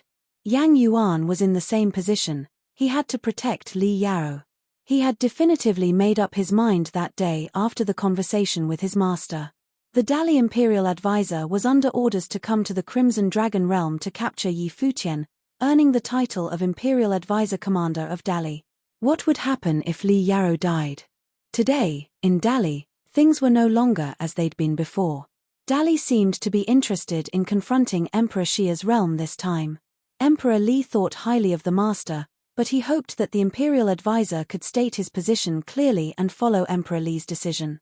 Emperor Li had cast suspicion on the master because of what had happened last time. If the prince also died, Yang Yuan could not imagine what the outcome would be.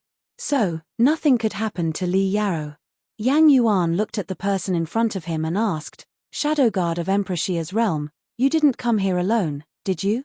I've heard that the Dali Imperial Advisor's first disciple, Yang Yuan, is the strongest cultivator below the Nirvana plane in Dali. My name is Ji Yuan. I am the Shadow Guard commander of Emperor Xia's realm. I am here to see what I can learn from you," said Ji Yuan. Both people had a character Yuan in their names, so there was some karma between them. However, they stood on opposite sides. Ji Yuan had been the second top figure in the sage and saint rankings of the 9 states for many years. His ranking was lower than the great shamans, but he was so good at death skills that he had eventually infuriated Emperor Xia. After Emperor Xia stopped allowing him to establish orthodoxy, Ji Yuan had disappeared from the 9 states. After Emperor Xia punished him, he'd let him join the Shadow Guard. Ji Yuan, the death god, had since become the Shadow Guard commander and reached the apex of the unblemished saint plane, very close to the Nirvana level. He hardly appeared in public and didn't have widespread fame. Few people knew of his existence because those who saw his face usually died. "Please," Yang Yuan said, looking at him. His black robe was billowing in the wind. As Ji Yuan stepped forward, the wisps of death force rose and diffused toward the Lord's residence. The mist became thicker and thicker as the death god shrouded the place. Warriors of the Lord's residence released their might to defend against this incoming sense of death. Yang Yuan stared ahead, a dazzling, holy light shining over his body. As the imperial advisor's first disciple, he'd also cultivated on the deed of thorough comprehension. As an imperial-level cultivation method, the deed of thorough comprehension contained deep and profound knowledge. What the Dali Imperial Advisor had taught Yi Futian was just a small part of it. When different people studied the deed of thorough comprehension, they gained different results. Yang Yuan put out one hand and waved. Suddenly, a glaring halo appeared in front of him and rapidly expanded. At the same time, death god Ji Yuan pointed one finger outward. The sky and earth rumbled with the gesture. Innumerable flows of death force rose from other lands, enveloping the Lord's residence and sweeping toward Yang Yuan and Li Yarou. Yang Yuan raised one palm. With that movement, the pattern grew bigger and bigger, seemingly about to devour the great law of the sky and the earth. The horrifying air flows of the great law between the sky and earth formed a halo pattern and enlarged. The halo kept expanding in the upper air, covering the sky. The innumerable flows of death force dripped down, all getting blocked by the pattern. At this moment, Yang Yuan reached out with his left hand and put his finger on the pattern of the great law. Suddenly, from the pattern, countless sharp swords emerged, piercing through the void sky and falling upon Ji Yuan. But his fingertips stayed on that pattern. The pattern of the great law spun, causing a giant sword to be born from it. At the next moment, the giant sword penetrated the space and thrust toward Ji Yuan, shaking the sky and earth. In just one moment, the tens of thousands of swords annihilated the flows of death force, ready to kill. Ji Yuan had no time to think. He held out both arms. The waves of dark flow rumbled and merged into a horrifying dark abyss in front of him, devouring the sword of the great law. The abyss was boundless enough to swallow all the swords. The Lord's residence was rapidly collapsing into the abyss. The swords all gradually disappeared as the devouring abyss roared and trembled. Finally, following an explosion, the sword will and the dark abyss crashed together, countless fragments breaking off and falling to the ground. Bam! Yang Yuan stepped into the void sky, lifting the halo pattern of the Great Law with one arm as he headed toward Ji Yuan. The pattern of the Great Law spun above the sky dome as it expanded. Inside was a huge matrix swallowing and spitting the horrible power. Ji Yuan looked up at the void sky and felt like he was being crushed under the pattern of Great Law. Yang Yuan waved his hands and patted the matrix pattern, saying, "Jin." After he said the word, several giant golden swords appeared from the edge of the pattern of the Great Law. They emitted the radiance of obliteration as they slashed at the ground. The will of death roared wildly around Ji Yuan. His body turned into black shadows and immediately vanished, trying to escape. However, the swords were not targeting him, they were attacking the whole area. Boom! Boom! Boom! Horrifyingly loud noises were heard. The giant sword slid into the sky and earth, sealing the space off. All of the swords that were connected by the matrix became part of the matrix pattern. When the dark mists tried to break in, they all were smashed into the void. In the Lord's residence, people gathered and watched the fight on the battlefield. The man who stood above the sky dome was truly peerless. He, the Dali Imperial Advisor's first disciple, was called the strongest cultivator below the Nirvana plane. Even though his opponent was the Shadow Guard commander, as long as Yang Yuan was there, no one could get past him to reach Li Yao. Seeing the scene, Li Yao sighed to himself and felt that he was fortune's fool. Before, he'd at least been able to call Yang Yuan elder brother. Now, he could only address him as Sir. Why did Yi Futian have to live in this world? Thinking about this, Li Yao's hatred of Yi Futian became even stronger. If Yi Futian had not pretended to be the seventh swordsman, all these things would not have happened. At this moment, Ji Yuan's body converged and reappeared. The dark mists roared around his body, the shadow of the death deity appearing behind him. He was best at death skills, but Yang Yuan didn't give him the chance to copy his ability. This Imperial Advisor's disciple was indeed powerful. He rose into the sky. The boundless shadow of the death god pressed a giant dark palm print onto the light curtain of the swords over the sky dome. After a loud noise, the light curtain tore the giant palm print apart. The palm print was slashed in half. However, at this moment, a divine sword flew straight out of the broken sword matrix and headed toward the sky dome. Soon, it slowly fell to the ground. Li Yao and many others raised their heads and took a look at the divine sword, perplexed. What did that mean?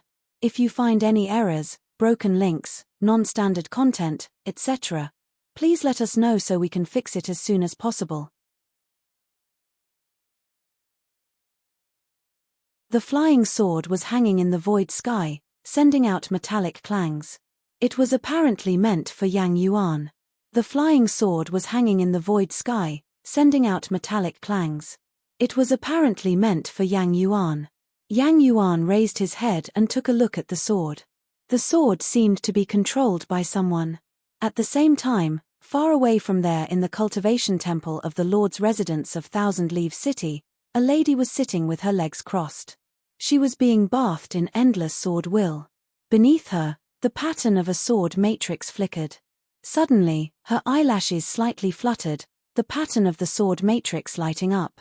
Instantly, the matrix pattern absorbed the sword will of the great law between the sky and earth. When that happened, all the swords around the lady began to ring. A horrible gust of storming sword will swept out and enveloped the boundless space. Some swordsmen in training felt the sword will around their bodies fly out of their control and head off in one direction. What happened? People fixed their eyes in one direction and froze there, their pupils contracting. All they could see a sword road forming above the sky dome. An endless void of sword will dripped down from the sky dome and flew to one location in the Lord's residence. The dazzling sword force was being discharged from that spot. In the void sky, the Dali Imperial Advisor was fighting with the great shaman. He took a look at his side and released his will. As he tried to make it follow the newly built sword road, his face turned slightly pale. The Imperial Advisor formed two palm prints and looked up to the sky. The giant character Qian flew out. He then spat and said, "Seal." The sky dome trembled after he said the word. It was as if the sky was trying to seal and shut down the sword road. However, at the same time, a dazzling beam of sword light rose up. Tens of thousands of swords darted down along the ancient sword road. The Dali Imperial Advisor used the character Qian to seal the sky. The torrents of sword law gushed out, trying to break the seal. The loud roll of thunder was heard, causing the sky and earth to tremble. However, The ancient character of the great law didn't shatter as it tried to seal the ancient sword road. At that moment, the lady's body blended into the halo pattern of the sword and turned into a beam of light, piercing the sky and shattering the Qian. The ancient road of sword law reappeared. The lady turned around and disappeared together with the sword matrix on the ancient road of the sword law. Only the massive sword will was left behind. This is. Countless pairs of eyes froze on the ancient road of sword law from where the lady had just vanished. The scene was so shocking. What had just happened? A battle between two Renhuang realms, where so many Nirvana Plane warriors fought with each other, was a rare event even in the Crimson Dragon realm. It was a Renhuang-level battle. How could Emperor Xia's realm have prepared such a sword matrix when so many top figures had already been engaged in fighting? It would be extremely hard to defend against the sword matrix's attack. Thinking about this, Xiong Nan, who was standing with warriors of Emperor Xiong's realm, had a slight look of panic on his face. What Xia Rong had said was not merely a warning. Although Emperor Xiong's realm was powerful, few warriors were guarding Xiong City in the Crimson Dragon's realm. Among them, only one had reached the Nirvana Plane. In a battle of such a level, Xia Rong could eliminate Xiong Nan if he tried it first at all costs. The sword that had just appeared could easily execute anyone during the battle. It seemed to be prepared to kill on any battlefield at any time. But for now, it was not being used on this battlefield. Rather, it had pierced the sky, built a sword road in the air, and disappeared. In the Lord's residence of Li City, Yang Yuan looked up at the sword in the void sky as if he had perceived something. He turned around and said to the people nearby, "Escort His Highness away immediately. He couldn't stay here." Yang Yuan could sense how powerful and dangerous the force was. It could even be a threat to him. The sword that Ji Yuan used was the sword of guidance. "This way, please, Your Highness." They appeared in front of Li Yarrow, ready to escort him. Li Yarrow frowned slightly. Something in her eyes had changed. He could tell that Yang Yuan's tone had become serious. Was the situation so serious that even Yang Yuan was worried? Were more warriors of Emperor Xia's realm coming here? However, how could Emperor Xia's realm deploy top warriors here during a battle of such magnitude? But this was obviously not the moment to think too much. He jumped into the air and prepared to leave with his escorts. It seemed that his sage plane was not qualified enough to join this battlefield. At the same time, Yang Yuan looked down at Ji Yuan, who was covered by the matrix. His left hand smashed against the magnificent matrix of the Great Law again as he spat the word, Hua. When he said the word, the matrix swallowed the flames of the Great Law between the sky and the earth. Even the blaze of the sun above the sky dome was drawn to the matrix and made part of it. All of a sudden, the flames swallowed the matrix and transformed into flame dragons which ran to Ji Yuan. The flame of the Great Law was trying to burn the space to ash. Ji Yuan looked at the magnificent matrix and frowned slightly. This Dali Imperial Advisor's top disciple had acquired the Imperial Advisor's skills, making him really tricky to deal with. There was no way to use his deathly methods in front of Yang Yuan. At this moment, the sword wills dripped down from the sky dome and fell on Yang Yuan's body. Although the will was not very strong yet, Yang Yuan could sense the great danger from it. Numerous swords came into sight above the sky dome and sealed off the sky. The faces of Li Yarrow and others turned pale as they looked up at the sky dome. Right above their heads, an ancient road of sword law with countless swords was dripping down from above. Yang Yuan's face suddenly turned pale. He immediately let Ji Yuan go and lifted the matrix pattern of the Great Law with both hands, rushing up into the sky. He lifted the matrix between the sky and earth with both hands. The matrix greedily swallowed the law of the sky and the earth as it kept expanding. It grew until it turned into a pattern that completely covered the sky. People in the lower sky all looked up and were shocked by what they saw. Yang Yuan was powerful indeed. A void air sword road suddenly appeared above the sky. Countless swords fell and attacked the pattern of the Great Law. Finally, a boundless matrix pattern appeared at the end of the ancient sword road. A lady stood at the center of the matrix. She instantly turned into lightning and flashed down toward the lower sky with the sword matrix. Tens of thousands of swords dropped from the ancient sword road, destroying everything. Boom, boom, boom. A series of bomb blasts went off, shaking the sky and the earth. The swords attacked the matrix in a frenzy, causing more and more crevices to appear on the pattern of the Great Law. The void air sword matrix dropped straight down toward Yang Yuan's body. A beam of sword light fell from the sky dome. The sword seemed to be able to break anything. Boom. With a loud noise, the matrix cracked. All the swords fell from the air. Although their power had been weakened by more than half, many of the warriors were still having a hard time defending against them. In the blink of an eye, the imposing lord's residence was reduced to nothing but ashes.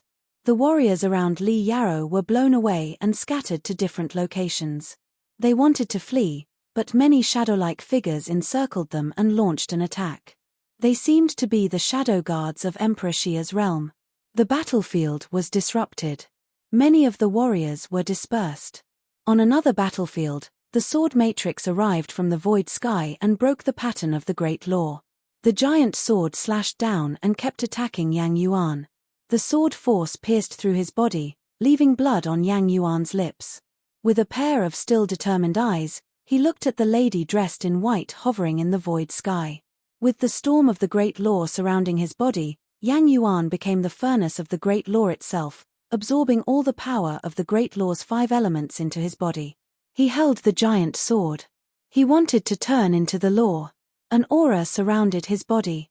He had released the power of the deed of thorough comprehension to its ultimate degree. "You should give up," the lady dressed in white said to him. Yang Yuan paused for a second and looked into her eyes. Then Yang Yuan cracked a smile and said, "I told him once that I will show no mercy." After speaking, he joined his hands together and said, "Po."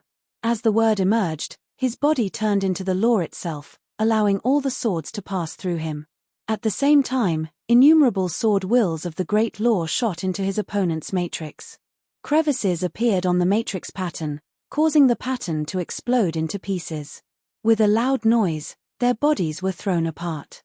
Yang Yuan's clothes were torn and his whole body was tinged with blood. Yaya was hurled into the void sky, eyes still fixed on Yang Yuan.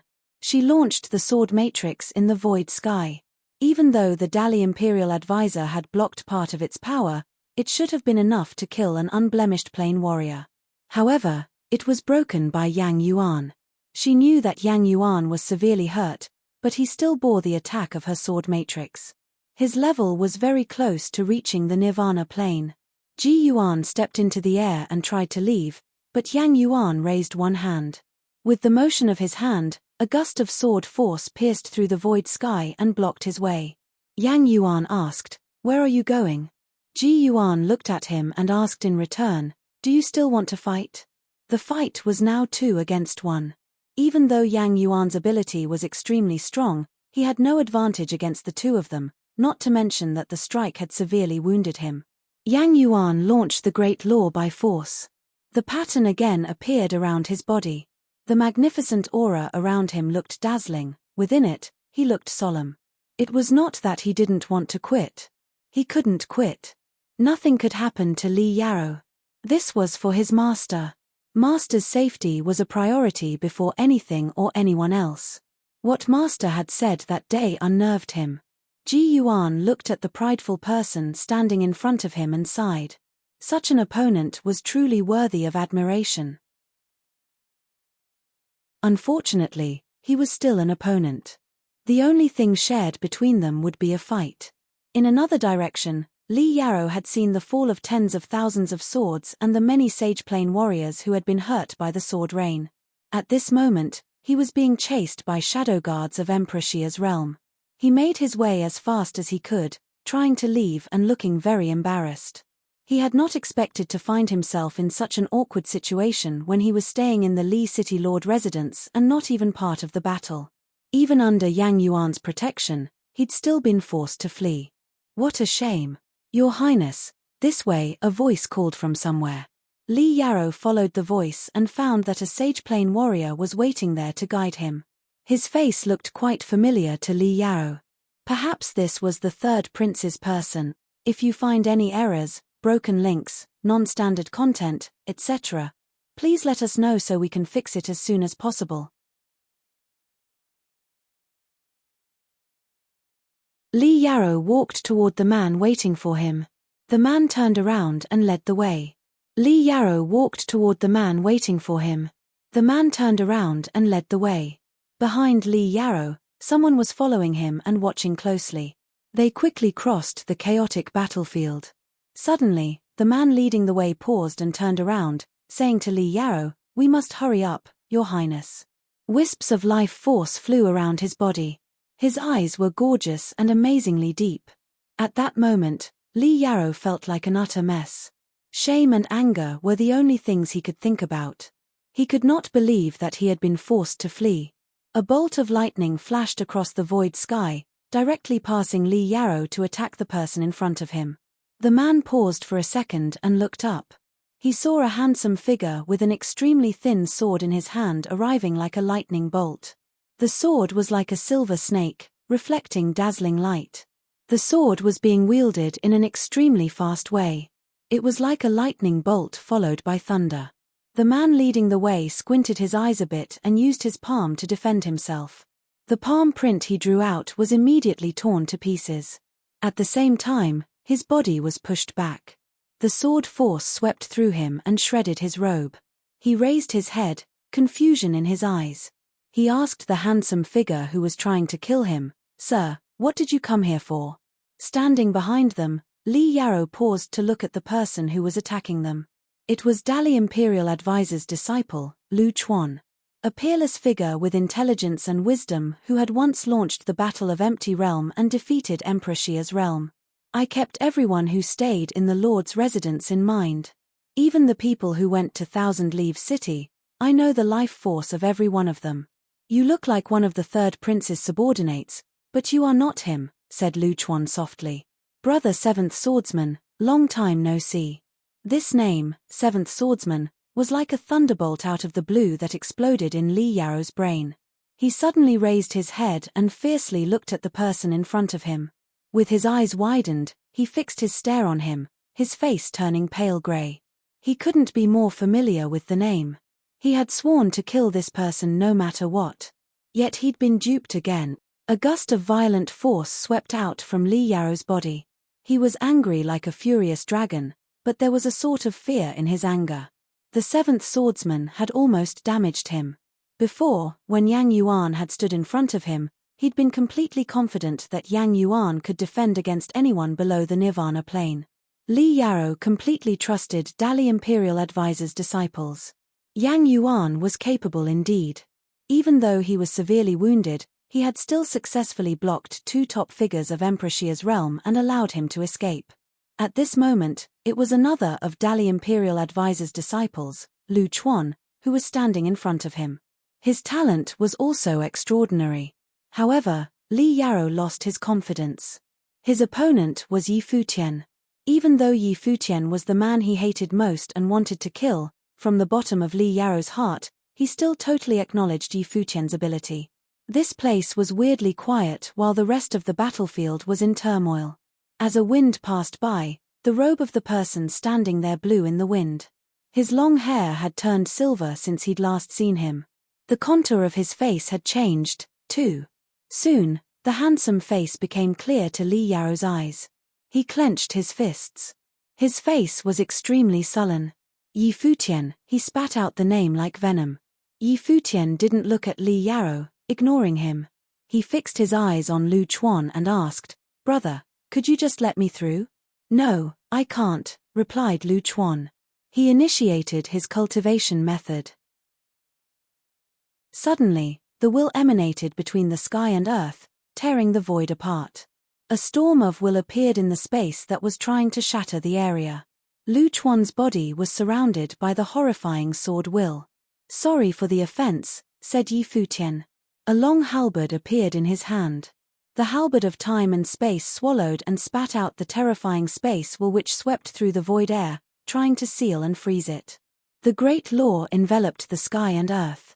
Li Yarrow and Lu Chuan felt like they were submerged in the absolute space. At this moment, Lu Chuan flicked his wrist, and the silver sword light swept over the sky and crushed the space will. The two powers were colliding with each other in an invisible form. Bam! Futian stepped forward and released the dense space wall which shook the void sky, almost stiffening it. Lu Chuan looked solemn. The silver storm grew even stronger, growing to cover all the skies. Bam! One more step. Futian kept heading forward. The void air trembled again. He merged the footwork of Shenyuan into the will, and his might became even more powerful. As he took his third step, Futian disappeared where he stood. His body transformed into many shadows that then reappeared in front of Lu Chuan. Innumerable shadows of giant halberds appeared between the sky and earth and then converged into one. One halberd pierced through the void sky. Extreme shadow, the halberd of nothingness. The long silver sword in Lu Chuan's hand started to move. All of a sudden, the sky and earth started humming. The sword struck, chopping the light and splitting the shadow, tearing the void sky apart, and sending out infinite silver sparks. The moment their attacks collided, storms of destruction rose between the sky and earth. With a deep boom, Futian stomped on the ground and started moving like a phantom. He drove the halberd forward with another thrust. Annihilation came with the second strike. The will of the Great Law shattered the void sky and crazily smashed the silver sword will, surging toward Lu Chuan's body. Lu Chuan's finger tapped on the sword. The sword force between the sky and earth was dazzling. An impressive glow fell upon the sword as the will of the Great Law merged into the one sword. The sword came out. The void sky cracked. One sword was left. An extremely dazzling beam of light appeared between them. The hefty attacking power was chopped in half by the sword. Above Lu Chuan's body, the deed of thorough comprehension bloomed. The holy aura enveloped his body. The Great Law dropped down, and his body was surrounded by the sword will, becoming transparent, as if he was the sword itself. At the same time, similar power was released from Futian's body. The glow of the deed of thorough comprehension was also sacred. The Great Law became one, and all the wills turned into the path of the space. The sky and earth were being shackled. Numerous sword wills appeared from the void and attacked Lu Chuan. Lu Chuan's body didn't move. He still stood firmly on his feet. When the sword swung toward his body, it couldn't break his sword defense. Bam! Futian started walking again. The sky and earth became heavy. He kept walking forward. Lu Chuan looked even more solemn. His body seemed to be bearing the extremely heavy pressure of the Great Law. "Brother, watch out," said Futian. He took one more step after he spoke, his body then bending forward. He released the halberd of time and space. The storm of destruction tore the void sky apart and marched ahead. As if anything in front of him would be destroyed. The third strike, unending void. The Great Law returned to the unending void. Everything was annihilated. The sword in Lu Chuan's hand was hanging before his chest. He drew two palm prints. The sword will of the Great Law flew from the sky and earth into the sword. The sword swallowed and spat silver light tens of thousands of feet into the air. All the sword shadows became one and blended into the sword. The sword made a series of metallic clangs. Crevices appeared in the space as if the sky and earth were about to be torn apart. A pattern of the Great Law appeared in the void sky with the sword as its axis. In the pattern of the Great Law, all swords turned into one and merged into the sword. Finally, Lu Chuan extended his palm forward. When the sword came out, the sky and earth roared for it. In front of him, the halberd of time and space that Futian held in his hand stabbed at the sword.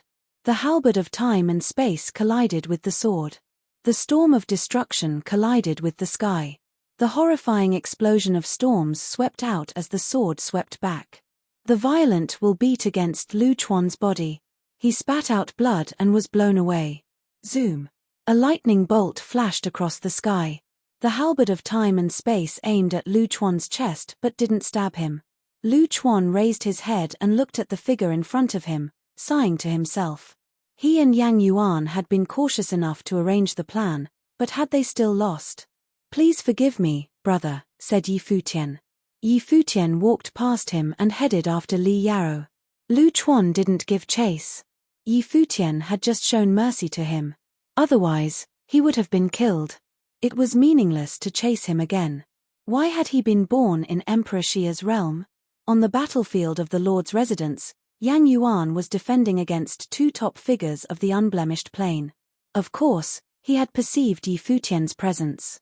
He stepped into the sky.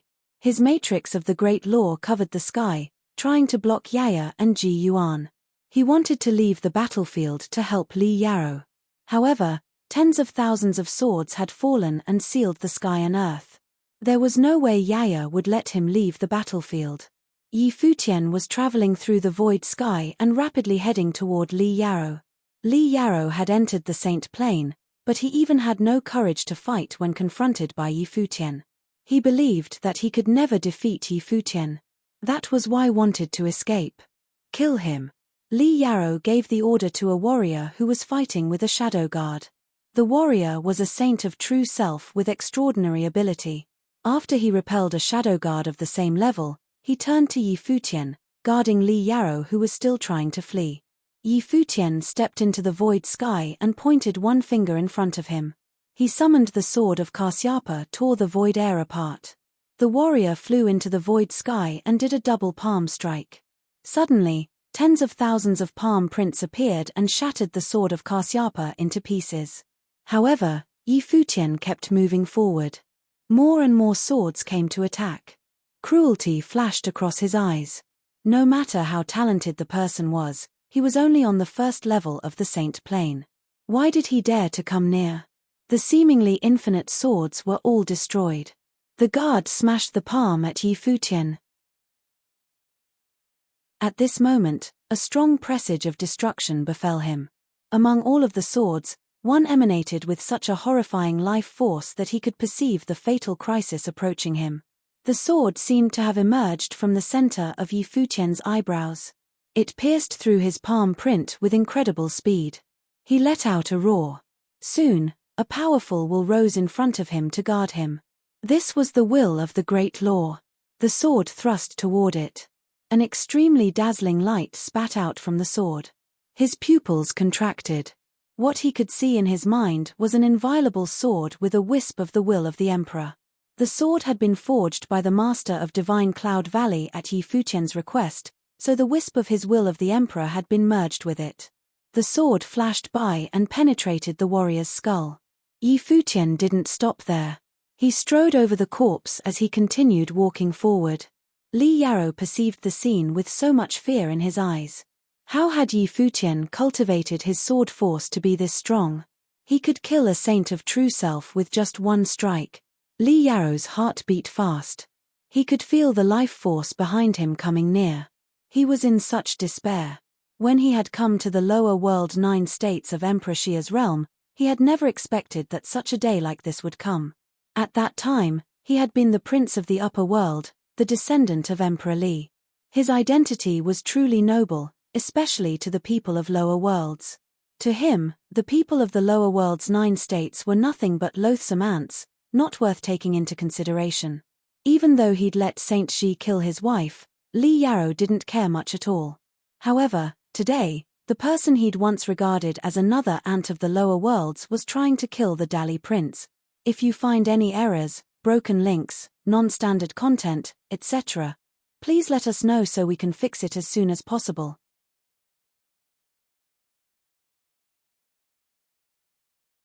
Li Yarou was still running forward when he saw swords raining down from above, cutting his escape route right then and there. Li Yarou was still running forward when he saw swords raining down from above, cutting his escape route right then and there. Vast pressure swept all over, and Li Yarou turned around abruptly, throwing out his hand toward Yi Futian, who was charging at him. His arm was transformed into an extremely saintly 5-clawed dragon that charged abruptly at Yi Futian. It was apparent that Li Yarou did not want to roll over and die. He, too, was a saint. While his powers were inferior to those of Yi Futian, he deemed it necessary to fight, nonetheless. However, his face appeared rather twisted at that moment, displaying an expression of anger amid despair. That look in his eyes suggested that he wanted to battle Yi Futian. The halberd of time and space was thrust out like a bolt of lightning. Rumbling noises were heard as the huge, 5-clawed, golden dragon exploded and crumbled. Yi Futian did not stop charging. He continued streaking through the air and appeared right before Li Yao. The place seemed to have frozen when the halberd struck. Li Yao roared in anger, and the space around them trembled. He stepped forward as an extremely dazzling spectre appeared above him. It did not seem to be something of his own will. Rather, it seemed to be an imposing Ren Huang shooting right out of his brain. Yi Futian sensed looming danger ahead. The raging will lashed out right away. He had sensed the imposing Ren Huang's shadow. While it was a construct of spiritual willpower, the hurricane of rage still sent him flying. That spiritual willpower then charged right into his mind. That will was incredibly grand and imposing. It was a true will of Ren Huang, wiping out the existence of all other wills. Boom! Yi Futian suffered a huge blow to his mind, and his body was sent flying, again, and crashed to the ground. Blood spilled from his mouth, and he felt rather hazy. Li Yao's expression was extremely gloomy as he looked at Yi Futian. The will that his father left within him enabled him to invoke this power when he was in mortal peril. It was known simply as the will of Ren Huang. He had little idea how powerful it would be, but, upon seeing the scene before him, Li Yao no longer despaired and seemed to find the light of hope. His eyes were filled with a negative, violent aura as he headed towards Yi Futian. Dead! If his father's will had crushed Yi Futian's will, it would have been possible for him to kill Yi Futian on the spot. Seeing Yi Futian on the ground not budging even an inch, Li Yao's face became ferocious with a cruel smirk in his eyes. He had always wanted to kill Yi Futian, the ant from the 9 states of the lower worlds, who had been growing into an increasingly greater threat to him. So he's dead now, eh? And to die in such a way, how dramatic indeed. Raging aura was unleashed from his body as he extended his hand. A terrifying, 5-clawed, golden dragon appeared right above Yi Futian's head. While Yi Futian remained slumped where he was, Li Yao nonetheless wanted to kill him one more time. Die! Li Yao roared, and the 5-clawed, golden dragon came down blasting Yi Futian's body. The ground exploded and dust flew everywhere. Li Yao walked up, taking one step at a time and finally smiled, which made him look rather crazy. However, that simply lasted for an instant. His smile froze as a figure rose from the flying dust around them. Jade-green light emanated from Yi Futian's body. It was a manifestation of the power of life, and it was tremendously thick. He opened his eyes, and they looked deep like a bottomless abyss. It left Li Yao, who had been smiling, with a gaping jaw. Li Yao then saw Yi Futian stand up. How could he possibly survive? There was blood at the corner of Yi Futian's mouth, and he looked rather pale. The will of Ren Huang had almost killed him. If it had not been for the imperial will protecting him, he would already be dead. Li Yao was not the most highly regarded of Emperor Li's offspring and was the weakest among his siblings in training. However, he, nonetheless, had protection provided by Emperor Li. Pathetic. That was the word that Yi Futian uttered plainly as he looked at Li Yao's ferocious-looking eyes. Thunderous light of the Great Path seemed to be glimmering on his body. It was a manifestation of the Great Path, basking in the light of calamity. When he became a saint, the resilience of his constitution made his body a true body of a saint. Saintly attacks of the same level were hardly capable of doing any harm to his body. Pathetic. Li Yao felt a chill all over as he heard Yi Futian's sarcastic jab at him. He was a prince of the Dali dynasty, and Yi Futian called him pathetic. Pathetic, eh? Indeed I am. The way that Yi Futian looked at him now was just like the way he had looked at Yi Futian before striking him down. Boom. Light of calamity bombarded Li Yao's body like a thunderous disaster of the Great Path. His soul trembled as his body was paralyzed. However, he did not run away. He would not be able to escape this person even if he wanted to. He was indeed pathetic. The only thing that seemed to be waiting for him was death. A shout came from afar, and Yi Futian turned his head to look in that direction. Yang Yuan was conjuring diagrams of the Great Path and had blood all over his body. Yaya and Ji Yuan attacked at the same time, and there was no way that Yang Yuan, who had been severely injured before, could have resisted their attack. Yaya had once been a holiness of nirvana. Yang Yuan turned around at that moment and looked at Yi Futian, whose eyes seemed rather dull. Sword wills whooshed around Yi Futian, and the sword of Kasyapa penetrated Li Yaro's body in an instant. Blood spilled all over him and sword wills raged throughout his body. Blood was still spilling from his mouth, and he struggled to stand. However, he did not die. He looked up at Yi Futian and said, "Give me a quick one." He thought that Yi Futian was about to torture him and make things hellish for him while he was still alive. Boom! A hand clapped down and lifted Li Yaro. Yi Futian's eyes reddened from the incredible intent to kill he felt. "I wanted to give you a quick one, as well."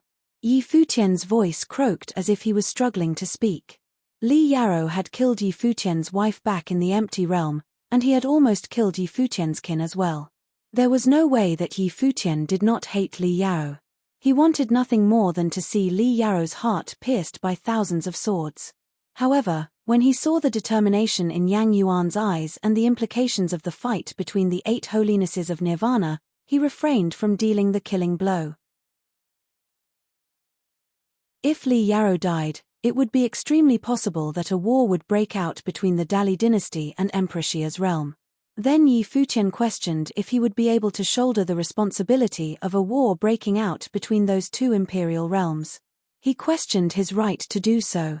That was why he was struggling. Boom! A hand lifted Li Yaro's body and Yi Futian walked away, heading to the other battlefield. Lu Chuan, who saw Yi Futian still grabbing Li Yaro from afar, chased after him. Many who had been fighting around them stopped. The space quieted down again. Yi Futian headed straight for the battlefield where Yang Yuan was and called, "Yaya." Yaya and the others turned around when they heard his voice. The swords were rescinded, and she came to Yi Futian's side. Ji Yuan stopped fighting, as well. Yang Yuan then looked at Yi Futian.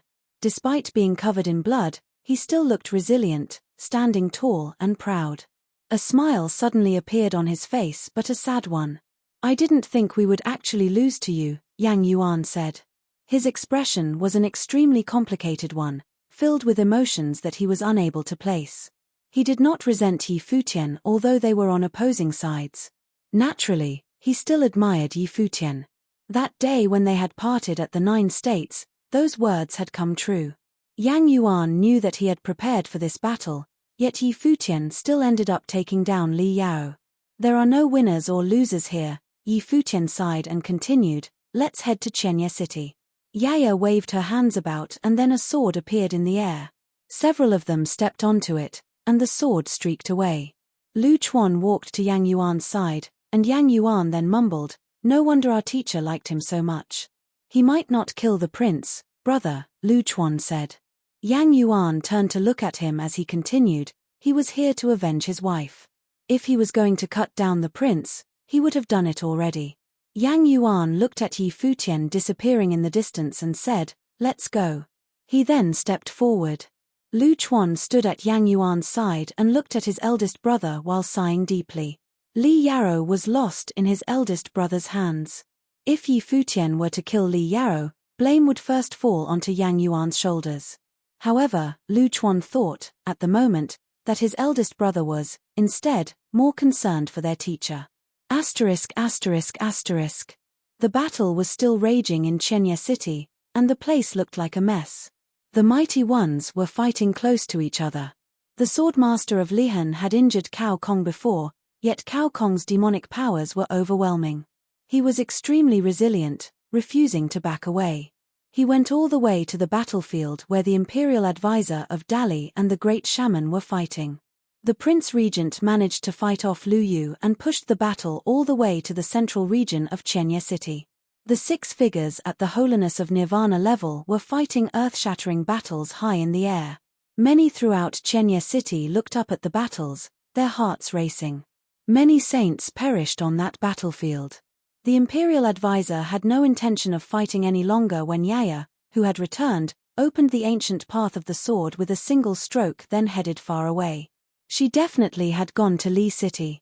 The imperial advisor had no idea how Yang Yuan would have fared and if his student would have been able to block her attack. "Li Yaro has been taken.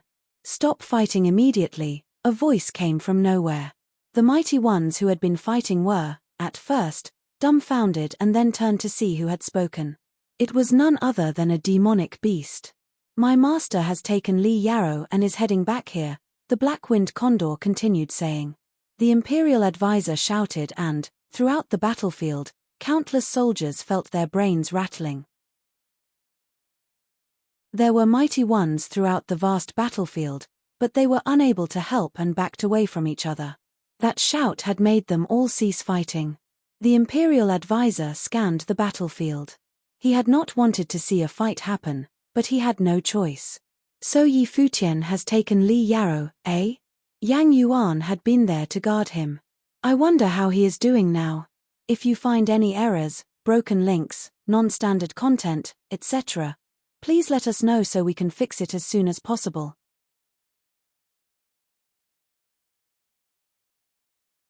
The battlefield of Chenya City was littered with ruins, and that happened with the mighty ones fighting in the air and not causing any collateral damage from above.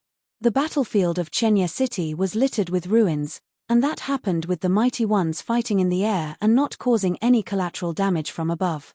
Half of the city would have been razed otherwise. The atmosphere was extraordinarily tense at that moment. They all had ceased fighting, but everyone was still in a ready-to-strike position as if the fighting could restart at any moment. In truth, both sides had things under control to a certain measure as the mighty ones all went out of their way to find opponents of comparable strength. If fighters from the Dali dynasty who were at the holiness of Nirvana level were to kill those on the lower levels of Emperor Xia's realm, there would hardly be anyone left. Both sides were not willing to pay that price. As such, all went out of their way to keep the battle contained instead of trying to annihilate each other. However, Li Yarrow, a prince of the Dali dynasty, was taken. Everyone, indeed, wondered what the outcome would be. No one had an answer, and everyone was waiting.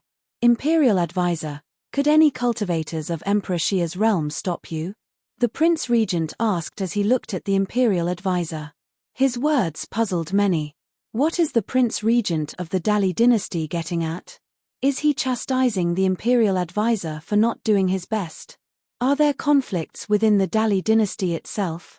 However, Dali's imperial advisor had been extremely forceful in the battle, so much that he looked invincible. If he were to go all out, there was no telling how many would have perished. The imperial advisor shot a look at the Prince Regent and said, "You were not able to stop them yourself either, Prince Regent." The Prince Regent's expression turned cold. "I hope that His Highness is doing fine. Yang Yuan is your topmost student, #1 in Dali below the holiness of Nirvana level. If he is around, I believe that the animal is simply bluffing. How could His Highness be taken with Yang Yuan around?" The imperial advisor frowned and shot a cold look at the Prince Regent. The Prince Regent saw that Yaya had opened up the ancient path of the sword and zipped off. He could tell just how frighteningly powerful the might of her sword was. It seemed as if she had surpassed the level of the unblemished saint. Yang Yuan was known to be at the pinnacle of the unblemished saint level, but that sword would have been dangerous nonetheless. However, not only did the Prince Regent ignore the fact that Yang Yuan could have been in danger, but he claimed that Li Yarrow could not possibly have been taken when Yang Yuan was around. His scheme was obvious. The imperial advisor did not bother arguing with the Prince Regent about anything. A sword will from afar zipped past, finally, and everyone looked up and saw the group of figures heading their way. Everyone's face changed when they saw what had happened, especially those from the Dali dynasty. The 9th prince of the Dali dynasty, Li Yarrow, had been taken. Yi Futian, Yaya, and the others had Li Yarrow tagging along as their prisoner. Yi Futian turned to look at the battlefield and, in a flash, headed straight to the crowd and stopped in front of Emperor Xia's realm. Yang Yuan followed suit and looked up at the imperial advisor. Regret was in his eyes as he said, "I failed, teacher." The imperial advisor took a look at Yang Yuan's bloodstained body and sighed deep down, saying, "It's fine that you come back in one piece." Yang Yuan, a cold voice was heard. It was the Prince Regent who was visibly angered, saying, "So this is what you call protecting His Highness?" Yang Yuan took one look at the Prince Regent and said, "I have indeed failed." The Prince Regent's eyes were cold. He then looked down at Yi Futian and Li Yarrow. Dragon roars were heard as he took a step forward. A mighty voice filled the air. "Let him go!" One figure after another stood before Yi Futian and cast their gaze at the Prince Regent. Yi Futian looked up at the Prince Regent, who was high in the sky. Li Yarrow had been severely injured. A spark of hope ignited in his mind at the moment. There was still a chance of him emerging alive. Since Yi Futian had yet to kill him, it meant that there were still ways of turning things around. Both the Imperial Advisor and the Prince Regent were there. He did not think for a second that Yi Futian would have dared to kill him in front of them. "You people from Dali were the ones who waged war on us by sending people to invade Chenya City. Li Yarrow had attempted to kill me several times. What do you make of that?" Yi Futian said as he looked at the Prince Regent. "If you dare to make a move against His Highness, I swear that you shall never leave this place," the Prince Regent said with an imposing voice, paying no heed to Yi Futian's words. Whoosh! A sword will zipped past and a sword of Kasyapa streaked out right in front of Yi Futian, hanging right at Li Yarrow's throat. In an instant, blood was dripping from Li Yarrow's throat. "You're going too far," the Prince Regent roared. "Put any pressure on him from here on out, and Li Yarrow dies," Yi Futian said as he looked coldly at the Prince Regent. The Prince Regent's eyes filled with imposing anger, but then he heard Yi Futian continue, "If he dies, it's on you. I dare you to try." The Prince Regent's expression turned extremely glum, and he rescinded the aura emanating from him. Yi Futian was intentionally making it difficult for him. He was unable to shoulder such a crime. Yi Futian looked at those around him and said, "I will let him go, as long as the people of Dali leave the Crimson Dragon Realm and never step into it again. I shall release him." He had made this decision despite the struggle he felt deep down. However, he eventually decided to spare Li Yarrow. It was far more difficult to spare someone than to kill them. He was able to take Li Yarrow that day and had a chance of killing him. He would still have the chance to do so in the future. At present, however, he needed to consider the consequences of killing Li Yarrow and who would have been caught in the crossfire. As such, he came to that decision. It was a very difficult one for him to make, but he made it, nonetheless. Both the Imperial Advisor of Dali and Yang Yuan had been able to escort him out. There was no reason he couldn't do the same. He was considering it for the Imperial Advisor and his brother-in-training, Yang Yuan.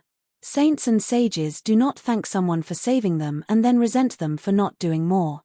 The Imperial Advisor had brought his people to take Yi Futian, but Yi Futian knew that the Imperial Advisor, Yang Yuan, and the others had been reluctant to do so.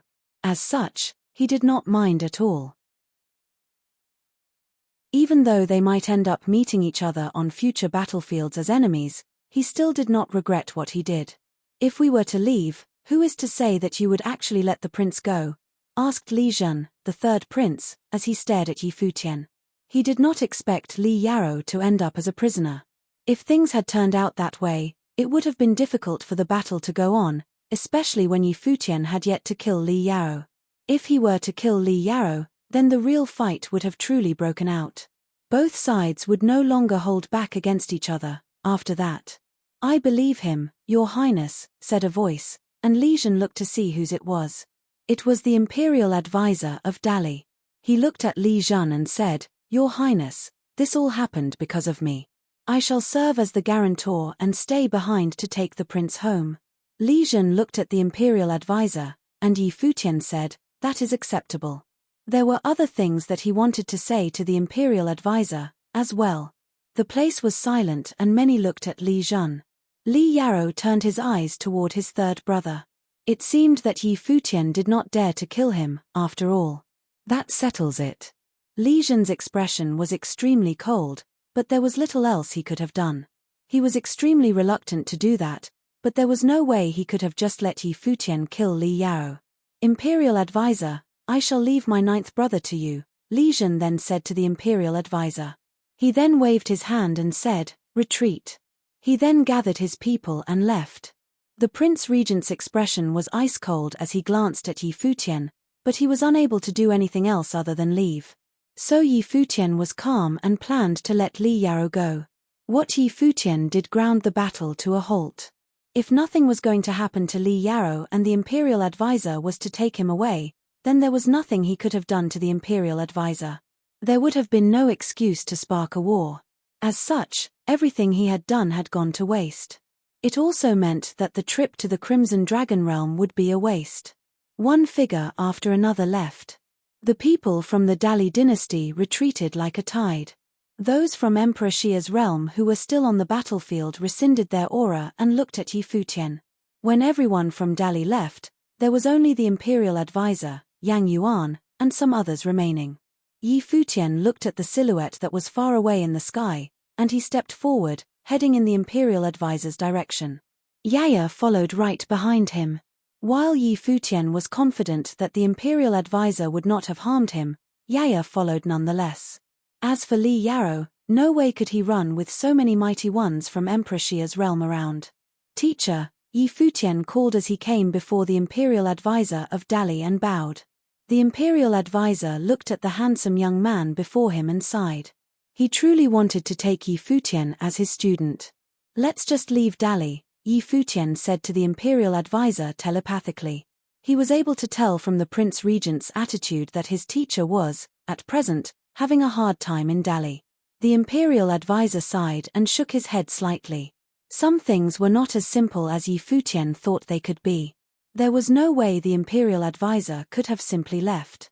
Ren Huang from foreign realms are unable to interfere with anything going on in the Crimson Dragon realm. "You don't have to be a traitor, teacher," Yi Futian advised him telepathically, again. His teacher could have learned a lesson from the 9th servant of the ancient imperial city setting up shop in the Crimson Dragon realm. If he had not sided with the enemy, Emperor Xia's realm, then he would not have been considered a traitor. He only needed to resign from his post as the Imperial advisor. "I'll think about it," the Imperial advisor said. If things were to turn out okay, he would try to leave, although he knew that success was near impossible. "Take care, teacher," said Yi Futian, and he bowed. He then turned around and looked in Li Yarou's direction and said, "Let him go." Ji Yuan and the others intended to let him go, but someone came to Li Yarou's side at the moment, looked at Yi Futian and said, "Yi Futian, Li Yarou has been trying to murder time and again to start a war between the realms. Now that you have taken him, you can't just let him go like that." Yi Futian was dumbfounded. He then turned to see who spoke. It was none other than the eldest prince of Emperor Xia's realm, Xia Rong. "Your Highness," Yi Futian wanted to say something. "Yi Futian, you're too soft. There is no way you could achieve big things like that," Xia Rong said, and then grabbed Li Yarou's throat. His overwhelming aura flowed from him, and he sensed the intention to kill him. The scene shocked everyone. Even those from Emperor Xia's realm looked at Xia Rong. Yi Futian had been the one in charge of everything before Xia Rong showed up, so much so that even Xia Qingyuan just let him be. However, with the eldest prince, Xia Rong, showing up, everyone wondered who was in charge. Yi Futian agreed to let him go, but Xia Rong did not. There have been many saints who died fighting in the Crimson Dragon realm. The Sword Master and the others come here personally. If Dali is not afraid to wage war, then there is nothing the Emperor Xia's realm should be afraid of. Xia Rong looked at Yi Futian and said, "Remember, Yi Futian, those who do big things need to be decisive." Xia Rong pressed hard with his hand as soon as he was done speaking. Li Yarou was thoroughly frightened and found it difficult to breathe.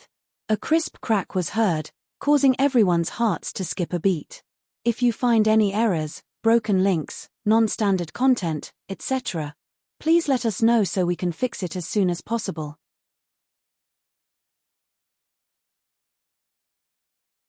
The vast space quieted down within moments. The vast space quieted down within moments.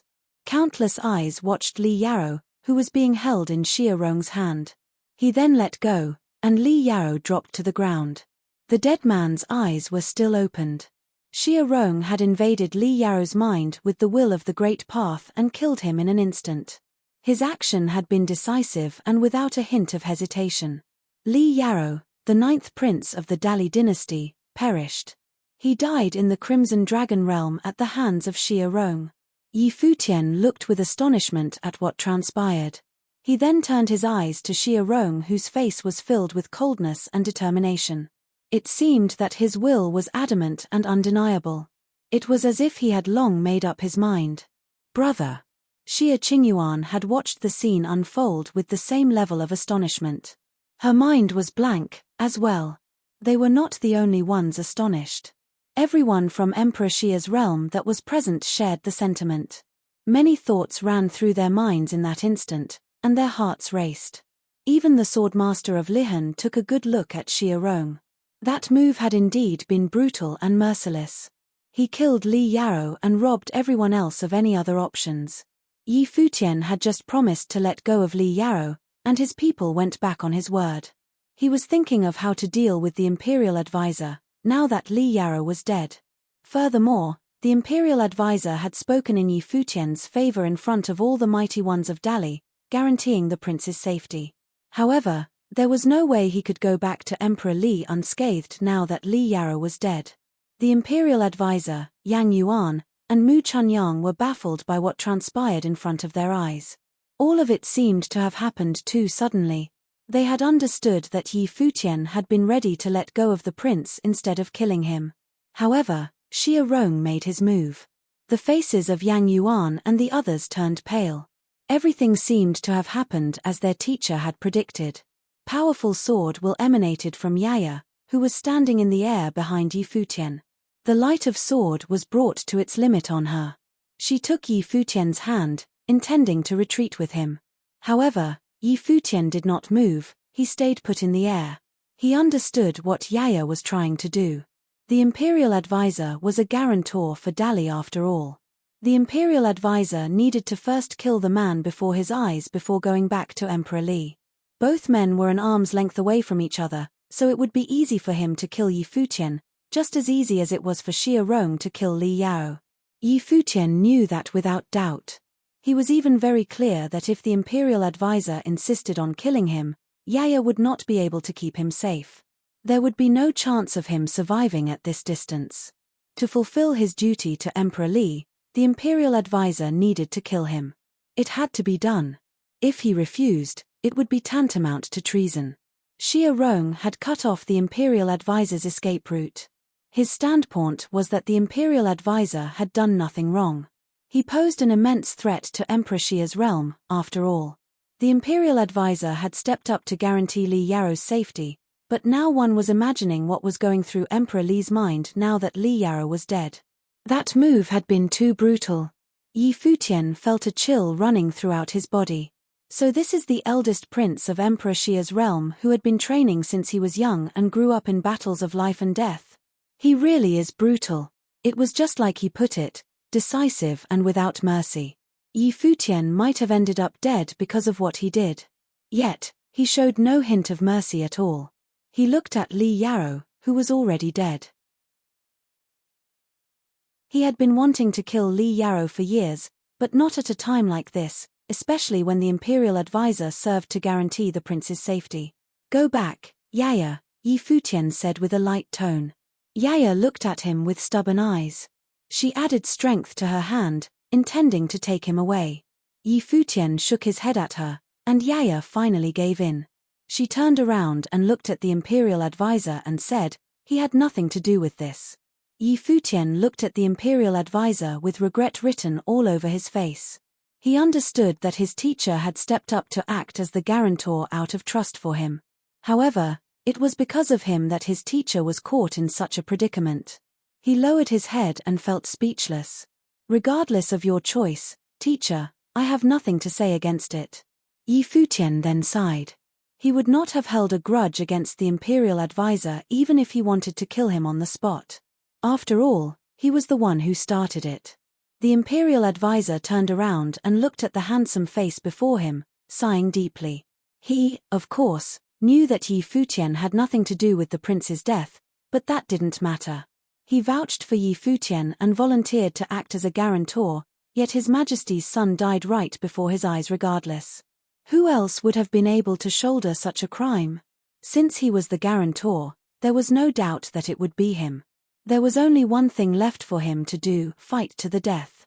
Kill Yi Futian, kill Xia Rong, bring their heads to Emperor Li, and wage a war between realms. That was the only way for him to make amends. He was the only holiness of nirvana from Dali present, while the enemy had 4. Xia Rong was an unblemished saint, which meant that there was no guarantee that the imperial advisor would have been able to kill him. Yi Futian, on the other hand, he could simply clap him to death right there and then. But should I kill him? Yang Yuan's eyes were bloodshot. He looked at the two silhouettes looking at each other in the sky. Yi Futian had chosen to spare Li Yaro's life.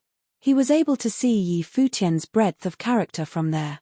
But then again, how would a teacher deal with such a predicament, and what choices would he have? His teacher, notwithstanding, felt the struggle deep in his mind. It was simply too painful to go with either option. The key, however, was that there were really no options to begin with. Betray Dali? Feishue is still at Dali. Furthermore, if Feishue is indeed around, would she be willing to let the teacher kill Yi Futian? She would probably suffer a pain worse than death. Imperial Advisor. Another voice was heard at that moment. Everyone turned to see Xia Qingyuan speaking. Xia Qingyuan stood where she was and looked up in the air. Her eyes, focused on the Imperial Advisor, looked adamant and determined. It is indeed our fault that my brother has caused you to break your promise. However, this has nothing to do with Yi Futian. If you were to kill him, regardless of whatever else that happened, I would be forced to pay whatever price I have to pay to keep you and your students around. Xia Qingyuan's voice had a murderous tinge to it. It was determined and undeniable. She, at that moment, sounded just like Xia Rong. Xia Rong was the eldest prince.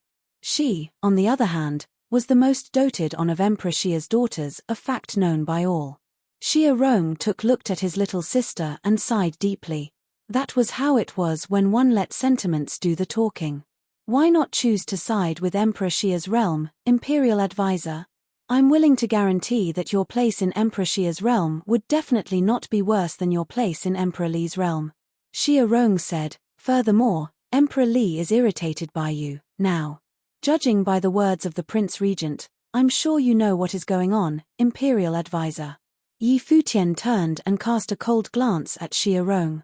You're telling him to betray his emperor? He knew how much the Imperial Advisor cherished Feishue. His fatherly love for her was as great as the mountains. Honor and duty aside, Feishue was still in Dali, so there was no way for the Imperial Advisor to betray his emperor. Yi Futian had been advising the Imperial Advisor in secret to have him consider moving to the Crimson Dragon realm. Xia Rong had, instead, cut off any escape for the Imperial Advisor. What he did was tantamount to pushing the Imperial Advisor off of a ledge. If anything were to happen to the Imperial Advisor, Dali would lose a combatant at the pinnacle of his powers. If a war between realms were to break out, Emperor Xia's realm had something to gain, as well. Furthermore, the Imperial Advisor's status in Emperor Li's realm was such that, if anything were to happen to him, news would quickly spread and cause a massive ripple. At the very least, the power of the Imperial Advisor's residence would be dismantled right away. All eyes looked at the Imperial Advisor high in the air. Everyone was waiting for his decision. The Imperial Advisor appeared very calm at the moment. Wind blew and his robe billowed. Neither Xia Qingyuan's determined threat nor Xia Rong's persuasion moved him. He was still as calm as he had always been. He looked at the young man before him and eventually sighed. This is fate, I guess. He had been able to foretell all of this before he came. But he was still unable to run from any of it, and unable to run, he saw fit to take things as they came instead. Yi Futian, the Imperial Advisor, called. His voice was calm and gentle, without the slightest hint of being fettered. I'm here. Yi Futian lowered his head slightly and answered. I'd like to share 2 lines with you before we part, the Imperial Advisor continued. That indicated that he had made his decision. Yi Futian looked up at the Imperial Advisor and wondered, is he getting ready to shoulder everything on his own? His eyes reddened somewhat as if sand had gotten into them.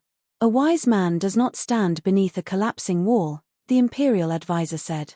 That was the first line he shared with Yi Futian. The young man knew that his teacher was talking about their current predicament. Yi Futian was, at the moment, putting himself beneath a collapsing wall. If the Imperial Advisor were to attempt to kill him, there was no chance he'd survive. His previous action of infiltrating Dali as the seventh swordsman was in the same vein. He was putting himself beneath a collapsing wall. The imperial advisor then turned around and walked, telling Yang Yuan and the others, "Let's go." Yang Yuan looked at his teacher and then at Yi Futian. His steps were heavy, but since his teacher had made the decision, all of them moved nonetheless and followed their teacher. "What is the second line?" Yi Futian then called, looking at his teacher's back. "As heaven's movement is ever vigorous, so must a wise man ceaselessly strive," the imperial advisor said loudly to Yi Futian with his back to him. The brimming voice was imbued with a virtuous aura. Yi Futian's eyes turned even redder. He clenched his fist tightly as he looked at the silhouette that was gradually disappearing from his sight.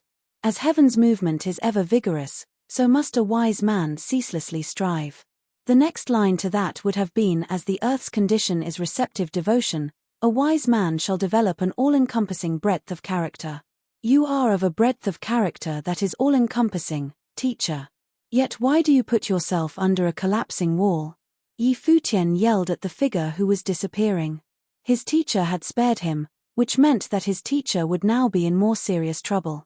One of Emperor Li's sons perished, and the imperial advisor had the opportunity to kill the one who caused his death. Sparing the killer will come with severe implications. The mighty ones from Emperor Xia's realm looked at the imperial advisor's disappearing silhouette, and they felt pity for him. While those present were on opposing sides, and it was the first time many met him, they nonetheless developed respect for him from the bottom of their hearts. "So, this is the imperial advisor of Dali then. If you find any errors, broken links, non-standard content, etc., please let us know so we can fix it as soon as possible."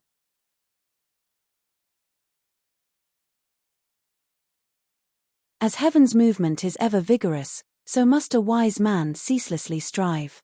As heaven's movement is ever vigorous, so must a wise man ceaselessly strive. The voice of Dali's imperial advisor reverberated in the minds of everyone present. The ones from Emperor Xia's realm never knew that the legendary figure who was serving their enemy, Emperor Li of the Dali dynasty, held Yi Futian in such high regard. While the parties were on opposing sides, the imperial advisor had truly taken Yi Futian as his student.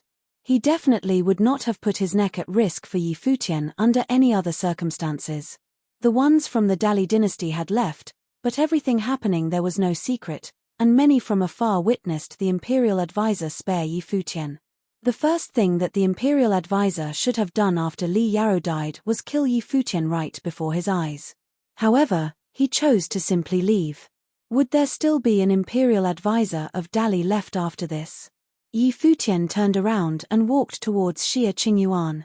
Xia Rong took one look at Yi Futian and said nothing more. He could tell from his expression that Yi Futian would not understand what he did on that day. He knew that Yi Futian was different from the others. Yi Futian would not have submitted to Xia Rong just because he was a part of Emperor Xia's realm. Yi Futian had a very notable attitude. Xia Rong already knew that because of how Yi Futian dared to go to the Xiao clan just to kill Xiao Sheng. What was done, was done. Xia Rong did not bother explaining anything, it would have been pointless. The imperial advisor of Dali was indeed an opponent deserving respect, yet at the same time, he was also a dangerous opponent. The imperial advisor had to shoulder the responsibility of Li Yaro's death. Even if he had chosen to kill Yi Futian, it would have been difficult for him to regain Emperor Li's trust. Worse still, he did not do anything to Yi Futian. The outcome was settled by then. Regardless of how encompassing and tolerant Emperor Li might have been, there was no way he would have forgiven a traitor. What the imperial advisor did that day was tantamount to treason. When he returned, he would probably have to atone for his crimes through death. Xia Qingyuan lowered her head a bit after seeing Yi Futian walking and feeling rather restrained. She never anticipated any of that either. While the actions of her brother were understandable from the standpoint of Emperor Xia's realm, he was nonetheless devoid of honor. What he did put both Yi Futian and the imperial advisor in a bind. It was especially so from Yi Futian's standpoint. What Xia Rong did was unforgivable. As such, she was feeling very terrible at the moment. Retreat from the Crimson Emperor realm and return to Emperor Xia's realm, Xia Rong said at that moment. Everyone turned around to look at Xia Rong. Many heeded his order and followed him, especially those whom he brought. Xia Rong was the deputy general of Tian and held extremely high prestige in the army. The Tian army was the #1 legion in Emperor Xia's realm, so one can imagine what Xia Rong's status was. He was a hardened prince who grew up on battlefields. However, not everyone heeded Xia Rong's orders. He was indeed the eldest prince, but some, like the swordmaster of Lihan, were of the holiness of Nirvana and did not serve Emperor Xia directly, which meant that princes and princesses held no sway over them. Only Emperor Xia had the authority to give them direct orders, everyone else could only request things of them. That was how it was with the great shaman. While he would have respected the princes and princesses, only Emperor Xia would have been able to truly give him direct orders. As such, the mighty ones were taking a rather peculiar stance after Xia Rong spoke. The swordmaster of Lihan did not budge, looking in Yi Futian's direction instead. He was aware of everything taking place that day. The swordmaster of Lihan had bestowed his sword to Yi Wuchen, and he was not doing that simply because of Yi Wuchen's sword training. Yi Futian played a part in influencing that decision. From the look of things, Yi Futian appeared to be extraordinary in more than just his talents. Even an imperial advisor of an enemy nation, capable of throwing his weight around in his home country, treated Yi Futian differently. As for Lu Yu, he stood behind Princess Xia Qingyuan. Lu Yu had been following Emperor Xia all those years ago, yet at present, he was tasked with protecting Xia Qingyuan most of the time. As such, he was partial to listening to Xia Qingyuan's orders instead of Xia Rong's orders. Things on Emperor Xia's side looked rather peculiar at the moment, having lost harmony from when everyone shared the same thought.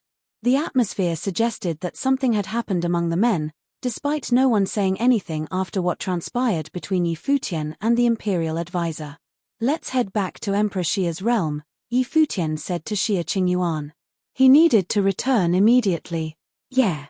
Xia Qingyuan looked at his eyes and nodded. Many followed afterward as if factions had been split between Xia Rong and Xia Qingyuan. Xia Rong looked at the other side and said nothing. He flashed and moved, getting ready to return to Emperor Xia's realm through the teleportation grand matrix. Yi Futian walked up to Shen Tianzhan before he left and said, "Thank you for helping out with the battle, Senior, but it seems that there will be some changes to what was promised. For that, I am sorry. Please be careful out here, Senior." "Will do." Shen Tianzhan nodded. He then looked at Yi Futian and said, "I shall wait for you to return to the Crimson Dragon realm." Despite having participated in a battle fought mainly between those from Emperor Xia's realm and Emperor Li's realm, he was mostly excluded from the equation. The ones that Emperor Li's realm targeted were those from Emperor Xia's realm. He wouldn't have a problem if he was more careful in the future. Yi Futian then looked up at Shen Tianzhan. Waiting for his return seemed to have deep implications. From the looks of things, he and Yi Futian would be on opposite sides in the future. However, Shen Tianzhan said that, instead, he would wait for Yi Futian in the Crimson Dragon realm. "Sure." Yi Futian nodded and left with the large group. Shen Tianzhan pondered about something as he looked at the silhouettes disappearing. He knew that both Yi Futian and Yu Sheng had extraordinary talents, but that was all. As such, when Yi Futian requested for him to help out, he agreed. Despite what had transpired, he did not regret participating in the battle. He thought that he had made the right decision. He did not know of the relationship between the imperial advisor of Dali and Yi Futian. However, it was extraordinary for a pinnacle saint to have such breadth of character. The imperial advisor was indeed legendary, and Shen Tianzhan did not think that he was capable of doing the same deeds as the imperial advisor. The imperial advisor did what he did for Yi Futian. He knew little of the young man, but for him to sacrifice himself for another young man showed what kind of character Yi Futian was. If Yi Futian was someone for whom the imperial advisor saw fit to sacrifice himself, there was no doubt that the battle had been worthwhile for Shen Tianzhan. Emperor Xia's realm was imperial, but it was just one realm in the Crimson Dragon region. If Yi Futian were as extraordinary as he seemed, it was only a matter of time before he would venture out of the realm. Many mighty ones from Chenya City witnessed the battle. They were incredibly shaken by what they saw. It was especially so in the case of Kong Xian, Xiong Nan, and the others. Kong Xian stood in the air, her hair billowing in the wind. The parting between the imperial advisor and Yi Futian was something that stuck in her mind. It was unforgettable. There would have been a storm brewing between the Dali dynasty and Emperor Xia's realm soon. A tidal wave would sweep through the inner affairs of the Dali dynasty. Asterisk asterisk asterisk. The imperial advisor's residence in the Dali dynasty was peaceful and quiet at the moment. He had brought his people to the Crimson Dragon realm. Nan Zhai and Fei Xue were the only two students left in the residence. At that moment, Fei Xue was touching a painting on a table. Nan Zhai was by her side. He had painted it. It seems that your art has seen a lot of improvements, second brother. Fei Xue smiled as she said it. She was unable to see the painting, but she was, nonetheless, able to sense it through her hands.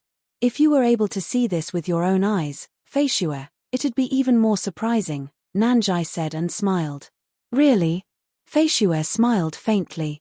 I, too, want to open my eyes. I'd be able to see the other elder brothers. Just the elder ones? Nan Zhai asked sheepishly, no younger ones involved? Fei Xue's smile brimmed, and she nodded slightly. If the seventh swordsman is here, I'd definitely like to know what he looks like. He is very good-looking. Nan Zhai smiled and added, more so than eldest brother and fifth brother. Yang Yuan and Lu Chuan were both considered dashing figures. Fei Xue smiled, showing her dimples, but then she quickly frowned a bit and seemed to have recalled something unpleasant. She turned her face away and said, I wonder how father and the others are doing in the Crimson Dragon realm. She did not want to see her father standing against Yi Futian, and she did not want to see either their father or Yi Futian hurt. Teacher should be able to see it well, Nan Zhai said. However, his tone sounded rather flighty. It was apparent that he was concerned, as well. At that moment, Nan Zhai extended his will, and he frowned slightly. His expression changed somewhat. His heart gradually sank. Fei Xue, it's best to rest early, Nan Zhai said quietly. Right. Fei Xue nodded and left. Nan Zhai sent her back to her room and then sat cross-legged right outside, closed his eyes, and trained. His will shrouded the vast space around him, and every movement within the shrouded area was unable to escape his notice. Something happened. However, nothing had happened. Everything was still in order, but Nan Zhai knew that the imperial advisor's residence had been targeted. Few in the entire Dali dynasty dared to keep a close eye on the place.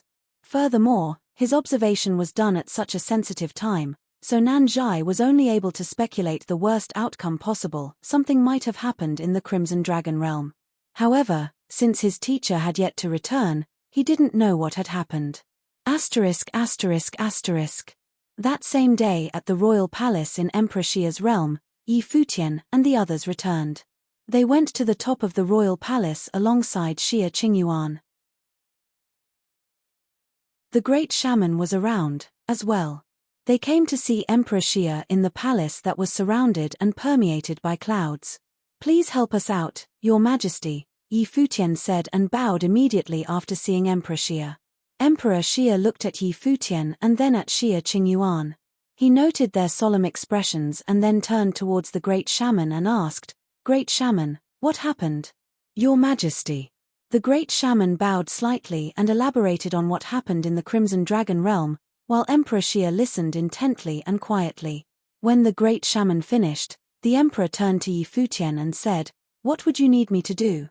I would like you to depart for Dali, Your Majesty. Yi Futian bowed yet again. The only person capable of saving the imperial advisor at that moment was Emperor Xia. If you find any errors, broken links, non-standard content, etc., please let us know so we can fix it as soon as possible.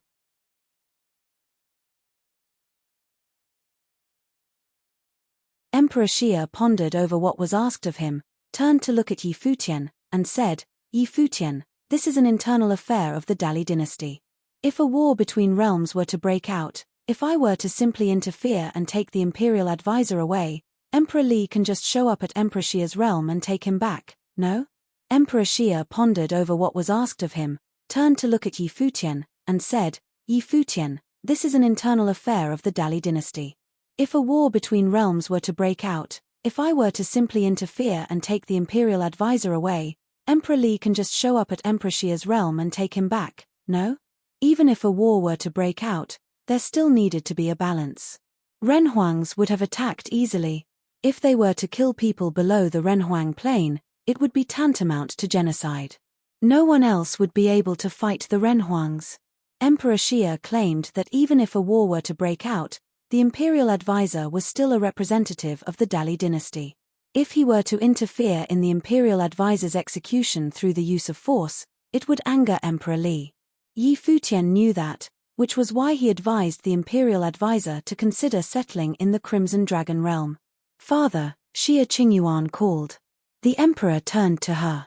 Shun then said, "We remained on the defensive in the battle at Crimson Dragon realm.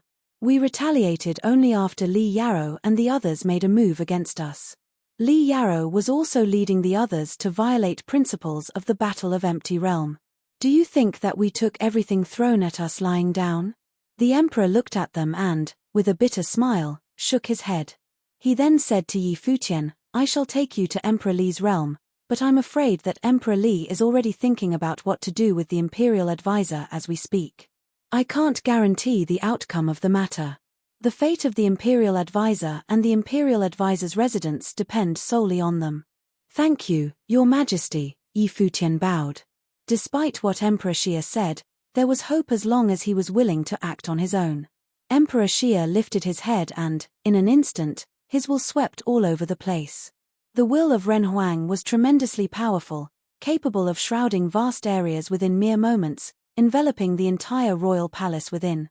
It continued to extend outwards, reaching extremely far places. The sword master of Lihan had just returned to Lihan heaven. He then looked up at the 33rd layer of heaven and said, "Your Majesty." A spectral face appeared in Lihan heaven, and it was none other than Emperor Xia's face. "I'm going to Dali for a bit. Would you mind joining me?" Emperor Xia asked. The sword master of Lihan nodded and answered, "Not at all. We shall depart immediately," the emperor said. There were also several other mighty figures there aside from the sword master of Lihan, who received Emperor Xia's orders. They took to the air right away. A gale swept through Emperor Xia's palace and will of Renhuang swept all over the place, taking many within. Yi Futian was also in that storm. His silhouette vanished from the palace at that moment. Not even he knew where he was going. Xia Qingyuan stayed where she was. She stood as she watched the people in front of her vanish. Emperor Xia, Yi Futian, and the great shaman had disappeared, taken away by her father. Countless people in the royal palace looked up at the palace in the 9th layer of heaven. All of them sensed the raging might, and they wondered where Emperor Xia was heading. Xia Rome was also in the royal palace. He initially intended to see his father, but he quickly noticed the changing clouds in the sky. He was somewhat shocked but knew that Yi Futian had gone along with Xia Qingyuan to see his father. Is father heading to the Dali dynasty now? He wondered. Asterisk asterisk asterisk. When Yi Futian and the others returned to Emperor Xia's palace, the mighty ones from Dali who had gone to the Crimson Dragon realm returned to the Dali dynasty. News swept throughout Dali Imperial City. The Imperial Advisor had betrayed Dali, aiding those from Emperor Xia's realm who were responsible for Li Yarrow's death and letting them escape. The news was earth-shattering, causing a huge commotion throughout the city. Everyone sensed that a terrifying storm was coming. No one had completely forgotten what had happened when the Imperial Advisor had let Yi Futian of Emperor Xia's realm escape. That caused quite a bit of noise in Dali, and the Prince Regent dealt with it personally. Now, another incident of such magnitude happened again, and everyone wondered what consequences awaited. Furthermore, some high-level figures had long known of Li Yarrow's death, and the news came from Emperor Li's palace. However, no one knew exactly what had happened just yet. As the news of the Imperial Advisor's treason spread, one could imagine the intense commotion it caused. All of Dali Imperial City became shrouded in a stifling atmosphere. The Imperial Advisor of Dali had been a top-notch figure who had served one and reigned above all in the Dali dynasty. Nan Zhai caught wind of the news in the Imperial Advisor's residence, and he finally understood why the place was being watched. Something had happened, after all. Li Yarrow had been killed in Crimson Dragon Realm. His teacher had gone there to take charge of the battle, and so his teacher naturally was responsible for Li Yarrow's death. But just how did Li Yarrow die? And how did such news spread? Things in the royal palace were dreadful. A thundercloud seemed to have shrouded everyone's heads. The imperial advisor was someone with great influence in the royal palace, even affecting the supreme being he served. It was said that he sold out his nation, so one could imagine what was going through the mind of that supreme being. A group of mighty ones stepped into Dali Imperial City. The imperial advisor, the prince regent, Li Jun, the third prince, Cao Kong, the demonic leader, and many other top-notch figures were there. They had traveled straight for the royal palace at blitzing speeds above Emperor Li's realm. The imperial advisor was surrounded, at his flanks, by the prince regent, Cao Kong, and all the others. They looked extremely cold. Regardless of how encompassing and tolerant the imperial advisor had acted, a testament of his breadth of character, Futian was nonetheless seen as an enemy of Dali. Murderous intent was vaguely in the prince regent's eyes, even as he deemed the imperial advisor's actions as a death wish. In the past, he had waited for the imperial advisor to make a mistake so that he could ask the advisor to step down from the center of power. It would enable the prince regent to reclaim his powers and retake the glory that belonged to the royal members of Dali. He never thought of killing the imperial advisor, though. Not even Emperor Li would do anything against the imperial advisor unless he had committed some grave, utterly unforgivable crime. However, the imperial advisor had indeed committed a grave, utterly unforgivable crime. It was more than just the death of Li Yarrow. If the prince were to die in battle, the imperial advisor might have only needed to shoulder some responsibility for it. The case was worse because despite being the imperial advisor of Dali, he did nothing after Li Yarrow died.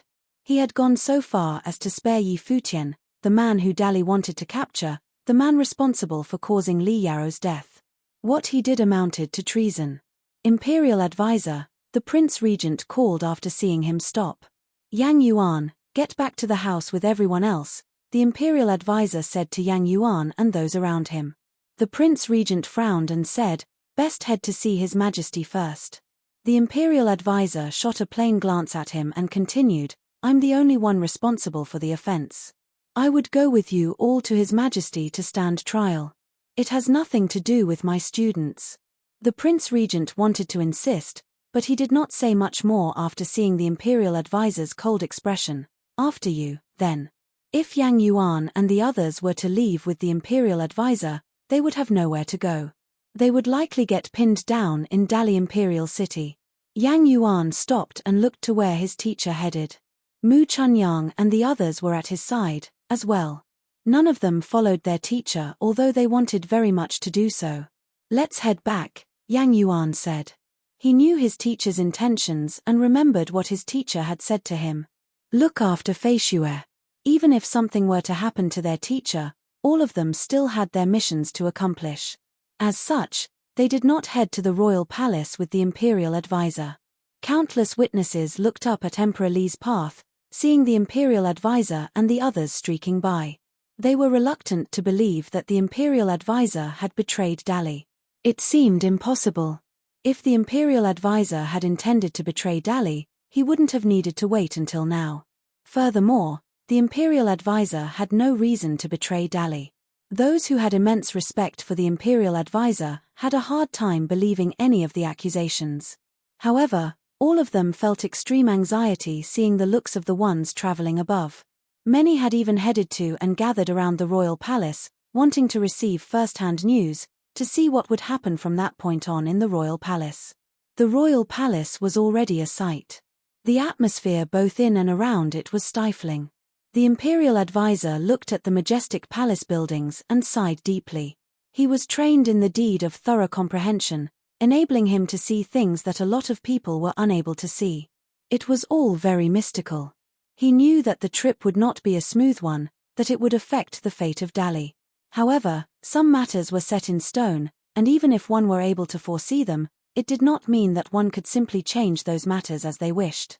The group walked towards the royal palace with especially heavy steps. The atmosphere throughout the entire royal palace seemed unusually severe, and a lot of people were around. They walked towards the tall, majestic, grand hall in the royal palace one step at a time. Many mighty ones were around. Even members of the royal family were present. A figure was seen standing above the steps of that hall. He looked supreme and undeniable simply by standing and looking on those below him. That figure was none other than Emperor Li. The Prince Regent and the others arrived. The Prince Regent took Li Yaro's body from the person behind him. He carried Li Yaro, walked to the steps, and then knelt on the floor, putting Li Yaro down. "I have failed, Your Majesty. Please see to my punishment," the Prince Regent said, and his voice was heard throughout the air. Everyone claimed that it was the imperial advisor who had committed treason and was to blame. But then again, those high-level figures had also some responsibility for the death of His Majesty's son. The Prince Regent would not have been foolish enough to attack the imperial advisor. He apologized for his mistakes before anything else. "I, too, have failed you, Father." Lijian the third prince knelt on the ground, lowering his head and not daring to look at Emperor Li. Emperor Li stood at the top of the steps and looked at Li Yaro's dead body. He then stepped forward and began walking down. He walked very slowly, and everyone focused on each step. Many knelt and silently prostrated themselves on the ground. Emperor Li did not have the highest regard for Li Yaro. Nonetheless, he was of the emperor's bloodline and his biological offspring. One could only imagine the implications of His Majesty's son dying out there. Even if the emperor were to punish all of them, it would still have been reasonable. If you find any errors, broken links, non-standard content, etc., please let us know so we can fix it as soon as possible.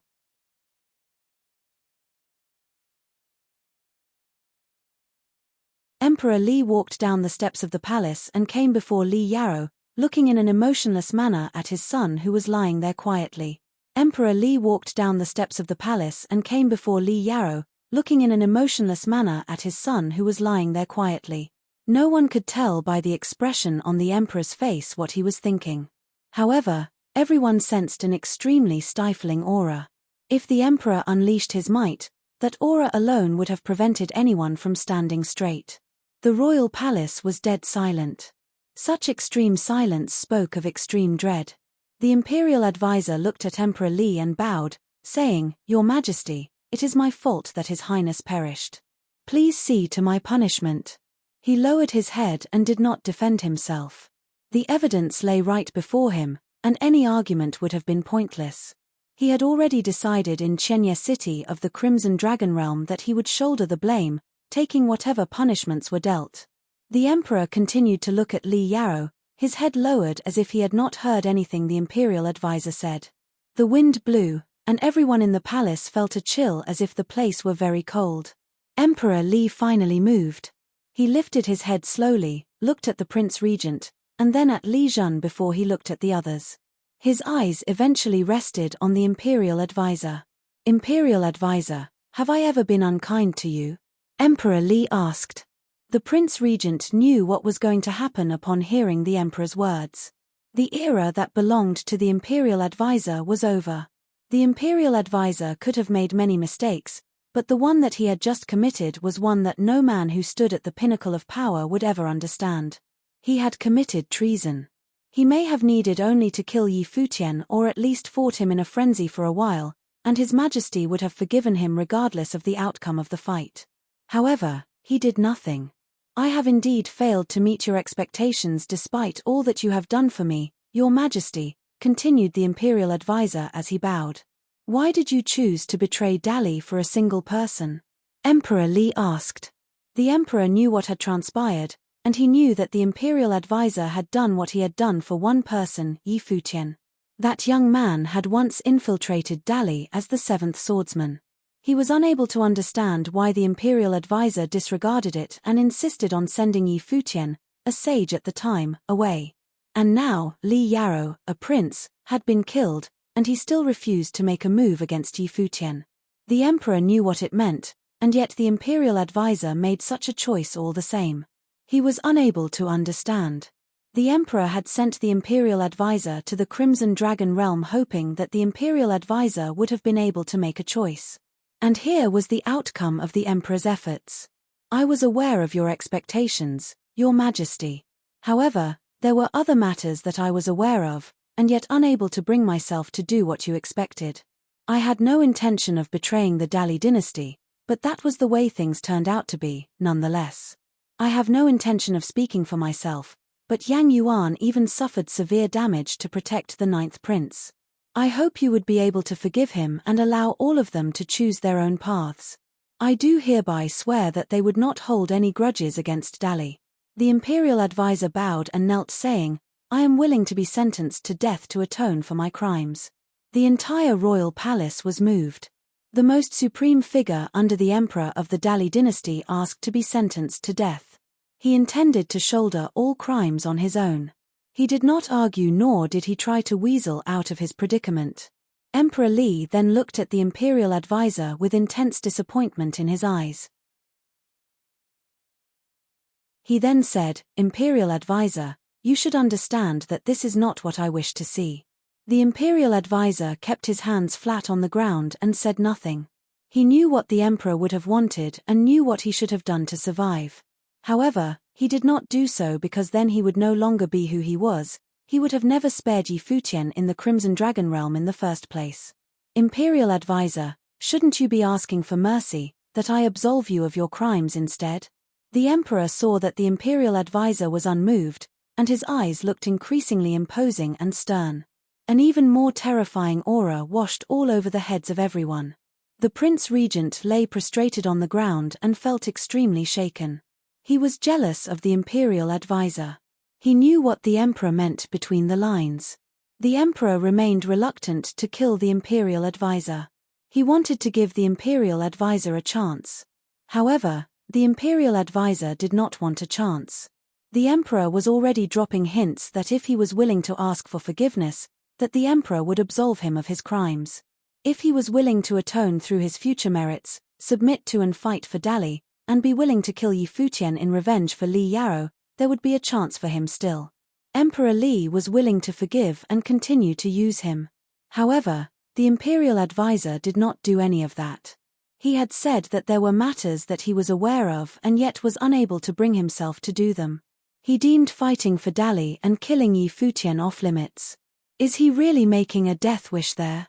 The prince regent was puzzled by what was going on in the imperial advisor's mind and why he was so insistent. He jealously grew. The prince perished, the imperial advisor had done nothing, and still, the emperor was willing to give him another chance.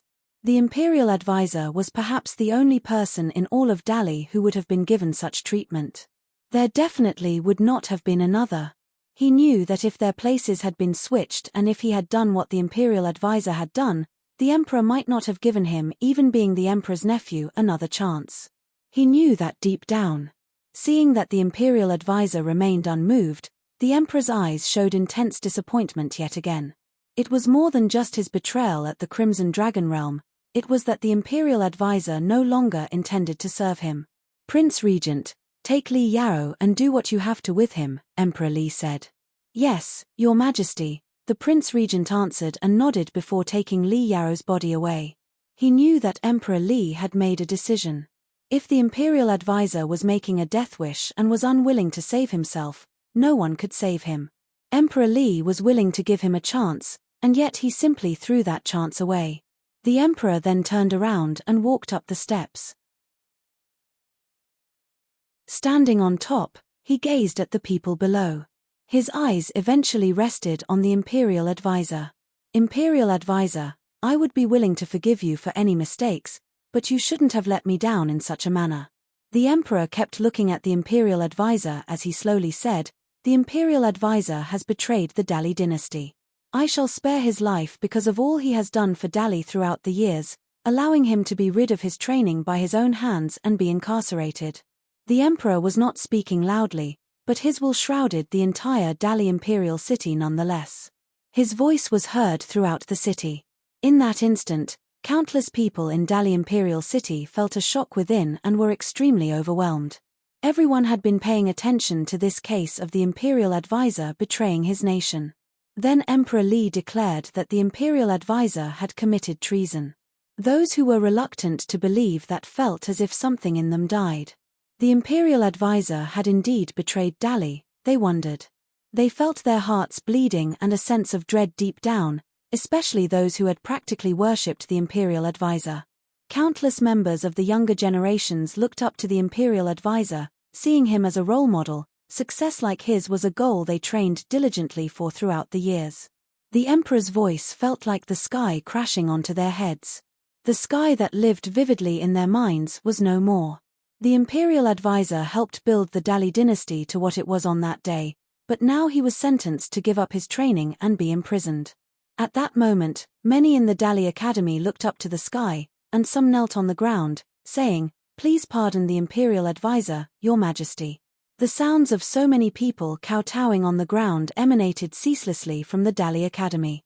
They were heard saying loudly, "Please pardon the imperial advisor, Your Majesty." That was not all. As they pleaded on behalf of the imperial advisor, the space right outside the royal palace turned black from the massive crowd kneeling. Many were astonished by what was happening. The imperial advisor was probably the only person in Dali who commanded such prestige. None of them could see Emperor Li, but they all knew that because the emperor's will had shrouded the entire city, he could hear their pleas.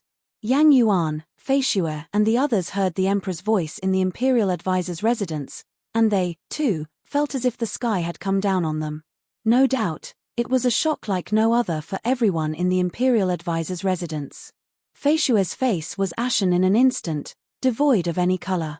Her steps became erratic as she struggled to stand still. Yang Yuan held her still. Tears flowed from those blind eyes of hers. She bit her lip, keeping herself from crying. Father sentenced him to end his training and be imprisoned. Yang Yuan looked up. His eyes were red even though he had speculated that things would end up this way once his teacher had decided to take the blame for everything. The students of the imperial advisor's residence did not kneel nor plead. The emperor's voice was heard throughout the entire city, and they figured that pleading would be pointless. The emperor had made his decision, and there was no changing his mind. No one could easily change the mind of a Renhuang. The imperial advisor confessed voluntarily to his crimes and asked for a death sentence. I did not want to pardon him. However, given his contributions to the Dali dynasty throughout the years, I have decided to appoint Li Zhen, the third prince, as King Zhen, and the daughter of the imperial advisor as Queen Zhen. The imperial advisor's residence shall remain as it is. The eldest student of the imperial advisor, Yang Yuan, shall be a candidate for imperial advisor, and he shall be appointed as the next chief of Dali Academy, to continue to foster capable people for Dali. He shall take the position of imperial advisor when he becomes a holiness of nirvana. At that moment in Dali Imperial City, the minds of the people were shaken by the emperor's words. While the imperial advisor had betrayed Dali and was subsequently tried and imprisoned, his daughter became the queen. She was married to Li Zhen, the third prince who was the most extraordinary of the princes. If he succeeds his father in the future and rules over the nation, the imperial advisor's daughter shall reign over the nation with him. It was glory of the highest order. The imperial advisor's crimes did not harm those close to him. Instead, they had been rewarded. Even Yang Yuan, one of the imperial advisor's students, would be able to become the imperial advisor in the future. Such was the breadth of the emperor's grace. Is this the bearing of a Renhuang? In the royal palace, the prince regent's mind was extremely shaken, as well, impressed by what the emperor had done. It was not something that the prince regent would be capable of doing. He had speculated about what the emperor might do with the imperial advisor's residence, but he never expected something like this. Fei Xue was married to Li Zhen and would be given the title of queen. Li Zhen was the most highly regarded prince, and no one doubted the emperor's decision. People were impressed by the grace that he had shown.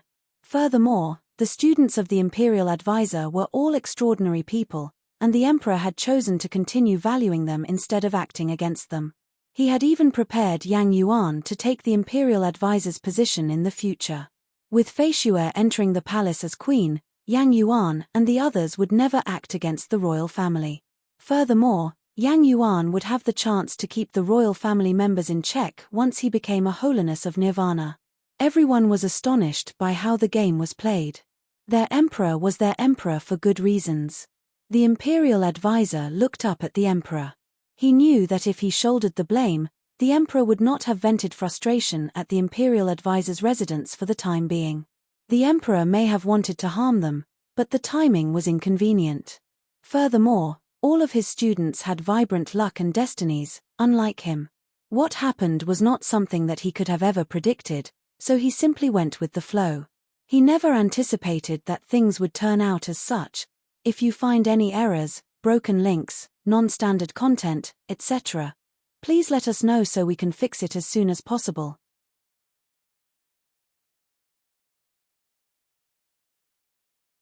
The emperor's move not only showed the magnificence of his imperial bearing and might but also enabled him to use Feisue as a hostage.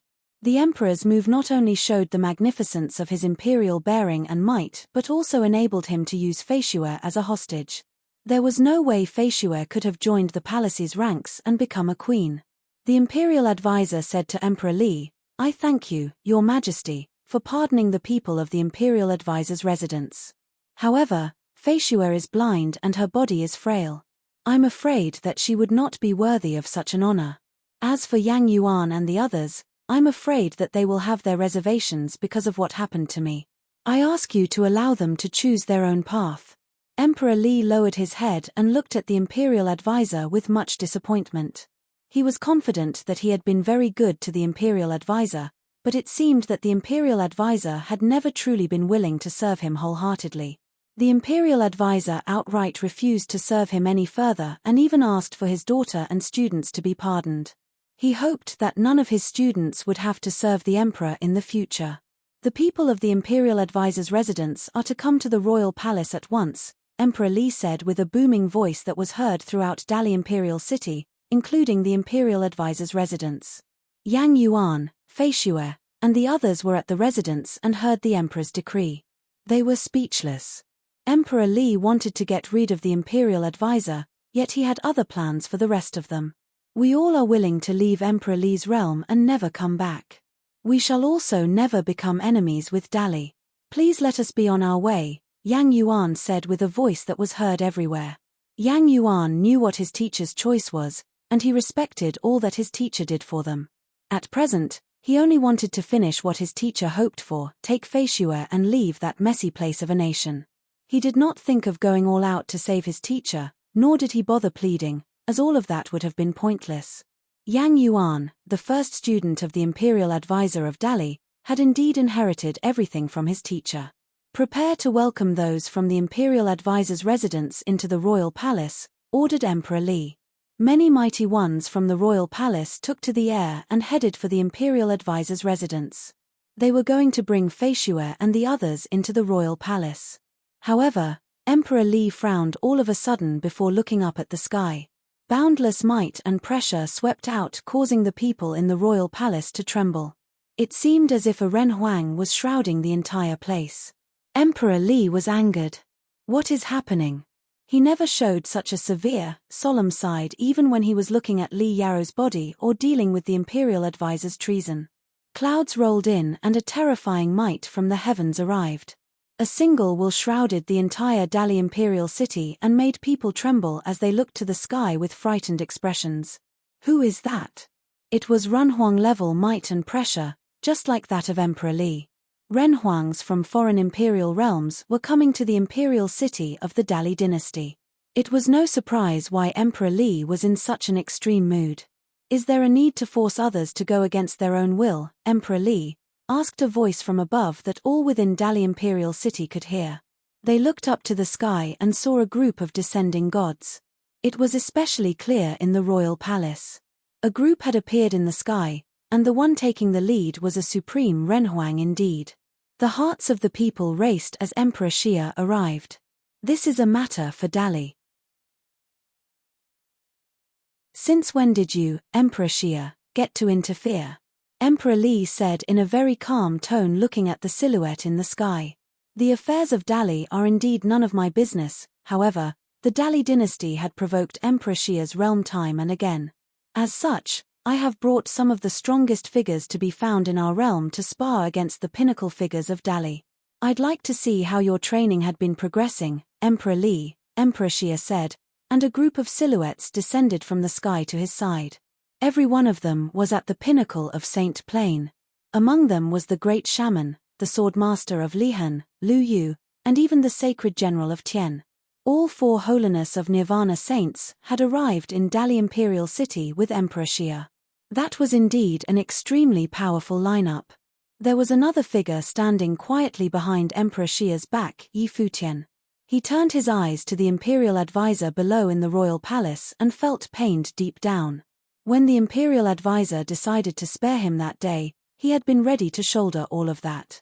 The imperial advisor rose and looked at the sky. A lot of thoughts were going through his mind.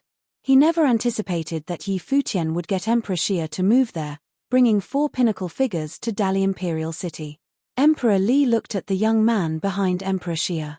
A member of the younger generation had not only moved the imperial advisor enough for him to commit treason by sparing him, but this young man affected the imperial advisor so much that he was even willing to be stripped of his honor and give his life to avoid killing him. That same young man had, at present, been able to get Emperor Xia to show up in the city. It seemed that Emperor Li had underestimated the young man who had disguised himself as the seventh swordsman and infiltrated Dali. Emperor Li had even thought of marrying a princess of Dali to Futian, to make the young man his son-in-law. If you would like to find that out, Emperor Xia, I shall indulge you.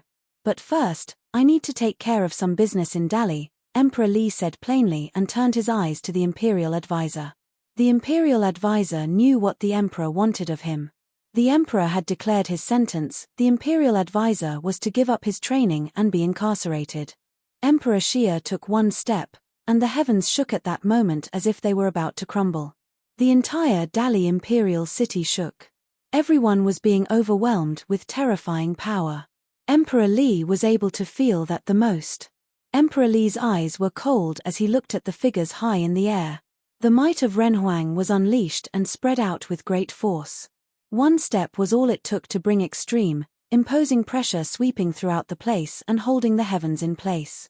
Are you going to make me do it instead, imperial advisor? Emperor Li then looked down at the imperial advisor below, who was seemingly waiting for the emperor to do it. The imperial advisor looked up at the emperor.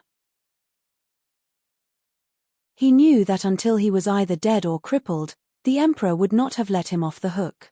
There was no way Emperor Li would have let him leave Dali Imperial City unscathed. There was a concern about him leaving and siding with Emperor Xia's realm. Emperor Li had made up his mind, and no one else was going to sway him, not even when Emperor Xia was right before his eyes. Boom! A frightening explosion was heard, and extreme, devastating powers filled the space around them. The aura surrounding the imperial advisor's body ran amok as if there was only devastating power to be had. Teacher. Futian looked at the scene from high above the air and shook his head at the imperial advisor. I have been disloyal, and today, I shall be rid of my training to repay my debt of kindness and grace to you, your majesty, but please, let Yang Yuan and the others leave, the imperial advisor pleaded. Devastating power punched through his body as soon as he finished. That raging aura penetrated his body, terrorizing it as it went through. The imperial advisor spit blood, and his face was ashen. His aura weakened drastically, but he remained looking at Emperor Li in the sky. Emperor Li looked down with a cold expression. Even given his current predicament, the imperial advisor was still occupied with thoughts of his daughter, Feishue, leaving Dali with Yang Yuan and the others. Am I merely a tyrant who is simply out to eat them alive in his eyes? Emperor Xia looked down below and sighed deep down. The imperial advisor understood that if he did not make a move, then the emperor would. There was no way he would have been spared. If he were to rid himself of his training, there would still be hope for the ones in the imperial advisor's residence. It was quite a shame that someone who had the opportunity to pass the trial and become a Renhuang was to fall in the royal palace of Dali on that very day. Please, your majesty, the imperial advisor continued. Yet another burst of immensely devastating power punched through his body. A frightening storm whipped up with him in the center but did not attack the others around him. It was simply crushing him from the inside. They could hear the sounds of his bones and meridian paths breaking, and red blood spilled out of the corner of his mouth. His supreme body remained standing tall and firm where he was. Even the indescribable anguish that he suffered at that moment did not cause him to flinch, and he remained adamant in seeing it all through. Sounds reverberated throughout the area and rumbled the eardrums of everyone around. Several people were on their knees outside of the royal palace, pleading for the emperor to spare the imperial advisor. Emperor Li's eyes turned even colder, and he looked below. The imperial advisor shall be granted special parole to attend the wedding of King Zhen, Emperor Li said, and took a step towards Emperor Xia in the air. Emperor Xia willed and the sky changed. A boundlessly large lotus flower enveloped the space where he and Emperor Li were. Futian was gradually enveloped within, as well. He witnessed how the imperial advisor continued to be harmed, while he continued to suffer intense heartache from above. That figure who had been standing tall finally bent and slouched over. He was no longer able to stand firmly. His hair turned a lot more silver within a single instant, and he became very withered. Imprison the imperial advisor. A voice was heard from below. Futian was no longer able to see what was going on down there. He was dragged by Emperor Xia to where only Emperor Xia and Emperor Li were present, standing against each other. ******.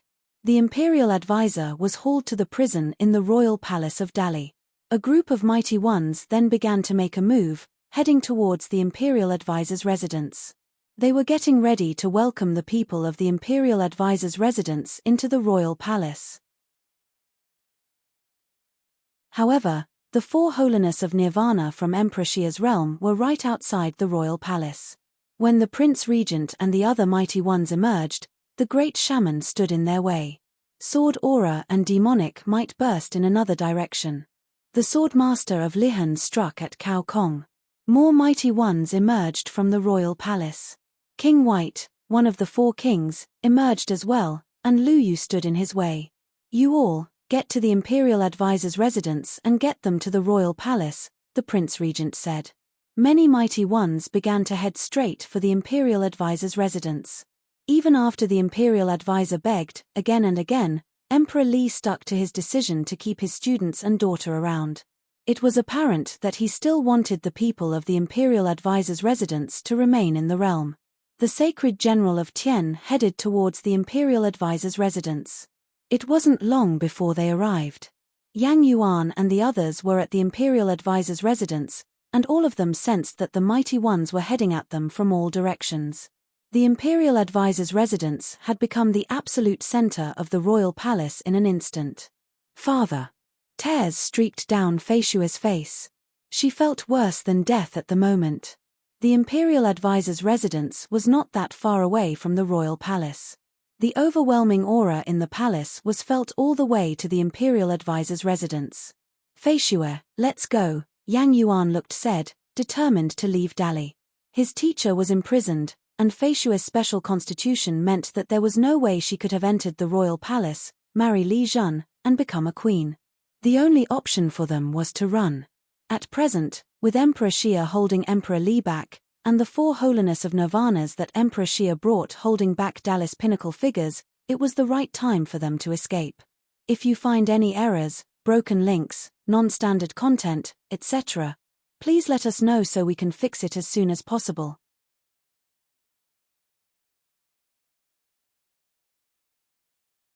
Yang Yuan and the others had yet to depart when an overwhelming aura shrouded the entire area. Many mighty ones came from all directions. Yang Yuan and the others had yet to depart when an overwhelming aura shrouded the entire area. Many mighty ones came from all directions. Yang Yuan took one look in the air and saw a group of them arriving. The one who took the lead emanated a terrifying aura. It was none other than King Tiandao, who held great power in the court of Dali. Yang Yuan's eyes sparkled with an intent to kill when he saw the person by King Tiandao's side. It was none other than Wang Zhong, another of the imperial advisor's students. Mu Chunyang and Nan Zhai also looked at Wang Zhong and said nothing. Their teacher knew that Wang Zhong had always been hostile towards him, yet he nonetheless saw Wang Zhong as a student of his.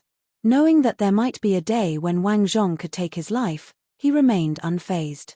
However, at present, the imperial advisor's residence was caught in a crisis. Wang Zhong had chosen to betray them and sided with King Tiandao. Since it had come to that, they no longer needed to consider past sentiments. From that moment, the two parties stood as enemies. Yang Yuan, His Majesty has given an order. Head to the royal palace with us, King Tiandao said condescendingly as he walked. The terrifying aura of a holiness of nirvana burst forth, weighing on Yang Yuan and the others. Yang Yuan looked at King Tiandao and said, "I'm afraid I can't do that. His Majesty has been graceful enough to not punish the people of the imperial advisor's residence and to make the imperial advisor's daughter a queen. He also made you a future imperial advisor. However, you choose to resist orders and caused Emperor Xia to come here. It would seem that the imperial advisor's residence has indeed betrayed Dali," King Tiandao said coldly as his eyes sparkled with murderous intent. He threw his palm forward and attacked. A boundlessly huge and heavy ring of light descended from the heavens, shrouding Yang Yuan and the others with intense suppressing power. Under the huge light, the space was on the verge of being crushed, the force was unstoppable. The might of a holiness of nirvana was brought to bear within an instant. King Tiandao claimed that the ones from the imperial advisor's residence had committed treason, which meant that he was determined to destroy them. He was not Emperor Li and saw no need to give them any chances. Diagrams of the Great Path appeared before Yang Yuan, and their surroundings howled. He put up his hands and headed straight for the sky above, putting up a divine golden wall right above the imperial advisor's residence. The ring of light descended, clashing hard with the diagrams. Their surroundings rattled as the residence began to come apart and a burst of devastating golden lightning lashed out. The entire imperial advisor's residence was reduced to dust in an instant. Mu Chunyang flashed his blade and cut down the golden lightning, intercepting the attack above Feisue. King Tiandao was lauded as one capable of fighting on equal footing with the imperial advisor. While Emperor Li's elder brother was inferior to the imperial advisor in many ways, he was still nonetheless at the pinnacle of the Dali dynasty. There was no doubt about the ferocity of his powers. He walked in the sky. The ring of light of the Great Path turned into waves of golden light and swept downwards. Yang Yuan grunted as the pressure of the Great Path weighed on him. Boundless golden lightning had torn the place apart, and the diagrams of the Great Path were on the verge of crumbling. Mu Chunyang and the others were ready to get on their knees. "Yang Yuan, stop resisting, and take your orders from the royal palace," King Tiandao advised him. His presence was overwhelming, and everyone, even those far away from the imperial advisor's residence, was shaken. Yang Yuan looked up at the sky. He had been injured during the Battle of Empty Realm, and he was at his wits' end on how to fight King Tiandao, who was a pinnacle figure in the Dali dynasty. His eyes were wild and his robe billowed. The 5 elements and dualities of the Great Path appeared around him. He lifted his hands to clap on the diagrams of the Great Path again, resisting the force coming from above. The imperial advisor gave up his training, confessed, and will be incarcerated. "Are you having a death wish now, Yang Yuan?" King Tiandao said coldly, after seeing that he was still resisting. Mighty ones gathered around them, surrounding the entire imperial advisor's residence and leaving them with no chance of escape. Yang Yuan's eyes turned red as he thought about all that his teacher had sacrificed. Since his teacher no longer had any intentions of serving Emperor Li, there was no way the emperor would have simply let him leave, not even when Emperor Xia showed up. If Emperor Li was insistent on them staying, then not even Emperor Xia would be able to stop him. As such, he had agreed to end his training and pleaded with Emperor Li to spare the ones at the imperial advisor's residence. Even if that was futile, at the very least it showed that he was sincere in his confession to placate Emperor Li. Furthermore, if Emperor Li still insisted on having them all stay, he would have nonetheless been affected by the imperial advisor's actions. Even after pleading for mercy in such a manner, he could not convince Emperor Li to spare the ones from the imperial advisor's residence. However, he was no longer able to fight against them and delegated that to his subordinates instead. Because of that and because of the mighty ones that Emperor Xia brought here to keep things in check, they seized the chance to escape. They all knew that Feishua's condition would not have permitted her to be a part of the royal palace. As such, they had to resist one way or another. They simply had to leave. Our teacher had not done any wrong against Dali, Yang Yuan said to King Tiandao, who was bearing down on them from above. Burst of golden lightning lashed out at Yang Yuan in an attempt to kill him. Yang Yuan's body was rumbling. Boundless runes circled him. Qian, Kuan, Khan, Li, and many other ancient symbols hovered in the air then melded with the great path. What do you mean doing no wrong? King Tiandao berated coldly. Raging aura lashed out on Yang Yuan's body, making him feel like he was going to come apart, and even his powers of the great path were about to crumble. His conscience was clean, and he was able to stand proud, facing the heavens and the earth. Yang Yuan continued saying loudly. His body felt as if it was about to explode. Blood splattered on his clothes, and his aura weakened at breakneck speed. Chen-ph. King Tiandao snorted and coldly said, I see that you still dare to resist. Do you have a death wish? Feishue was able to sense everything that was happening below. Despair was written on her face as she turned toward the battlefield and called out, Eldest brother, he is fine. Nanzhai looked above and, while Yang Yuan was severely injured, the diagrams of the great path and the ancient symbols surrounding him turned even brighter, transforming into a diagram of yin and yang of the great path. It spun chaotically and became increasingly bright, resisting the pressure from above. At that moment, boundless light from the diagram of the great path seeped into Yang Yuan's weakening body, making him seem like a furnace of the great path, fusing the power of the heavens and the earth. His aura, which had been weakening, rose in a frenzy, breaking his limit within an instant, and he became even more powerful than when he was at his peak. Furthermore, his powers continued to increase and the boundlessly terrifying diagram of the great path extended far and wide, blocking out the sky. King Tiandao frowned and looked at Yang Yuan below. His pupils dilated and a flash of cold, murderous intent was seen in his eyes. That was Yang Yuan breaking into the next and final level of the Saint Plane, becoming a holiness of nirvana. As heaven's movement is ever vigorous, so must a wise man ceaselessly strive. I can't just roll over and die, Yang Yuan said. His finger pointed to the diagram of the great path. Golden, giant swords shot up to the heavens right at King Tiandao, who was stepping on the ring of light above. The space exploded in that instant, and incredibly brilliant, harrowing rings of light swept in all directions. King Tiandao's body was sent flying higher. Those who watched the battle from afar avoided the aftershocks, and their hearts raced as they saw the great path's ring of light sweeping the sky. They then saw King Tiandao standing tall in the air. Someone as powerful as King Tiandao had been thrown behind. Yang Yuan, the imperial advisor's eldest student, made a breakthrough and became a holiness of nirvana. It hadn't been long since Emperor Li had said that if Yang Yuan were to become a holiness of nirvana, then he would be eligible to become the imperial advisor. It didn't take long for him to make a breakthrough and become a holiness of nirvana. He could take the imperial advisor's place and reign supreme in Dali if he was willing. However, it was apparent that Yang Yuan did not have such thoughts. Power was but fleeting clouds to him, and he had no intention of staying behind. When Dali had been united and the imperial advisor, King Tiandao, the prince regent, and other high-level figures took charge, it became glorious and prosperous, yet there were also many lurking perils. If it had not been for those lurking perils, they would not have sent his teacher to the battlefield at the Crimson Dragon Realm, and his betrayal would have never happened. Solid dikes could collapse because of ant holes. Lurking perils, when not dealt with in time, could have caused earth-shattering changes when fully manifested, which was what happened on this day. However, some things were unavoidable, and no one could do anything about it, they could only watch them unfold.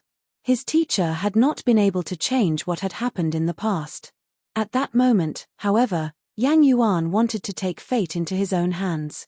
King Tiandao looked at Yang Yuan, whose aura became increasingly overwhelming and still growing. He had unleashed the pressure of pinnacle levels. King Tiandao did not expect that Yang Yuan would have a breakthrough with a single step. Students taught by the imperial advisor had already been able to get into nirvana levels. But then again, despite having broken into the final plane, Yang Yuan was nonetheless a new holiness of nirvana and was deemed incapable of fighting King Tiandao on equal footing. King Tiandao began to take a step down. However, he halted before he could complete his step. They looked far away. Terrifying currents washed over them and howled. A figure streaked through the air and arrived right before him. A huge palm struck from above, shrouding the place as it headed for King Tiandao. King Tiandao turned around, and his extremely sharp aura burst. His hands streaked through the air and looked even more terrifying than blades. His attack split the palm open and the sky rumbled. King Tiandao, you have been provoking us for years. If you want to fight so badly, I shall fight you in earnest on this very day. This imposing voice was heard loud and clear. The sacred general of Tien had arrived and was stepping towards King Tiandao. Every step was extremely heavy, bearing on the sky around them. Since when did affairs of the Dali dynasty become something you could directly interfere in? Asked King Tiandao as he looked at the sacred general of Tien. His body burst with overwhelming might of equal magnitude. Interfering with Dali's business? The sacred general then jabbed at him sarcastically, saying, I'm not interested in that in the slightest. However, since you people have been trying to stir up trouble and had even acted against the princess of Emperor Xia's realm and the others in the Crimson Dragon realm, showing that you are up to no good, I have come with Emperor Xia to see what you're made of. He attacked as soon as he finished talking. King Tiandao frowned.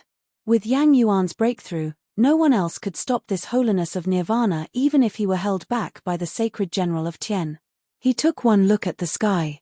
Both Emperor Li and Emperor Xia were nowhere to be seen. If you find any errors, broken links, non-standard content, etc., please let us know so we can fix it as soon as possible.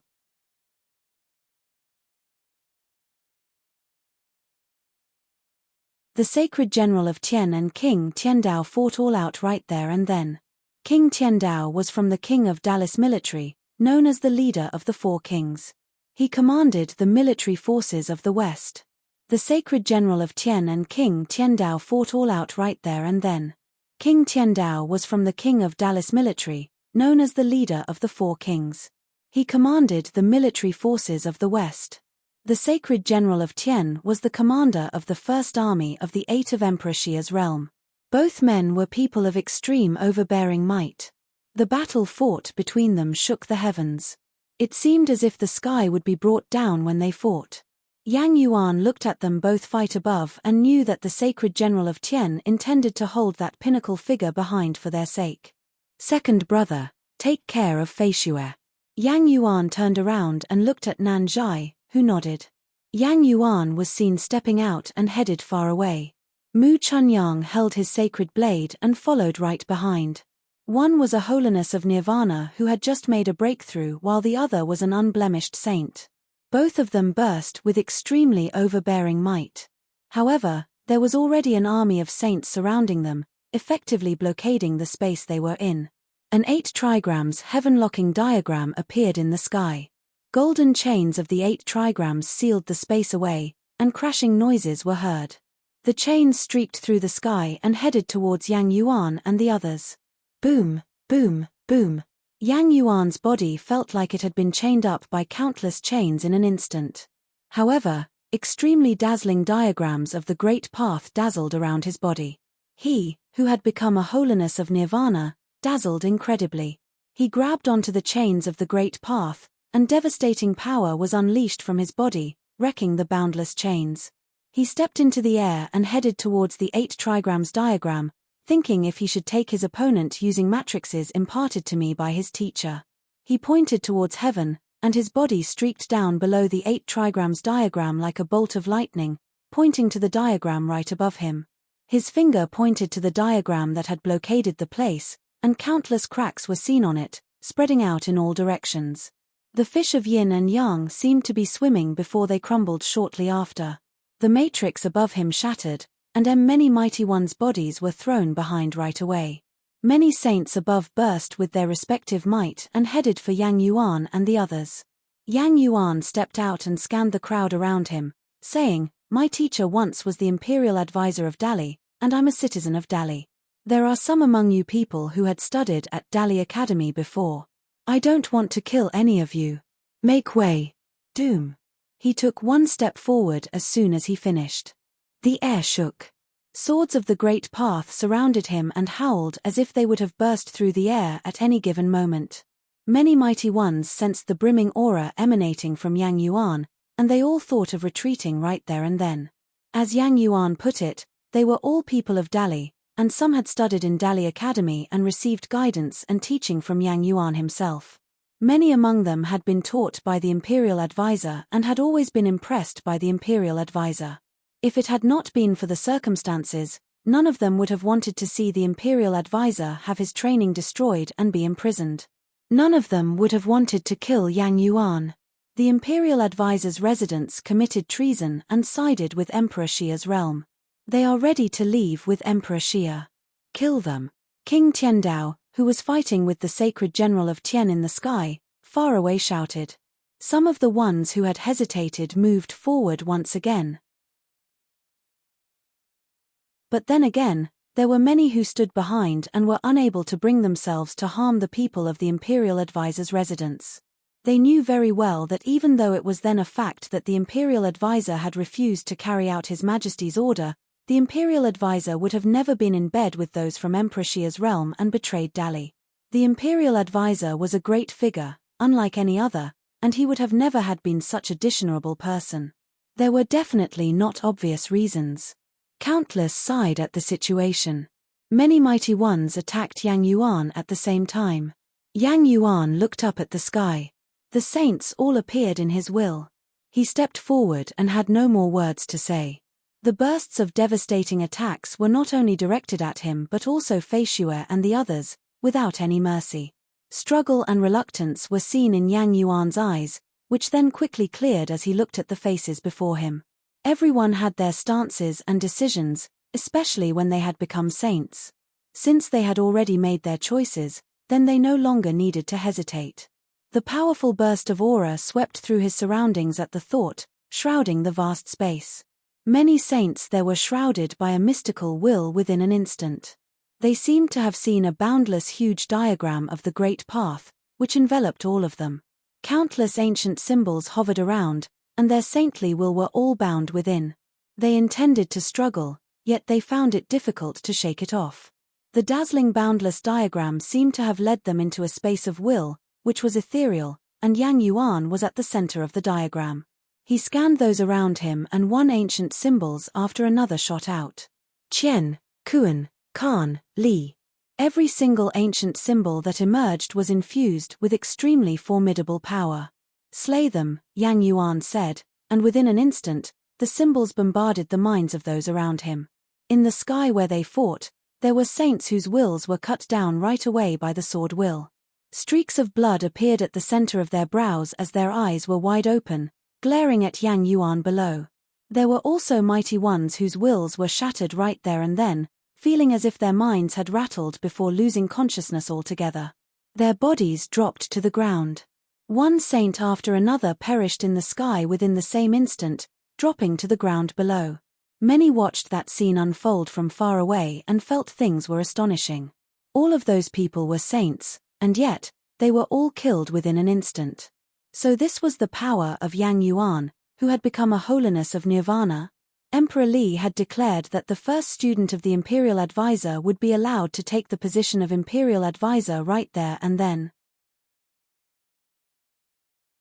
However, he wanted nothing more than to leave. Just what the hell happened between Dali and the Imperial Advisor's residence? Countless felt that to be a pity. One way or another, there was no longer an Imperial Advisor in Dali, and the Imperial Advisor's residence now ceased to be. That would have been a huge loss to Dali dynasty. The Emperor knew that as well, which was why he still wanted to give the Imperial Advisor a chance, which the Imperial Advisor threw away without hesitation. The Emperor intended to continue employing Yang Yuan and the others even after he had arrested the Imperial Advisor, which was why he wanted Feisue to be married into the royal palace as Li Zhen's wife and to be titled as queen. However, none of that managed to make them stay behind. The crack in their minds was something impossible to be repaired, and there was no turning back. Yang Yuan and the others from the Imperial Advisor's residence had only one way to go from then on out. At that moment, on another battlefield, a legion that King Tiandao had brought circled Yang Yuan and headed straight for Mu Chunyang and Nanzhai, attacking them.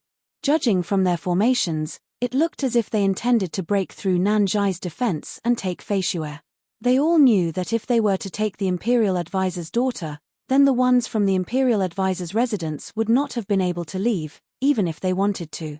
Mu Chunyang's blade was extremely ferocious, splitting the space before him open as soon as he swung it. His will of the bad seemed to have cleaved open everything before him. Several saints caught in the storm were quickly killed. However, there were also several extremely powerful saints around at the same time. They were all unblemished saints, and they have intercepted Mu Chunyang, isolating him from the battlefield of Nanzhai, Luchuan, and Feisue. At that moment, an unblemished saint led many other saints heading to where Feisue and her two other brothers were, attempting to surround them, and the situation looked perilous. Nanzhai was at the forefront while Feisue and Luchuan stood behind him. Nanzhai's expression remained extremely calm even when facing such a situation, without the slightest hint of being fazed. Yang Yuan and Mu Chunyang were still fighting their own respective battles. The eldest student might have become a holiness of nirvana, but that is not to say that we would let him loose just because he wants to leave, an unblemished saint said and lifted his hands, grabbing at the space before him. A holy dragon bared its fangs and brandished its claws right away, descending from above and wanting to take down Nanzhai and the other two. That person's might was brimming, and he looked poised. It was apparent that he was a member of Dali royalty, making him one of those from the side of the royal members.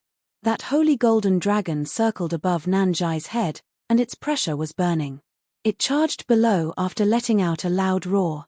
Nanzhai looked up at the sky plainly and waved his hands. A huge painting spread open in the sky, which showered the space around, and extremely holy pressure burst from it. The might was imbued with the will of the great path as if he was wielding a piece of an extremely powerful divine implement. Countless dazzling diagrams within the painting lit up with brilliant light, and a boundlessly huge ancient tree burst, emerging with countless vines that lashed out above, blocking out the sky. The dragon dived and was instantly caught within the countless mass of vines in an instant, which was then devoured bit by bit. Many looked below in shock, seeing Nanzhai standing above the ancient tree in the painting. Feisue and Luchuan stood behind him. All three of them seemed to have become characters within the painting, looking very mystical. What was even more shocking was that at the very moment Nanzhai entered the painting, will of the great path of boundless strength burst from within.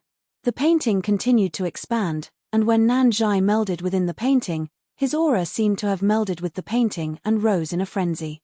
He had broken through the bonds of saint of true self and became an unblemished saint. His powers continued to rise after becoming an unblemished saint, climbing to the pinnacle of his current plane. How could he be so powerful? Many looked at the scene in shock. Everyone in Dali knew that the strongest among the Imperial Advisor's students was Yang Yuan. While Nanzhai, the second student, was unfettered and had a good mindset. He loved painting and jesting around, but his training had not been powerful. He was only a saint of true self. His powers were even inferior to his younger brother, Mu Chunyang. However, at that moment, none dared to claim that Nanzhai was weaker than Mu Chunyang. His current power was of such magnitude that not even Yang Yuan before becoming a holiness of nirvana would have had such a brimming, formidable aura. The way of painting. Everyone was shaken and knew that they had underestimated Nanzhai's powers. His training might have only been that of a saint of true self, yet his painting seemed even stronger. His powers spiked as soon as he entered the painting. That unblemished saint before stepped out with a cold expression and attacked with the saints around him, intending to tear down that ancient tree of vines. The painting continued to expand, so much so that it had blocked out the sky. Those saints quickly found that they seemed to have become people in the painting, entering Nanzhai's work and becoming a part of his powers. Many knew that something was off and intended to run, but it was too late.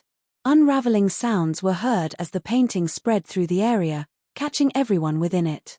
The vines of the ancient tree consumed the saints, while sword aura and many other killing powers burst from the painting. At that moment, it seemed as if Nanzhai had not been the one surrounded. It seemed as if he was the one who had everyone else surrounded instead. If you find any errors, broken links, non-standard content, etc., please let us know so we can fix it as soon as possible. You're tuning in to the Celestial War YouTube channel. Don't forget to subscribe and join us on this journey to catch the most captivating stories.